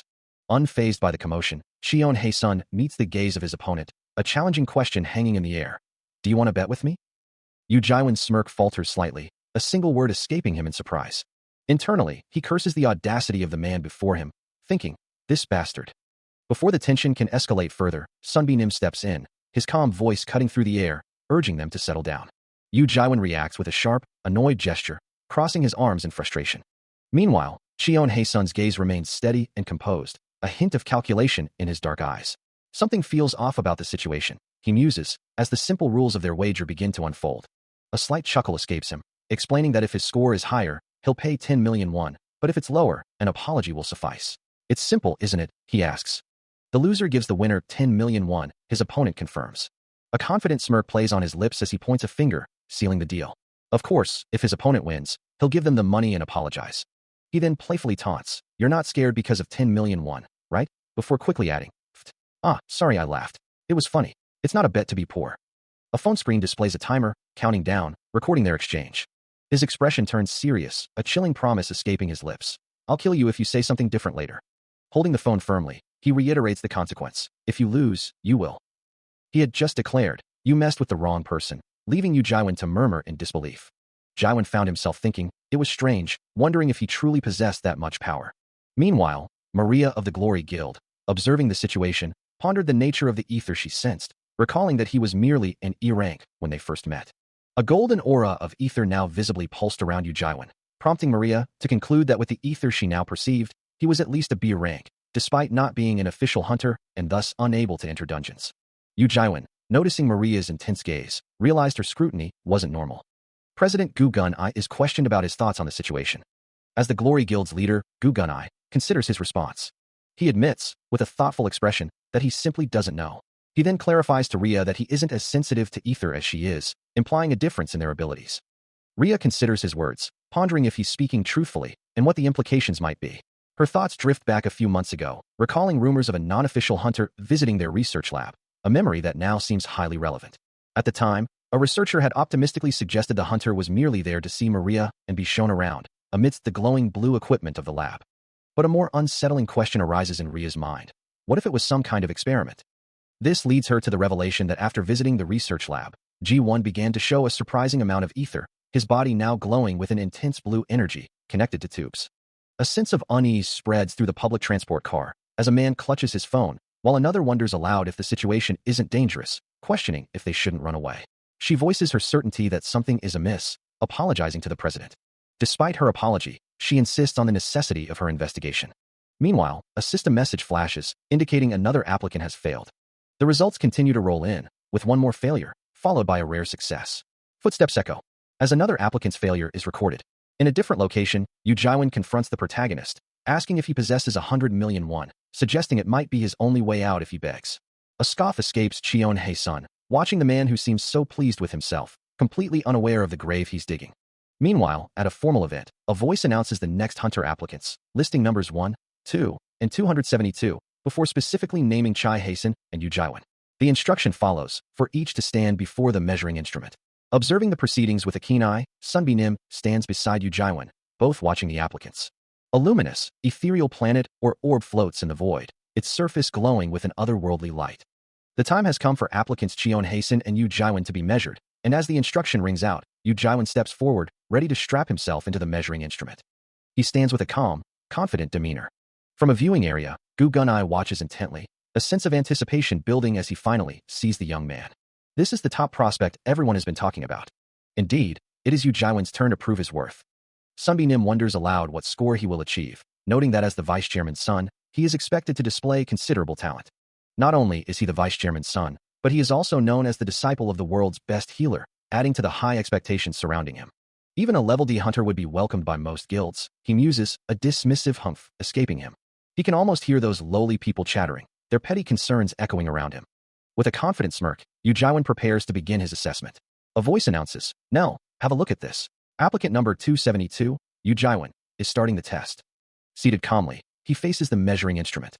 As his hand settles on the glowing blue orb, he declares, "I'll show you our overwhelming difference." Golden energy immediately surges from the orb, enveloping his hand in a brilliant glow. The golden aura intensifies, swirling around his form with a soft hiss.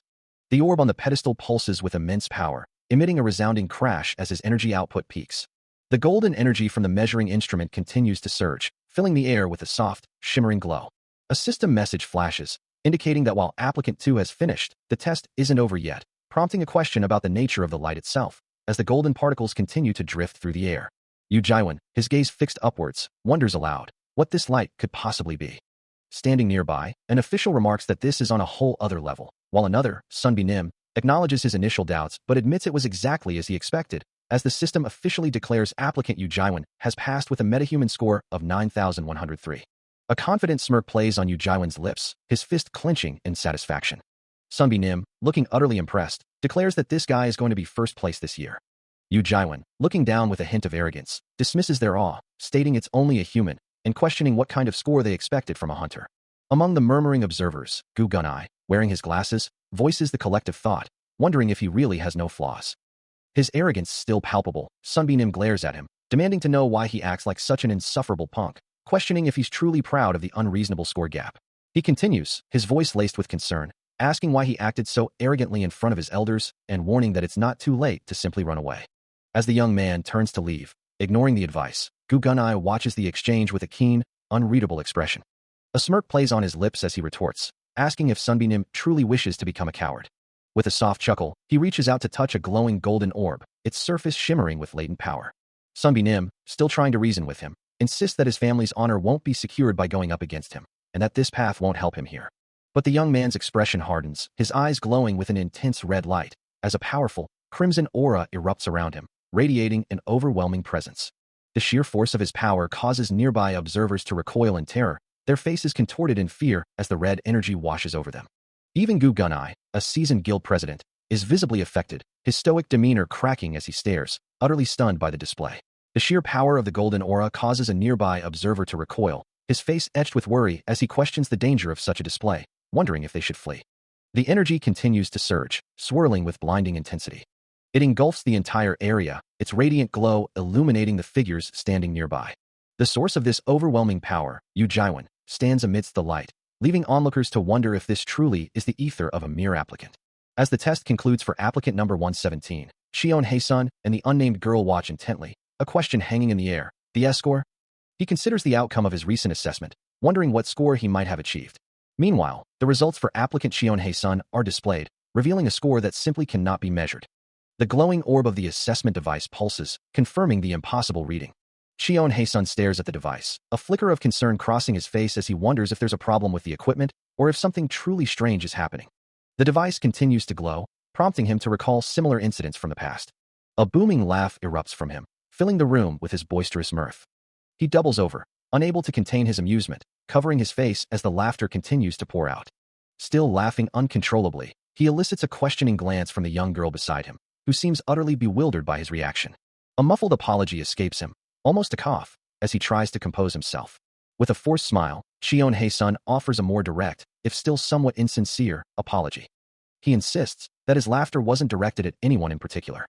Yu Jiwen, observing him, remarks on the rarity of such a low score, one so insignificant it couldn't even be measured by their devices. Shion Hae-sun, now genuinely confused, questions the strange lights and effects he witnessed during the test, wondering if they were merely stage lights. Yu Jiwen, with a slight smirk, suggests that Shion Hae-sun can repay him next year, implying a future obligation. A flicker of annoyance crosses Shion Hae-sun's face as he mutters, frustrated by the unfolding situation. Suddenly, an official voice cuts through the murmurs, instructing everyone to stand back. Sunbi Nim announces that due to a device malfunction, applicant number 30's test will be re-administered immediately. The assessment area is cleared, a glowing device held aloft as a voice commands all other applicants to stand back. Observing the scene, a stern-faced man with dark, slicked-back hair watches intently. This is head referee Pyo Hyakyu, his gaze sharp behind his glasses. Beside him, another official, with a more approachable demeanor, offers a slight smile. He is referee Choi Gangjun, ready to oversee the proceedings.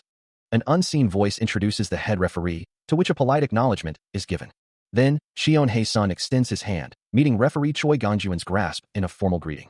The referee apologizes for the previous difficulties, expressing hope that he still has the time for the retest. He then formally requests to proceed with the measurement.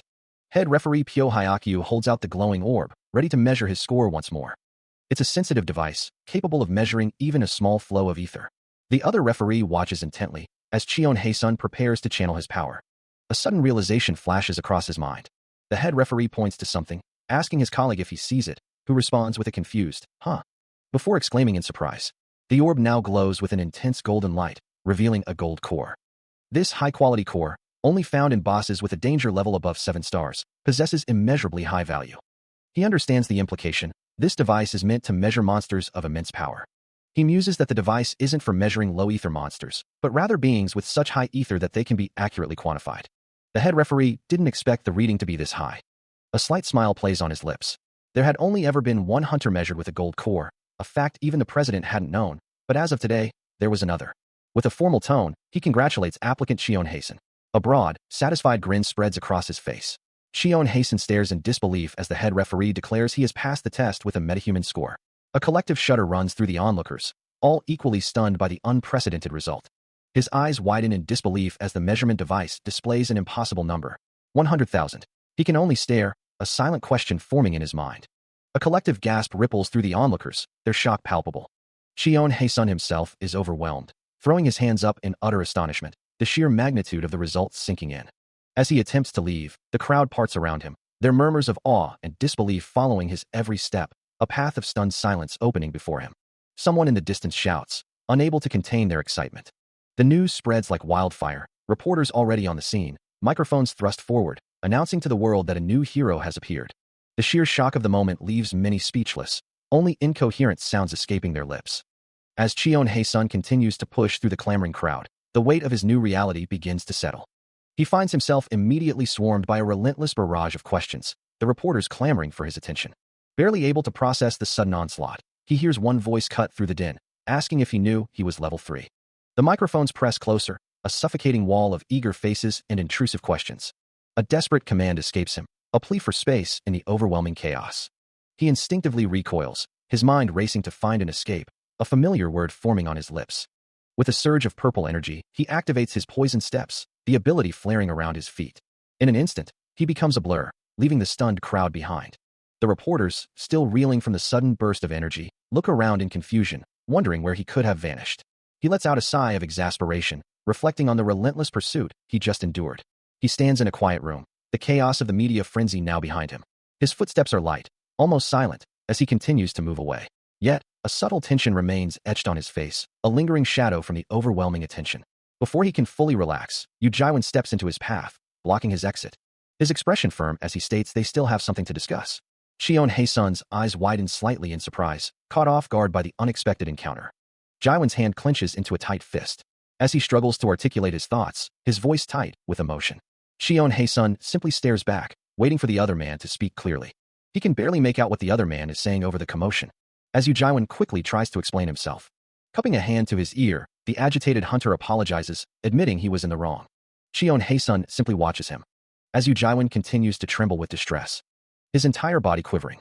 The protagonist watches the other man's desperate display, a neutral expression on his face. Finally, Yu Jaiwan manages to state that he has written down his account number. He extends his hand, offering a small slip of paper to Cheon Hae-sun, who takes it with a slight gasp.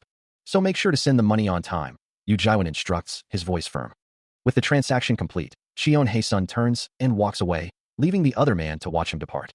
As he glances down at the paper, Cheon Hae-sun sees his own name, Cheon Hae-sun, printed above a bank account number. A moment later, the paper is marred by dark, dripping stains, a stark visual of the unsettling exchange. Meanwhile, a chilling realization dawns on Yu Jaiwan, his voice dropping to a low, menacing tone. You. His face contorts, eyes bloodshot and a trickle of blood staining his cheek, as pure, unadulterated rage consumes him. His mind screams, I'll kill you, I'll kill you. The fury intensifies. I'm gonna fucking kill him. Cheon Hae-sun plummets through the air, a cloud of dust and debris swirling around him, as he laments being constantly targeted. No sooner does he land than he finds himself immediately swarmed by a barrage of microphones, the relentless attention clearly overwhelming him. A white-haired young man turns to his companion, his voice laced with awe, asking if he saw that. His red-haired, Hyung, confirms, stating he saw it clearly, little brother. The younger man, still processing, reveals the score. It said 100,000 points, Hyung. This impressive feat belongs to Jie Hanshan, the Bishop Guild's low master. A formidable hunter with fiery red hair and eyes. The implication hangs heavy in the air. That nobody truly knows the limits of this individual's power. Elsewhere, a black-haired man covers his mouth in stunned disbelief, absorbing the shocking revelation. Jie Hanshan, still focused on the mysterious high scorer, reminds his companion that they already know the urgency of the situation, stating, "You already know, don't you? We need to recruit that man."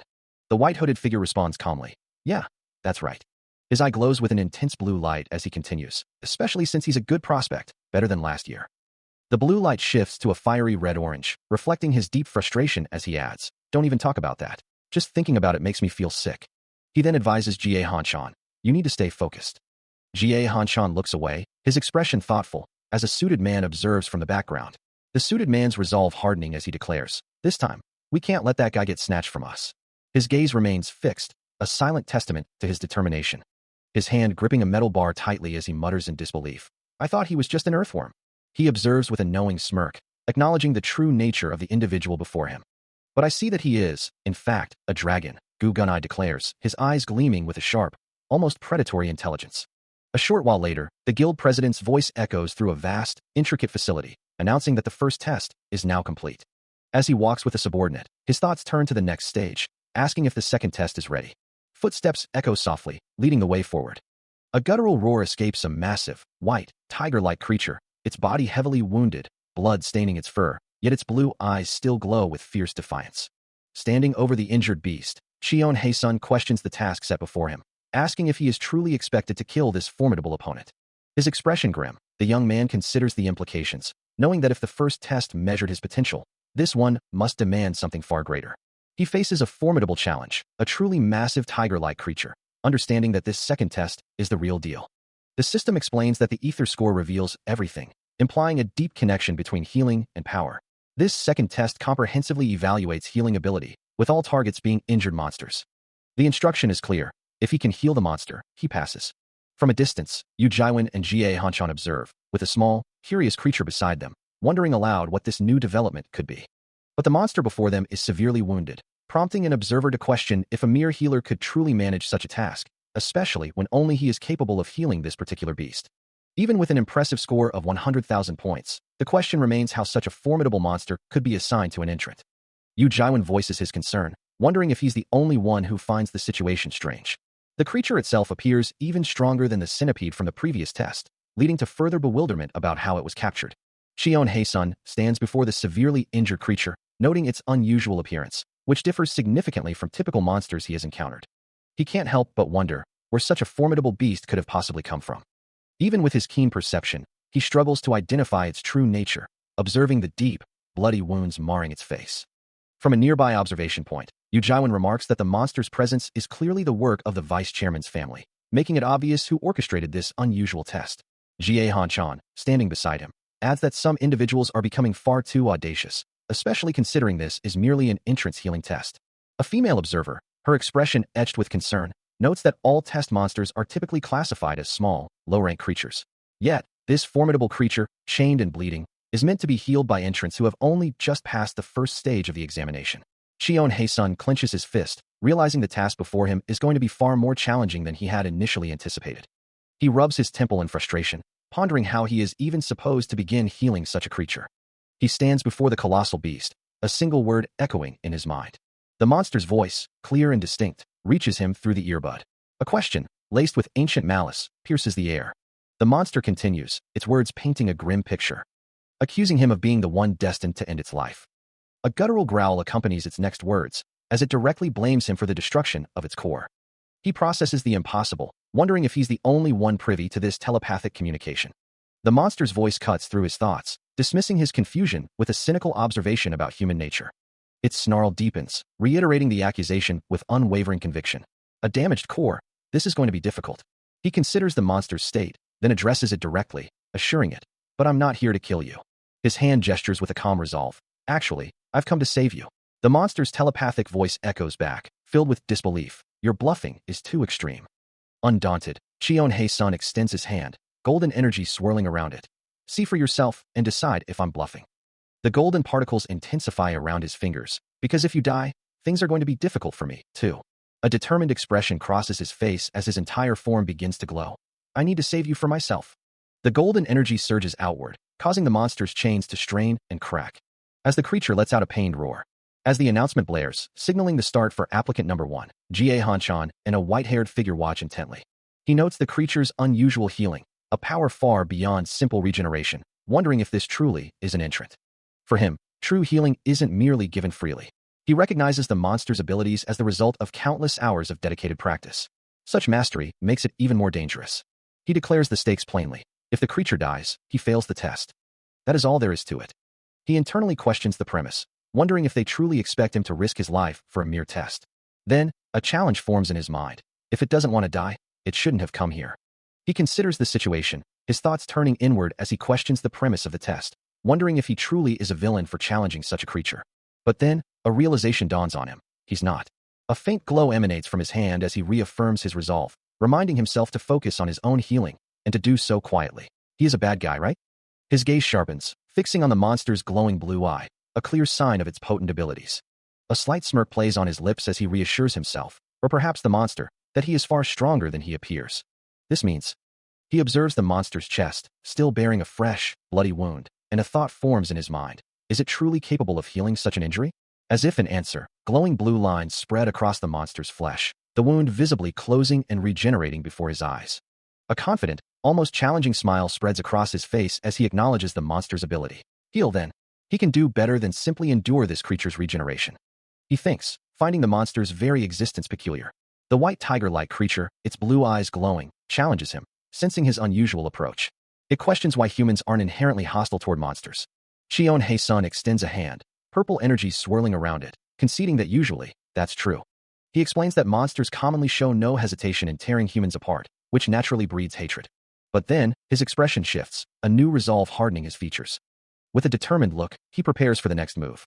Elsewhere, Gu Gunai stands in quiet contemplation, his gaze distant. As his hand extends, a voice questions the possibility of monsters existing that could save humans. With a resounding impact, he makes contact. The white tiger-like monster, its blue eyes glowing, responds with a question of its own. A soft touch, a gentle caress, and the healing process begins. Looking down at the creature, Cheon-hae-sun declares the healing complete. As he turns to walk away, he adds that he even provided some bonus skills for the monster to utilize.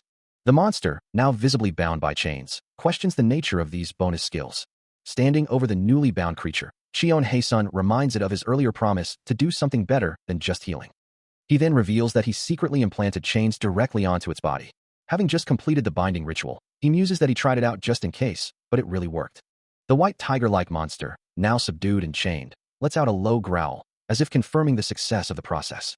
He then considers the monster's perspective, wondering if it feels right, and if it wants to escape from here. A slight smile plays on his lips as he acknowledges the monster's reaction, a silent truly escaping him.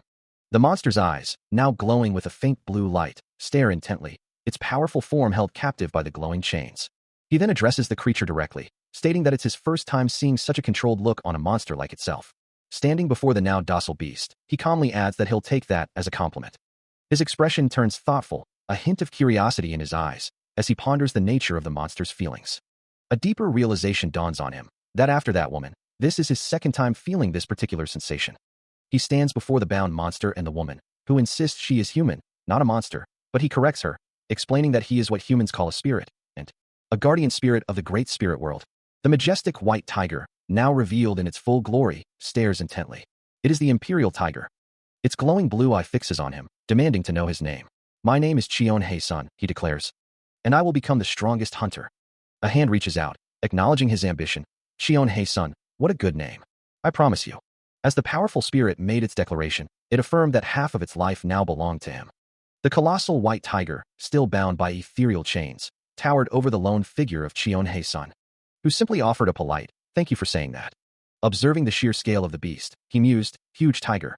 The imperial tiger's electric blue eyes narrowed slightly, questioning. You didn't just refer to me as huge tiger and walk away, did you? Shion Hei-sun, unfazed, explained his simple logic. That's right. Since you're very large and you're a tiger, you'll be huge tiger. The ancient spirit sighed, reflecting on its long existence. Imperial tiger, or something tiger for so long. You really like to have everything your way, I see. A low growl rumbled from its throat, as it decided. Anyway, it's time to wrap things up here. With a slight smile, Shion Hei-sun acknowledged the departure. I look forward to meeting you in the future. An official declaration rings out, confirming that applicant number 117, Shion, has successfully passed the test, the imperial tiger's blurry form still lingering in the background. A wave of triumph washes over him, his fist clenching in a silent roar of victory. He stands tall, now recognized as a little hero. A golden aura pulses around a chained hand, as a voice urgently commands, hurry up and work. Gu Gunai watches, his own hand glowing with a similar light, a desperate question escaping his lips. Why isn't it being healed? He stares down at a bloodied, unconscious figure, pleading, get up, you little bastard. A sudden realization dawns, the name echoing in his mind. Young master, you meant you Jawon. Later, in a different setting, Gu Gunai faces Jawon, his voice firm as he declares, your time is up, so you need to leave now. Jawon's eyes widen in disbelief, a shocked, what? Escaping him. His face contorted in distress. Jawon presses for clarification. What are you saying? Shion Hei-sun pushes through, determined to make the most of his remaining time, declaring, okay, fine. Just wait one more minute. That'll be enough time. Suddenly, an announcement echoes through the vast examination hall, declaring the test concluded. Ahem. Exam is over. Exam is over. A stern voice then commands, all entrants, please stop using your abilities immediately. Yu Jawon, caught off guard, reacts with a furious outburst. What? Stop? Who's that bastard? Gu Gunai, the source of the announcement, calmly confirms his presence. Yes, it's me. This unexpected turn of events is particularly problematic for entrant Yu Jaiwan. This is no good, entrant Yu Jaiwan. Gu Gunai, speaking into an earpiece, maintains his composed demeanor. He firmly reiterates his stance, stating that the test must be fair for everyone. The test needs to be fair for everyone. Jawon walks away, the words of Chairman God about fairness ringing in his ears, yet he had still expected special treatment. That's what Chairman God always told me. But to think you would expect special treatment. Still reeling from his dismissal, Jawon's anger boils over as he confronts the man responsible, demanding to know if he is truly Chairman Gu. His voice rising in indignation, he challenges the chairman's authority, questioning his department and accusing him of making a mockery of his own father's name. The young man's fury is palpable, his chest heaving as he struggles to comprehend the situation, aware that his father's status as a former guild chairman should grant him some immunity. Unfazed by the outburst, Chairman Gu simply calls out a name, his gaze sharp and unwavering. With a decisive gesture, he orders Gang Jun to escort the agitated young man out. Gang Jun responds with a firm stomp of his foot, his voice echoing with unwavering obedience. As Gang Jun moves to restrain him, Jawon struggles violently, demanding to be released. His voice strained with effort, he yells at his captor, refusing to yield. Despite his desperate resistance, Jawon is forcibly dragged away, a nearby figure warning them to be careful when entering his room, lest they get hurt. He struggles against the grip, his body screaming in protest. How is he this strong? He gasps, a ragged breath escaping him. Meanwhile, Gang Jun, still holding his phone, calmly instructs him to settle down, adding that while fairness is important, his current state is concerning. Jawon, hearing this, looks up in surprise, as the other man observes that he appears to be suffering from ether exhaustion. Ether exhaustion, a state where the body is depleted due to excessive use of ether or mana, is a serious condition. Jawon, confused, questions what this means, touching his nose. As Gang Jun continues to hold him, a voice from his phone asks if he should be immediately removed. Jawon, however, protests, pleading for a moment, convinced he can still push himself further. A sudden surge of pain forces him to clutch his nose, a pained grunt escaping his lips. Gang Jun, looking down at his phone, dismisses the incident, remarking that Jawon was simply lucky. Still confused by the turn of events, Jawon can only utter a bewildered, huh? Gu Gunai watches the young man, a thought forming in his mind, that guy. Meanwhile, still disoriented, Jawon clutches his phone, urgently speaking into it. You came just in time. I was. As he continues his call, Gu Gunai, observing nearby, mutters to himself, I'm having a chat with you. Huh, what is he mumbling? A knowing smirk plays on Gu Gunai's lips. He leans in, a mocking tone in his voice, ID as a system message, IoT, flashes, seemingly related to Jawon's call. Gu Gunai bursts into laughter, pointing derisively at the struggling young man. Jawon flinches back, eyes wide with shock, as Gu Gunai's taunt echoes. You can't even do that. Ha! Leaving him utterly confused, only able to utter, huh? Still on the phone, Jawon hears a desperate plea. Hey, aren't you going to let me go? He responds with a calm, just wait and... Meanwhile, Gu Gunai, remembering the exact appearance of the person Jawon is speaking to, lets out a mocking chuckle. He thinks to himself, that punk, you like it. Later, a sharp knock echoes through an office, announcing an arrival. Choi Gangjun opens the door, inviting Jawon inside with a simple, come in. Inside, Yu In-won, Jawon's father, sits with a slight, knowing smile. His hand resting on the desk as a strange thought crosses his mind. I heard something strange just now. He then addresses Jawon, revealing his concern. I heard my son, Jawon, was ranked as a level E-. The man speaking is Yu In-won, Jawon's father. He begins, his voice laced with disappointment. Yes, he got a good result on the first test, but we don't know good results in the second test. His tone sharpens. What the hell are you doing? A tense silence hangs in the air. Jawon, his face contorted in anger, retorts, from what I've heard, you obstructed Jawon's test. Before he can finish, a swift punch connects. I heard it all from Jawon already, but you dare lie to my face. Turning away, his voice cold, he continues. If you think I'll let this slip by because chairman likes you, then you're wrong. He then addresses the observing chairman. Chairman Gu, today of all days, your presence is being missed. As he walks away from the desk, Gu Gunai, who had been observing, grumbles, people bothered me. Still addressing the chairman, he adds, and you, I heard you. Yu Jaiwan's voice rises in a furious accusation, demanding to know why the gold core was broken. He points an accusing finger, his anger palpable as he shouts, you bastard, do you know how expensive that was? Gu Gunai, however, remains calm, simply stating, I was just following the procedures. This only fuels Yu Jaiwan's rage, his voice dripping with contempt as he repeats, you and your *****ing procedures. He slams his hand down on the desk, the papers scattering as he fixates on the word, those procedures. Gu Gunai acknowledges the failure, explaining that it didn't work after the entrant took the test, which makes no sense. With a sigh, Gu Gunai concedes, I have no excuses. He then shifts the conversation, asking, then, how should we deal with the broken gold core? Gu Gunai's expression remains serious as he adds, what does it matter? You said the core completely deteriorated. As the deteriorated gold core sits on its stand, a voice filled with frustration demands its immediate disposal, caring not how it's done, only that it's gone. Listening intently, Cheon Hasten acknowledges the situation, his expression calm as he processes the information. A voice then commends his efforts, praising the entrant Cheon Hasten, before correcting itself. He is now officially recognized as Hunter Cheon Hasten. A brilliant flash of light erupts around him, signifying the momentous achievement. The radiant energy pulses, a soft click echoing the finality of the moment.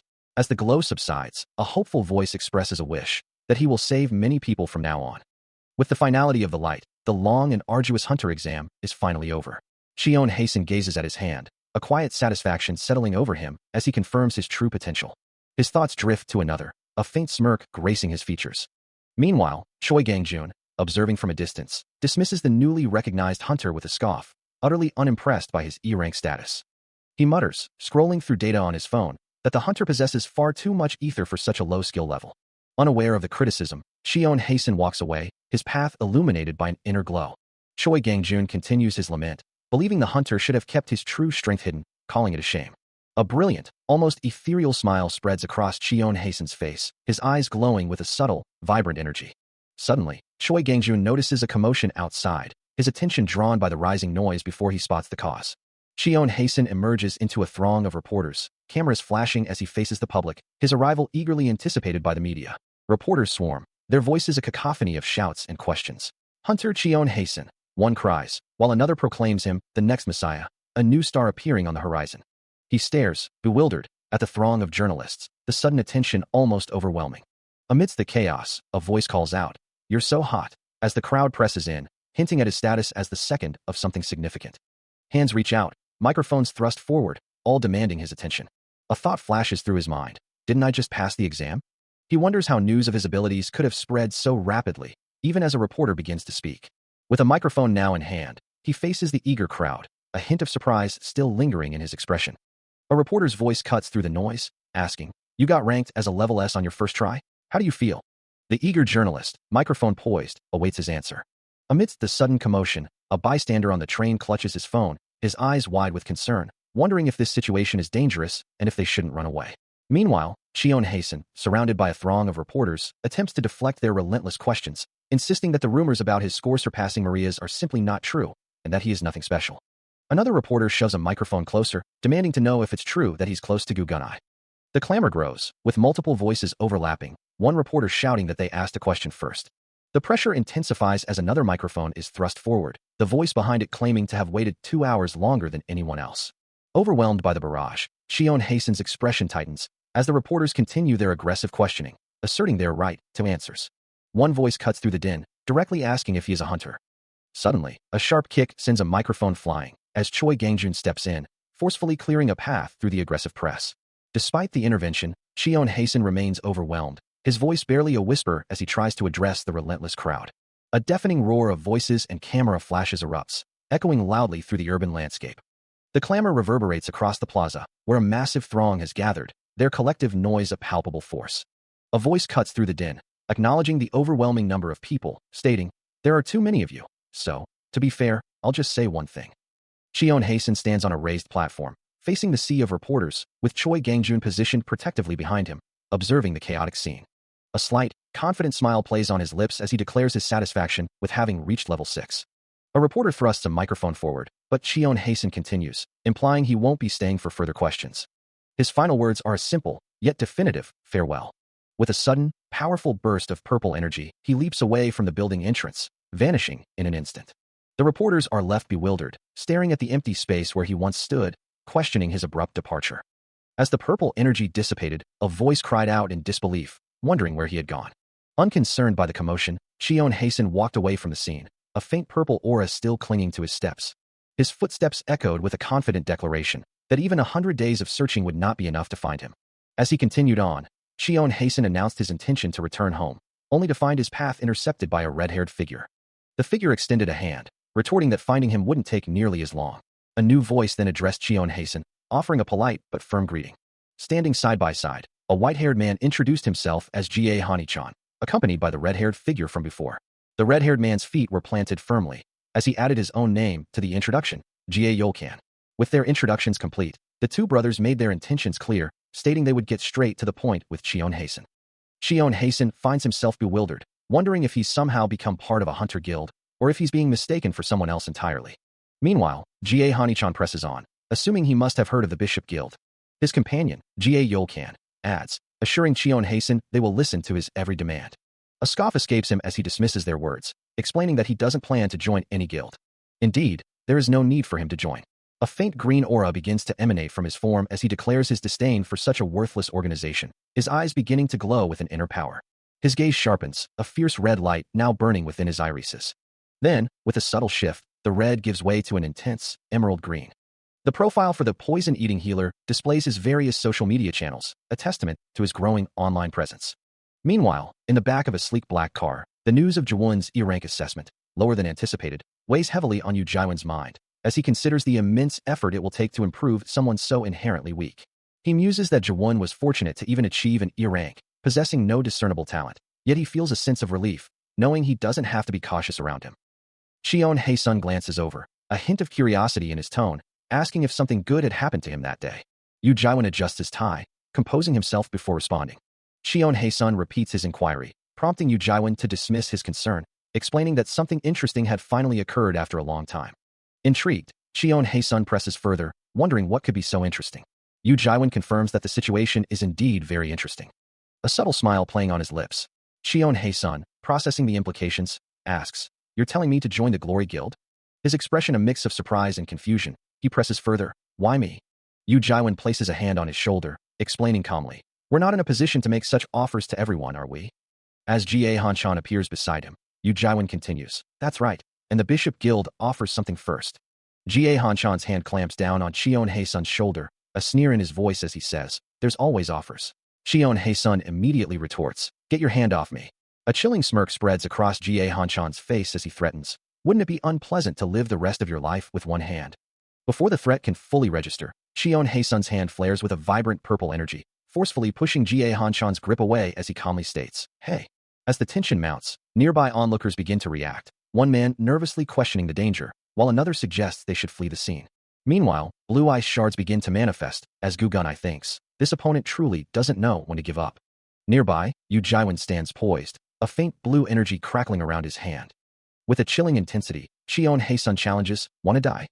His hair now a stark white, his eyes glowing electric blue, he extends a hand, radiating a powerful blue aura. Observing the sudden escalation, Yu Jaiwan takes a moment to consider his next move, thinking, let me think. In response to the challenge, a flurry of sharp, glowing green ice shards erupts, signaling a counter-escalation from Jie Hanchan. The two opponents, Xion Heisun and Jie Hanchan, stand locked in a fierce gaze, their powers now fully unleashed. Surrounded by swirling blue ice shards, Xion Heisun presses his advantage, asking if his opponent truly wants him to go all out at once. Jie Hanchan's green energy flares, ice shards erupting around him. As Xion Heisun, his white hair stark against the blue glow of his own power, taunts him. It must be nice having Maria with you. From the side, Gu Gunai's hand glows with blue energy, adding, because even if your whole body is frozen, she'll be able to heal you. A scoff escapes Jie Hanchan, his eyes burning red as he dismisses them. Impertinent fool. Xion Heisun stands his ground, surrounded by shimmering blue ice. With a sudden, explosive burst, Jie Hanchan unleashes a torrent of green energy, then turns his back, walking away from the impact, leaving behind a field of shattered blue ice shards where his attack had landed. Yu Jaiwan, his eyes glowing green, watches the retreating figure, murmuring, I see. As the tension mounts, he unleashes a surge of green energy, a silent declaration of his readiness. From the sidelines, Gu Gunai observes the display, acknowledging that the Bishop Guild's strength is indeed as formidable as rumored. Meanwhile, a new figure steps forward, his arm engulfed in a vibrant, crackling aura of red and orange flames. Yu Jaiwan's green energy flares in response, his voice cutting through the air, demanding to know if they truly believe they can escape consequences after their actions against the Glory Guild. Gu Gunai's concern deepens, questioning if the situation is spiraling too far out of control. The fiery combatant reveals himself fully as Jie Yolcan, a level S hunter, his red eyes glowing with fierce power as flames dance around him.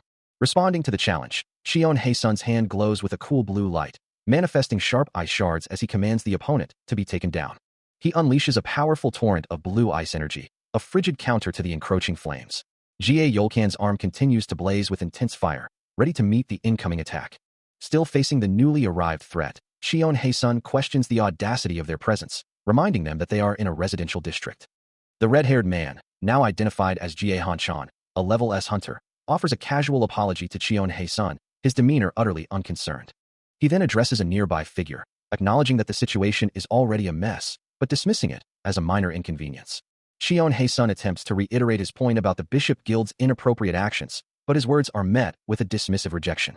As a terrified bystander expresses fear and suggests fleeing, Yu Jaiwan, standing beside Xion Heisun, tries to reason with Jie Hanchan, explaining that the Bishop Guild has fallen behind and needs to catch up. Xion Heisun, his expression grim, agrees with the sentiment, believing Jie Hanchan's actions have gone too far. Jie Hanchan, however, remains unfazed, his face contorted in a sneer as he considers the Bishop Guild's position, stating he'll think about it if they can work from home.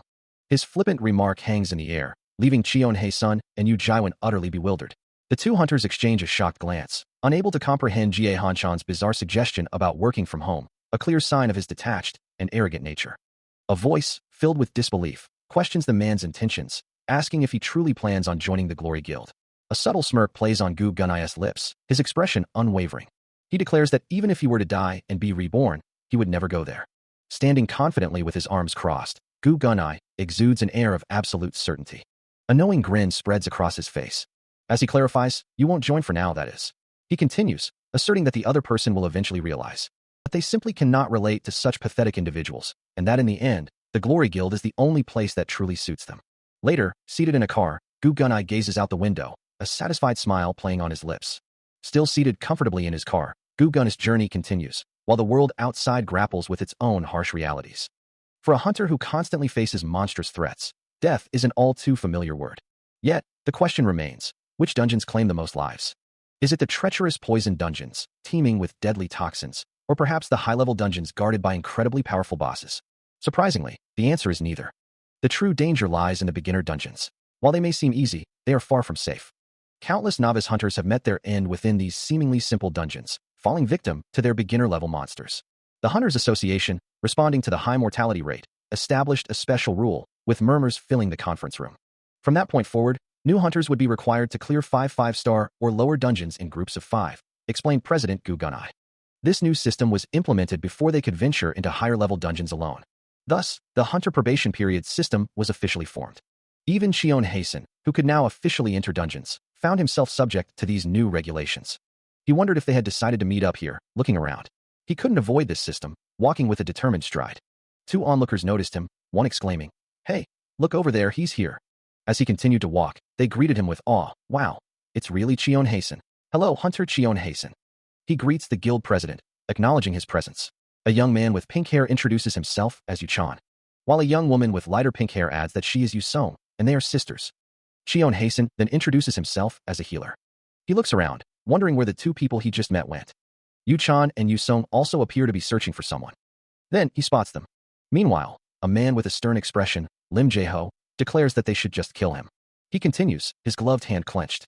As Cheon Hasen stands, two figures approach, one exclaiming at the sight of him, eager to greet the renowned hunter. The bald man, Park Hyesang, introduces himself, while his companion, Jie Hanchan, adds, Hello, Hunter Cheon Hasen. My name is Park Hyesang. A soft thud echoes as they pause before him. With Jie Hanchan remarking on the rumors of his good looks, I heard the rumors, Hunter Cheon Hasen, you're so handsome, it almost looks like you had some plastic surgery. Hasen, finding the compliment unbearable, playfully dismisses him. Paha, stop it, you weirdo. Park Hyesang then suggests they hold a meeting. Now that we've met up, shall we have a meeting? While Jie Hanchan, eager to begin, states his preference to start with the dungeon. I want to start by talking about the dungeon. Park Hyesang apologizes for his companion's bluntness, then asks Hasen if this is his first dungeon. Sorry, I've said too much. By any chance, is this dungeon your first? A soft chuckle escapes Hasen, a hint of amusement playing on his lips. With a confident smile, he confirms that this is indeed his first time in a dungeon. However, he quickly clarifies, unofficially, I've been in over 10 dungeons. Park Hyesang absorbs this information, while Jie Hanchan, ever the provocateur, remarks on the potential danger of letting a healer like him join. Hyesang looks confused, questioning the term carry. Hanchan explains, ahem, even though we're veterans, this is somewhat difficult. Hyesang then voices his concern. Hunter Cheon Hasen may be a level B, but he's a healer. It'll be difficult for you to do anything, right? Hanchan dismisses the worry, assuring them, we help people with such problems. Hyesang, still processing, confirms, carrying. Soon after, the group stands before a dungeon entrance, a swirling vortex of vibrant purple energy radiating from its depths, its ethereal glow illuminating the surrounding grassy terrain. He considers the implications, a serious expression on his face. If he were to refuse, what would be the consequence? Then, of course, they simply wouldn't proceed. He offers a slight smile to the worried hunter with glasses and the stoic Park Hyesang, explaining that they are merely trying to help out beginner hunters. Despite the sign advertising assistance for new hunters, he acknowledges that they've already been paid for their services. Nearby, Yu-song urges Jie Hanchan to be kinder to Cheon Hasen, assuring him that they won't disappoint. A smirk plays on his lips as Cheon Hasen mutters that it's not truly about helping. He considers that both Jie Hanchan and Park Hyesang are experienced hunters, and this level of dungeon should be easy for them, yet he wonders why they're here. With a purple glow emanating from his eyes, Jie Hanchan declares to Park Hyesang that level 7 knights are capable of joining any guild they choose. A hand holds a phone, displaying a message, and the thought crosses his mind that these people are accepting small amounts of money and carrying others, so they must be helping them. But a cynical smirk plays on his lips, dismissing the notion as a lie. It's obvious what their deal is, he muses. They were kicked out of their guild and have become vagabonds. Since going in alone is scary, they're simply taking money from beginners just to make a living. As the group stands before the dungeon entrance, a faint purple aura shimmering around them, Jie Hanchan considers the audacity of doing this kind of business against a level 5 hunter. He wonders if they have something up their sleeves. Meanwhile, Yu-sung turns to Park Hyesang, asking if they should go inside. The three figures, Cheon Hasen, Park Hyesang, and Jie Hanchan, stand ready, the purple energy swirling around them. Or perhaps, he thinks, they're simply not taking him seriously enough. Well, it's none of his concern. With a bright smile, Cheon Hasen affirms his readiness, declaring, yeah, let's go. A large, brown, rodent-like monster scurries across the grassy terrain. Identified by a system window as a huge Nuthia, a battle-type monster of physical level E with a difficulty of 1 star.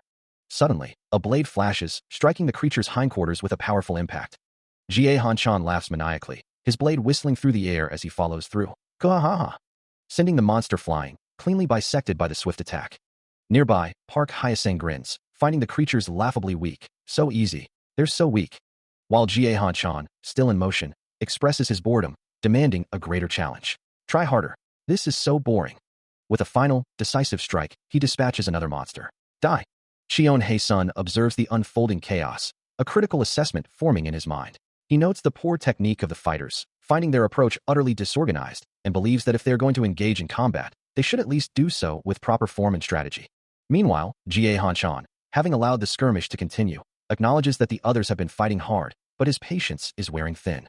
With a swift, powerful kick, he sends a monster reeling, expressing his frustration that the creatures are still managing to slip past their defenses, one by one, seemingly on purpose. He then questions if their lack of effectiveness is simply due to him not having paid them for their efforts.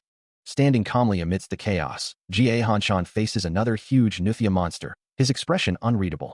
His thoughts drift to the monster's inherent agility. Growing increasingly annoyed by the prolonged battle, he mutters about the irritation these creatures cause, wondering if he would have to deal with such a nuisance if it weren't for them.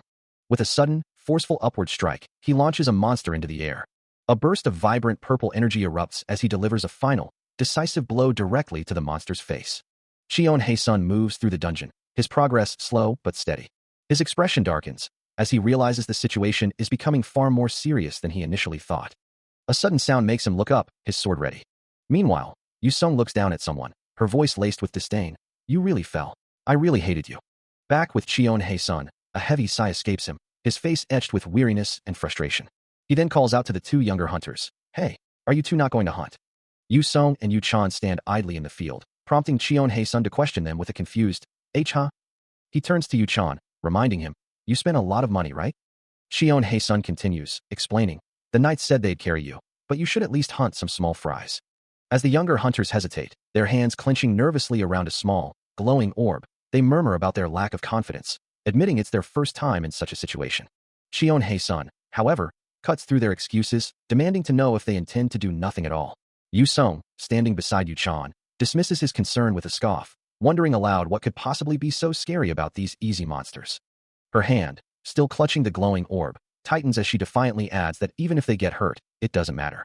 A smirk plays on Cheon Hae-sun's lips as he leans in, his eyes glinting with a challenge, asking if they've truly forgotten who he is. In response, Yu-sung's hand clenches into a tight fist, the pink fabric of her sleeve straining. Yu-sung, her earlier defiance seemingly forgotten, offers a polite, almost eager, thank you to the hunter. She admits that they had been acting too weakly, and it's a relief that they at last have some motivation. Yu-chan, standing beside her, nods in agreement as Cheon Hae-sun dismisses their gratitude, assuring them it's nothing to worry about. But as his eyes glow with a faint purple light, he knows the real problem is still out there. Suddenly, Jie Yolkan lunges forward, weapon drawn, shouting a battle cry. He screams for his target to die, his attack swift and brutal. But before his blow can land, a sudden counterattack catches him off guard, leaving him stunned and confused. A blade, crackling with vibrant blue electricity, slashes through the air. The powerful strike connects with a mechanical creature, shattering it in a burst of energy. Cheon Hae-sun stands amidst the shattered remains of the mechanical creature, calmly asking what the sudden fuss is about. The ground beneath him deeply fractured, a testament to the sheer force that broke the Gatekeeper's attack. Jie Yolkan stares in disbelief, questioning the creature's customization and the identity of its destroyer. Nearby, Yu-sung and Yu-chan watch the scene unfold, a small, glowing blue creature held carefully in her hands. Cheon Hae-sun, his hands still faintly glowing, calmly explains that this display of power is simply what they need to do, prompting a bewildered response about their strangeness. With a confident smirk, Lim Jae-ho asserts the importance of showcasing their capabilities, then asks why he's explaining. He then reveals a new target, a rodent the size of a house, lurking just behind them. This revelation makes his own eyes widen in surprise as the massive creature becomes visible in the distance. A heavy thud echoes, signaling the colossal rodent's arrival. A low, guttural roar echoes through the dense foliage. As Lim Jae-ho, his expression grim, declares that the real challenge is finally beginning. He promises a spectacle, urging everyone to maintain their focus as the situation escalates. Nearby, Yu-sung, clutching a small, glowing blue creature, acknowledges the difficulty of their task, reminding Yu-chan that their bosses are notoriously demanding. Suddenly, a new voice cuts through the tension, bluntly demanding an additional 1 million won for their services. Jie Hanshan, a smirk playing on his lips, makes it clear that anyone unwilling to give their best will be excluded from future endeavors. Both Yu-sung and Yu-chan react with stunned disbelief, their faces reflecting utter shock at the unexpected demand. The demand is met with immediate protest, as someone exclaims that such terms were never part of their original agreement. Undeterred, Jie Hanshan reveals the reason for the change. They are entering a new type of dungeon. Still seething, Jie Hanshan snaps at the other hunters, telling them to shut their mouths if they have complaints, or go do it themselves. He then dismissively adds that any complaints should be taken to the healer in the back.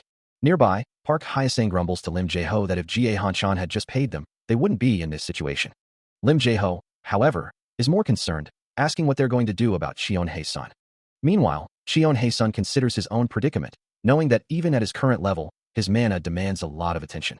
He wonders if the others truly understand the implications for those who aim for a perfect dungeon clear. A monstrous feline creature with glowing red eyes appears, its presence confirming that from the start, a level 2 hunter cannot avoid drawing attention. The narration emphasizes that everyone he's seen has been like that. Online comments flood in, questioning the unusual circumstances surrounding Hunter Cheon-hae-sun, with some asking how he could possibly be different from other low-level hunters, while others mock his level 5 status in a 1-star dungeon. Still, others offer a more encouraging perspective, reminding everyone that this is how every hunter starts, and even a low-level hunter can make a significant impact. Meanwhile, the young Yu-chan and Yu-sung watch with wide, worried eyes, as a chibi version of Cheon-hae-sun battles unseen foes, their concern palpable. He finds himself surrounded by small, bear-like monsters, the internal monologue confirming his lack of experience and the difficulty of protecting others while fighting. A harsh sound echoes, emphasizing the gravity of the situation, as the thought continues, "What's more, your Ga Hanchan appears, radiating a vibrant blue aura, his dismissive judgment cutting through the air, just a healer who has never fought a monster seriously." As Cheon-hae-sun faces a monstrous threat, a voice rises in his defense, asserting that Hunter Cheon-hae-sun has done nothing wrong. Ga Yolkan and Yu Sung look on with palpable concern, their expressions reflecting the growing tension of the situation. The question hangs heavy in the air. From the start, to do something like this is a level 5 hunter? Are you not afraid of the backlash? Ga Hanchan dismisses the idea of any backlash, scoffing at the notion that a level 5 hunter could face consequences, even if he belongs to a guild. He can't believe anyone would help someone like Cheon-hae-sun, still clinging to the belief that no one would dare cross him. With a malicious smirk, he vows to ruin the other hunter's life if he doesn't receive payment, threatening to frame him for abandoning the dungeon. He continues, confident that his story of self-inflicted wounds will be believed. Meanwhile, Yu-sung reacts with shock, her eyes wide with disbelief, as she processes the idea of a healer attempting to kill someone. Ga Hanchan's smirk widens, as he rhetorically asks if people will believe his fabricated tale. He confidently asserts that they will, or more precisely, they will believe him. Why do people so readily accept such narratives? It is because they crave heroes, yet simultaneously harbor envy towards them. This envy allows malicious intent to fester, especially when a level 5 hunter carries such immense influence and power. Ga Hanchan's thoughts continue to fester, convinced that even a beginner could be ruined by his machinations. Meanwhile, Cheon-hae-sun wonders how his opponent will react to the unfolding situation, anticipating the next move. Questioning if anger or a sense of injustice will be the dominant emotion. Ga Hanchan, however, is consumed by his own malicious fantasy, imagining the glory of recording a high-level hunter struggling in a low-class dungeon. He believes his fabricated stories will bring him even more wealth. His contempt for powerful hunters is clear, as he muses that a prideful level 5 hunter would never allow their weaknesses to be exposed, making them perfect targets for his schemes. Cheon-hae-sun, reflecting on his own path, feels fortunate not to have become a level 5 hunter, aware of the immense pressure and scrutiny that comes with such a rank. Ga Hanchan's internal monologue takes a darker turn, revealing a deep-seated resentment, as he declares that after growing up, he learned all high-level hunters are nothing but pieces of trash. His eyes glow with a malevolent purple light, a chilling confirmation of his twisted conviction. He looks down with disdain, wondering just how far someone of such low rank would dare to go, amazed by the sheer stupidity of his opponent. As the words sink in, Cheon-hae-sun's hand clenches, a growing unease settling over him. His expression twisting in shock as he questions the strange, oppressive ether now permeating the air. Ga Hanchan's voice rises, asserting his authority with a furious roar, demanding to know if his opponent truly understands who holds power here. He gestures dismissively, threatening to expose every single action to the media, a clear warning of the public scrutiny to come. A chilling thought echoes, asking if his opponent has ever heard of such a thing. As a faint purple energy begins to swirl around Cheon-hae-sun's feet, a subtle manifestation of the encroaching power. The memory of a past event surfaces, a hunter implication day where an entrant, foolishly believing themselves superior, was taught a harsh lesson, a fate Ga Hanchan seems eager to repeat. With a surge of malevolent power, Ga Hanchan stands enveloped in a vibrant purple aura, his presence overwhelming Cheon-hae-sun, who can only stare in stunned disbelief. Still enveloped in a malevolent purple aura, he extends a hand, the energy crackling around his fingers as he sneers, declaring his intent to take advantage of the situation and those he deems stupid bastards. Meanwhile, Cheon-hae-sun's mind races, acknowledging the unpleasantness of his opponent's name, but realizing that the bastard he's referring to is himself. Ga Hanchan's eyes glow with an intense purple light, his expression twisted as he continues his verbal assault, calling him stupid. His thoughts turn cold and calculating, as he resolves to exploit every possible advantage. Cheon-hae-sun's internal monologue continues, grappling with the implications of Ga Hanchan's words, the name itself feeling like a bad omen. A wave of panic washes over him, realizing that if Ga Hanchan's threats about the media are true, his reputation is utterly ruined. Ga Hanchan's aura intensifies, a weapon now clutched in his hand, as he continues to belittle Cheon-hae-sun, questioning how a lowly healer dares to defy him.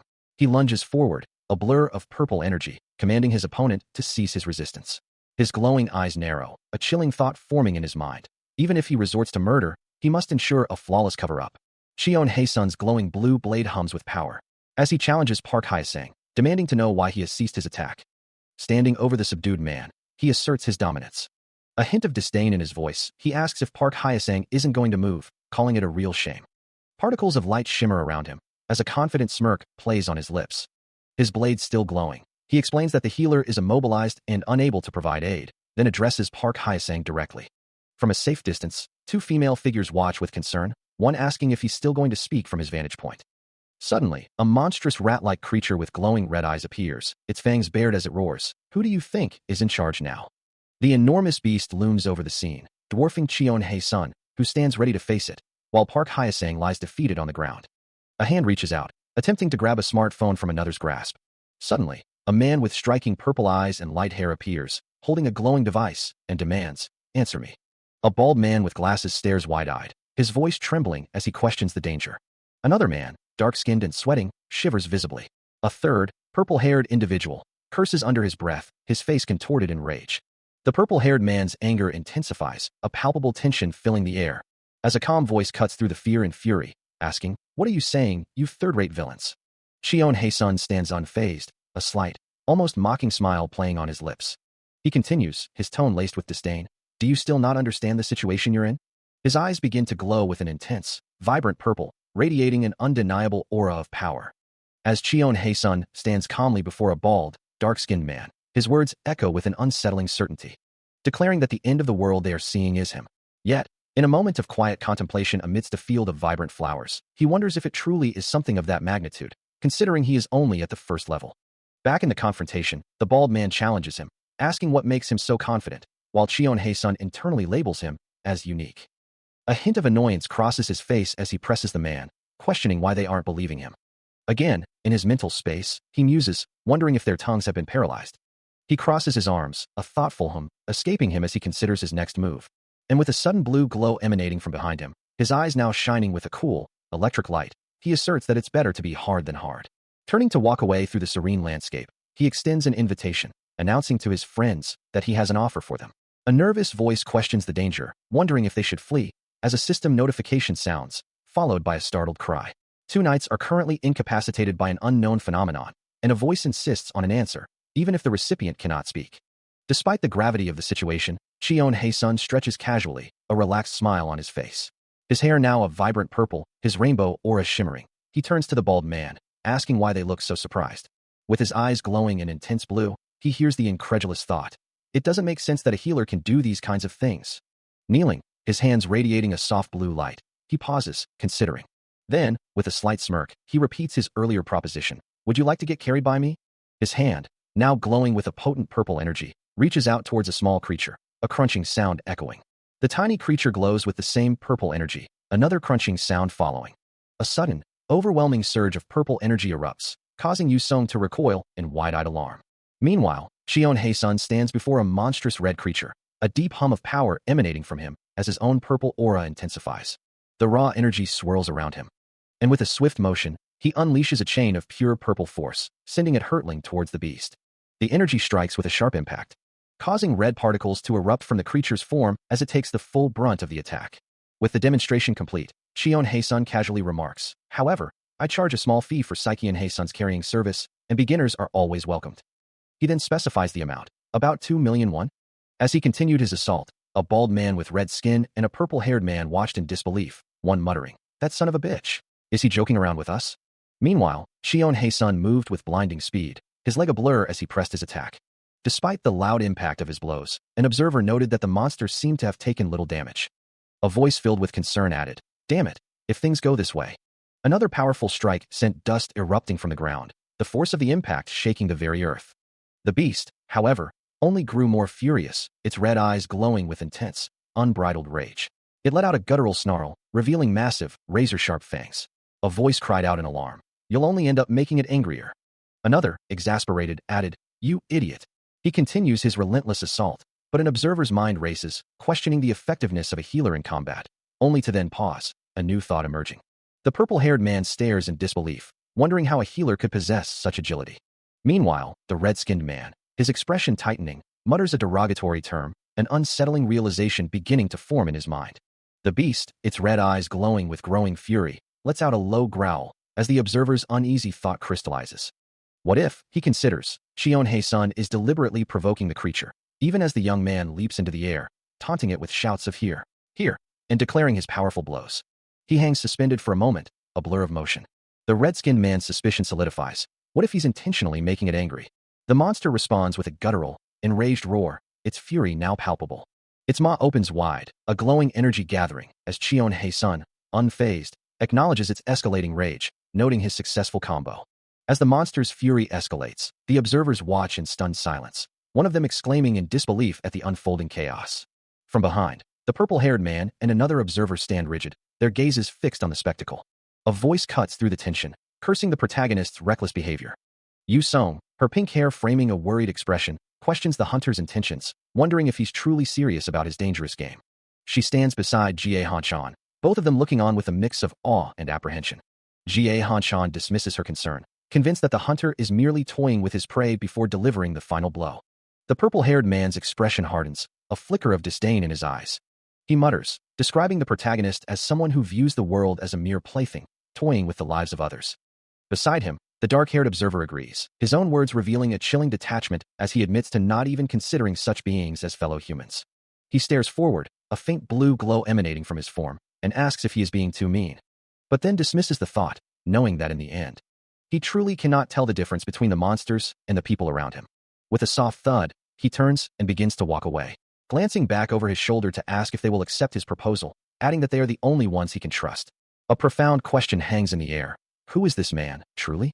A gasp escapes Jie Hanchan as he stares in disbelief, calling him a mere beggar from Gabangdong, who knows nothing. An S-level hunter, at only 20 years old? Could he be the next Maria, destined to help people? Or is he just a total beginner with no hunting experience? Regardless, something is almost here. What could it be? A sense of dread washes over the group, questioning the effectiveness of their paralysis ability as the monster threatens to strike. But before it can, a swift, powerful blow connects with the monster's head, followed by another, each strike echoing with brutal force. A pained grunt escapes the creature.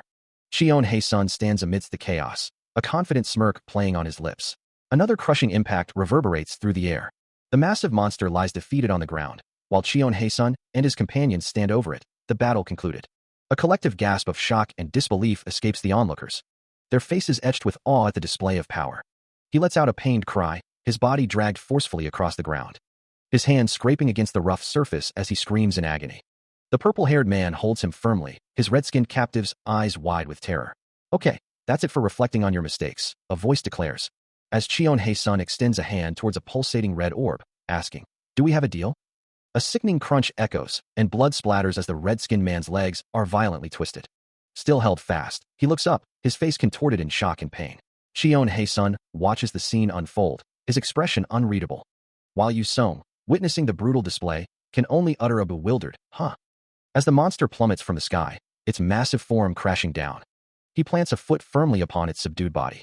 While two onlookers gasp in disbelief, a male observer, wearing glasses, can only stammer. A healer did that. Beside him, a pink-haired female observer nods in agreement. I know, right? The monster lies motionless, as Cheon-hae-sun begins to glow with a vibrant purple aura, glowing particles swirling around him. The male observer, still reeling from the display, remarks, wow, hunters really are different, even healers. Cheon-hae-sun, surrounded by his potent energy, thinks to himself, I haven't officially gone into a dungeon yet. He muses that he mostly just subdues the dungeon bosses and finishes them off, finding it several times easier that way. A vibrant purple aura flares around his hand, crackling with raw power as he grips his staff. He declares that this is what happens when he is not holding back. The staff pulses with intense violet energy, ready to strike. Looking down at his opponent, he thinks to himself that compared to the centipede, the goblin that ran away earlier must have been stronger than this one. He concludes, a confident smirk playing on his lips as he unleashes his attack. The purple energy slams into the monster's thick, furry leg with devastating force. A wide, triumphant grin spreads across his face. With a final, powerful strike, he finishes the creature. The impact of the blow sends a violent spray of blood and debris across the scene. From an unseen observer, a voice cries out in despair, believing their end is near, then questions the identity of the one who just acted, wondering if a healer could possess such destructive power. Cheon-hae-sun, his expression calm, watches the aftermath, a faint purple glow emanating from his form. His hand, still radiating a soft violet light, twitches slightly as the unseen observer continues to curse, unable to reconcile the display of force with the role of a healer. Turning his attention to Park Hyesang, who is slowly regaining his senses, Cheon Hae-sun remarks that he seems to have a lot on his mind. He steadies the muscular man, offering support. Explaining that he has stopped the paralysis, Cheon Hae-sun assures him that his body will soon be able to move again. With a casual gesture, he then addresses the entire group, including the purple-haired man and the red-skinned man, reminding them of the payment he expects. Park Hyesang, still dazed, manages to utter that he is beginning to move. His eyes burning with a furious red glow, the red-skinned man glares, unable to believe what he's just heard. He demands to know where Cheon Hae-sun thinks he's going, asserting that they need to finish this conversation. Cheon Hae-sun simply holds up a hand, his expression unreadable. The red-skinned man's anger only intensifies, his gaze unwavering.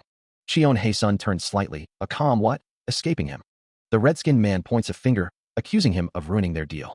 He then grabs Cheon Hae-sun's arm, demanding he quit it. Behind them, the purple-haired man watches, a look of concern and surprise on his face. He mutters to himself, struggling to reconcile the healer with the current situation, wondering if he and his companion could even handle this. He looks down, a sense of unease settling over him as a voice from nearby wonders what exactly is happening, questioning if they should simply run away from the unfolding situation. Observing two children engaged in a heated squabble, he muses that they look just like kids fighting. Suddenly, a small boy points up at him, exclaiming, "Hunter Cheon Hae-sun." Nearby, Yu-sung watches with wide eyes, thinking how amazing it was, and that even though he's strong, he doesn't brag about it. The two children, now looking excited alongside Yu-sung, seem to agree, marveling at his kindness not to break them, despite his zero tolerance for enemies. A surprised expression crosses his face as another voice declares, "It was so cool. You're my hero, Mr. Hunter." The purple-haired man, utterly bewildered by the sudden outpouring of praise, can only wonder what they are all talking about, and who exactly this Hunter Cheon Hae-sun is. Smiling warmly, he dismisses their compliments, assuring them it was nothing much and not to worry about it. The children's excited voices filled the air, one exclaiming with awe, while another, perhaps Yu-sung, declared with unwavering conviction, "You're the best, Mr. Hunter." Cheon Hae-sun stood amidst the joyous clamor, as the young girl and a red-haired boy beside him threw their arms into the air, their faces alight with pure admiration. Their enthusiastic cheers echoed, a chorus of pure delight, as they continued to celebrate his presence. As the poison-eating healer stands before her, Yu-sung looks up at him, a hint of concern in her eyes. She asks, her voice tinged with disbelief, "Are you really giving this to us?" Cheon Hae-sun glances at his phone, then back at her, a slight frown on his face as he responds, "Huh." He then offers a reassuring smile. "Ah, of course." On his phone, a transaction record clearly shows $1,000,000 deposited to both Cheon Hae-sun and Park Hyesang, a detail that causes Yu-sung to react with visible shock. She protests, her voice firm, "But this is money that you earned yourself, Mr. Hunter." Yu-sung continues, trying to explain her reasoning. "We only helped ourselves and caused a couple." But Hae-sun cuts her off, his expression resolute. "No." He dismisses her concerns, stating he's already received his fair share of the money, so she shouldn't worry about it. He adds that this offer comes with a condition. She must keep today a secret. Yu-sung, however, firmly rejects his offer, explaining that she has her own means to earn money. A brief pause hangs in the air. Then Cheon Hae-sun calmly declares that he respectfully refuses her refusal of the money. A slight smile playing on his lips, as the sun dips below a distant mountain range, painting the sky in hues of purple and orange. Yu-sung looks on with wide-eyed surprise, while Jie Han-chan watches the exchange with a knowing smirk. Yu-sung, with a slight, almost amused sigh, admits defeat. She then challenges him, asking if she should call him Mr. Hae-sun, before firmly stating that even if her name is Yu-sung, she has no intention of changing her mind about his offer. He, however, dismisses her formality, agreeing that he has no intention of calling her that anyway, and suggests they move on. But she remains resolute, unable to simply let her savior leave without some form of reciprocation. Her resolve solidifies, a faint glow surrounding her as she insists she cannot let him depart like this. He, seizing on her words, reminds her that she claims not to need money. The young man then extends a card towards her, telling her it isn't much, but to take it. Yu-sung looks at the offering, her expression questioning what it could be. As his hand reaches out, presenting the card, she tentatively accepts it. Yu-sung stares at the business card in her hand, a single thought echoing in her mind. The card, bearing the logo of Umbrella Industry, clearly states the CEO's name, Do Isu. She recognizes the name, a faint memory stirring, even as she wonders why Cheon Hae-sun would give her such a thing. It feels familiar, yet the reason for its presentation remains a mystery. Cheon Hae-sun, observing her confusion, acknowledges her unspoken question, knowing she can't simply accept it without understanding. He leans in, his voice a low suggestion, urging her to focus on a specific detail. Yu-sung follows his gaze, her eyes scanning the card once more, a flicker of understanding beginning to dawn. The name Do Isu stands out, and she finally connects the dots, a gasp escaping her lips. Her mind races, linking the name on the card to her own, and to another familiar name. Du Isu, Du Yuziong, Du Yuchan. The connection is undeniable. The name's echo, revealing a hidden lineage. He stares at the business card, a single thought echoing in his mind. This person is, he muses, as Yusong confirms. Yes, that's right. Her brother, Jie Han-chan, excitedly points to the man with glasses, exclaiming, Father. Yusong adds a surprised, ah. Shion Hasten considers the situation, thinking, it's not that big of a company, but it will certainly be helpful. A sigh escapes him. Both Yusong and Jie Han-chan react with wide-eyed, tearful expressions, their faces a mix of shock and awe. The man with glasses, seemingly oblivious to the true nature of the situation, addresses Shion Hasten with a polite, Mr. Hunter? Shion Hasten's eyes widen slightly, a flicker of confusion crossing his face as he wonders, what is this? The man with glasses, now beaming, declares, 1,000,001, but I'm level 5. That's nothing to me. The man in the hoodie beside him chuckles, as the father figure continues, I'll have to politely decline, because I'm level 5. The sheer embarrassment builds inside Shion Hasten, prompting him to think, let's split up now. After the awkward encounter, Yusong bids him farewell, her voice bright and cheerful. Jie Han-chan, too, offers a polite parting, wishing the hunter well as he departs. Now alone, Shion Hasten focuses on the task at hand, observing the meager collection of cores before him. Only 3 this time, and given the D rank of the dungeon, they are disappointingly weak. A thought crosses his mind, wondering if his unique ability restricts him to only absorbing black cores. He holds a black core, a rare and potent item formed from the concentrated mana of high-level monsters, a stark contrast to the common cores absorbed by regular hunters. Suddenly, a notification flashes before his eyes, confirming that he possesses no limits on absorbing cores. The message continues, assuring him that he can absorb even regular cores without any issues. A wave of profound relief washes over him, a wide smile spreading across his face as the burden of uncertainty lifts. He muses that with this new ability, he won't be confined to only tackling poison dungeons. When suddenly, a system notification appears, catching him off guard. A moment later, he realizes the absorption is already complete, prompting a surprised inquiry. Even if the monsters were weak, he considers, there were still 14 of them. He then mentally commands the system to display his status window. A prompt that appears with unexpected speed. His eyes scan the details, noting his D rank and various skill levels, but one term, commune, piques his curiosity.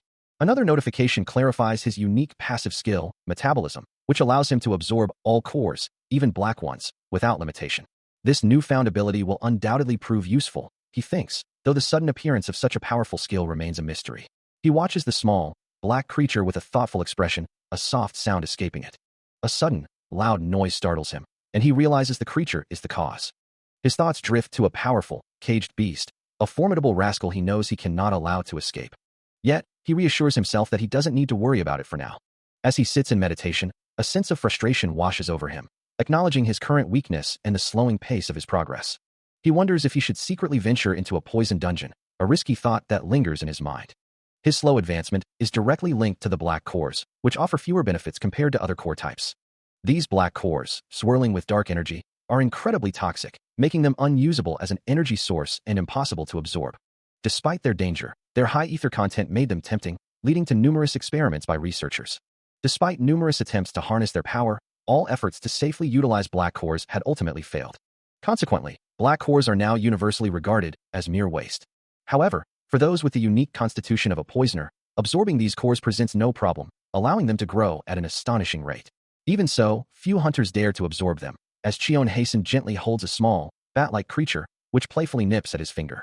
The cost of absorbing cores is high, and the absorption rate is often less than 50%, making it an incredibly inefficient use of resources for most. Paradoxically, core absorption remains the most effective method for improving abilities. This disparity means that many hunters, unable to absorb cores, wear items, or train effectively, find themselves stuck at the same level they were when they first awakened. The thought hangs heavy in the air. Meanwhile, a man on a moving vehicle looks down at his phone, expressing gratitude to Dr. Jean. Chion Hasten stands, looking up with a respectful gaze. A sigh escapes him as he acknowledges his current progress is simply too slow, posing a significant problem. He ponders if the solution lies in simply finishing the prologue of his journey as quickly as possible. Imagining a glowing golden orb, he thinks of absorbing something like that to break through his current rank's limitations, then questions if he's becoming too greedy. He confirms his location, certain that this is indeed the right spot. As he walks away with Mr. Jean, a nervous gulp escapes him. He expresses his frustration, wondering how he could possibly find such a powerful item. Holding a small black cat, he suddenly reacts with a surprised sound. With the cat perched on his shoulder, He questions who could be approaching at this unexpected time. A voice from behind a door questions who might be there. Before a calm, knowing smile spreads across the speaker's face as he realizes, oh, you're here. 3 men in sharp suits stand in a hallway, 2 of them looking directly at the third, who appears slightly taken aback. The man with glasses speaks, acknowledging the protagonist's recent success. I saw the news article. You finished your first raid with style. He then formally introduces himself. I'm the former head referee, Pyo Hyakyu. Pyo Hyakyu then prompts his companion. You? Better introduce yourself too, Gangjun. The other man, with a fierce expression, shouts his name. I'm Choi Gangjun. Pyo Hyakyu calmly reminds him. Don't scream in a residential house. Finally, the protagonist, looking somewhat flustered, manages to introduce himself. Hello, I'm Cheon Hasen. He accepts the congratulations on reaching level 2 with a polite, if somewhat reserved, thank you. As he turns, Cheon Hasen is greeted by Pyo Hyakyu, who questions the situation before formally addressing him as Hunter Cheon Hasen. Pyo Hyakyu then playfully jabs at his progress, asking if his growth isn't a bit slow these days. Cheon Hasen, however, seems to sense a deeper purpose behind the visit, remarking that it seems they have a lot to discuss. A hand extends, holding a neatly wrapped gift bag. As Choi Gangjun, standing beside Pyo Hyakyu, announces he's brought some good tea. The 2 men stand poised at the entrance. And Pyo Hyakyu politely inquires if they may come inside.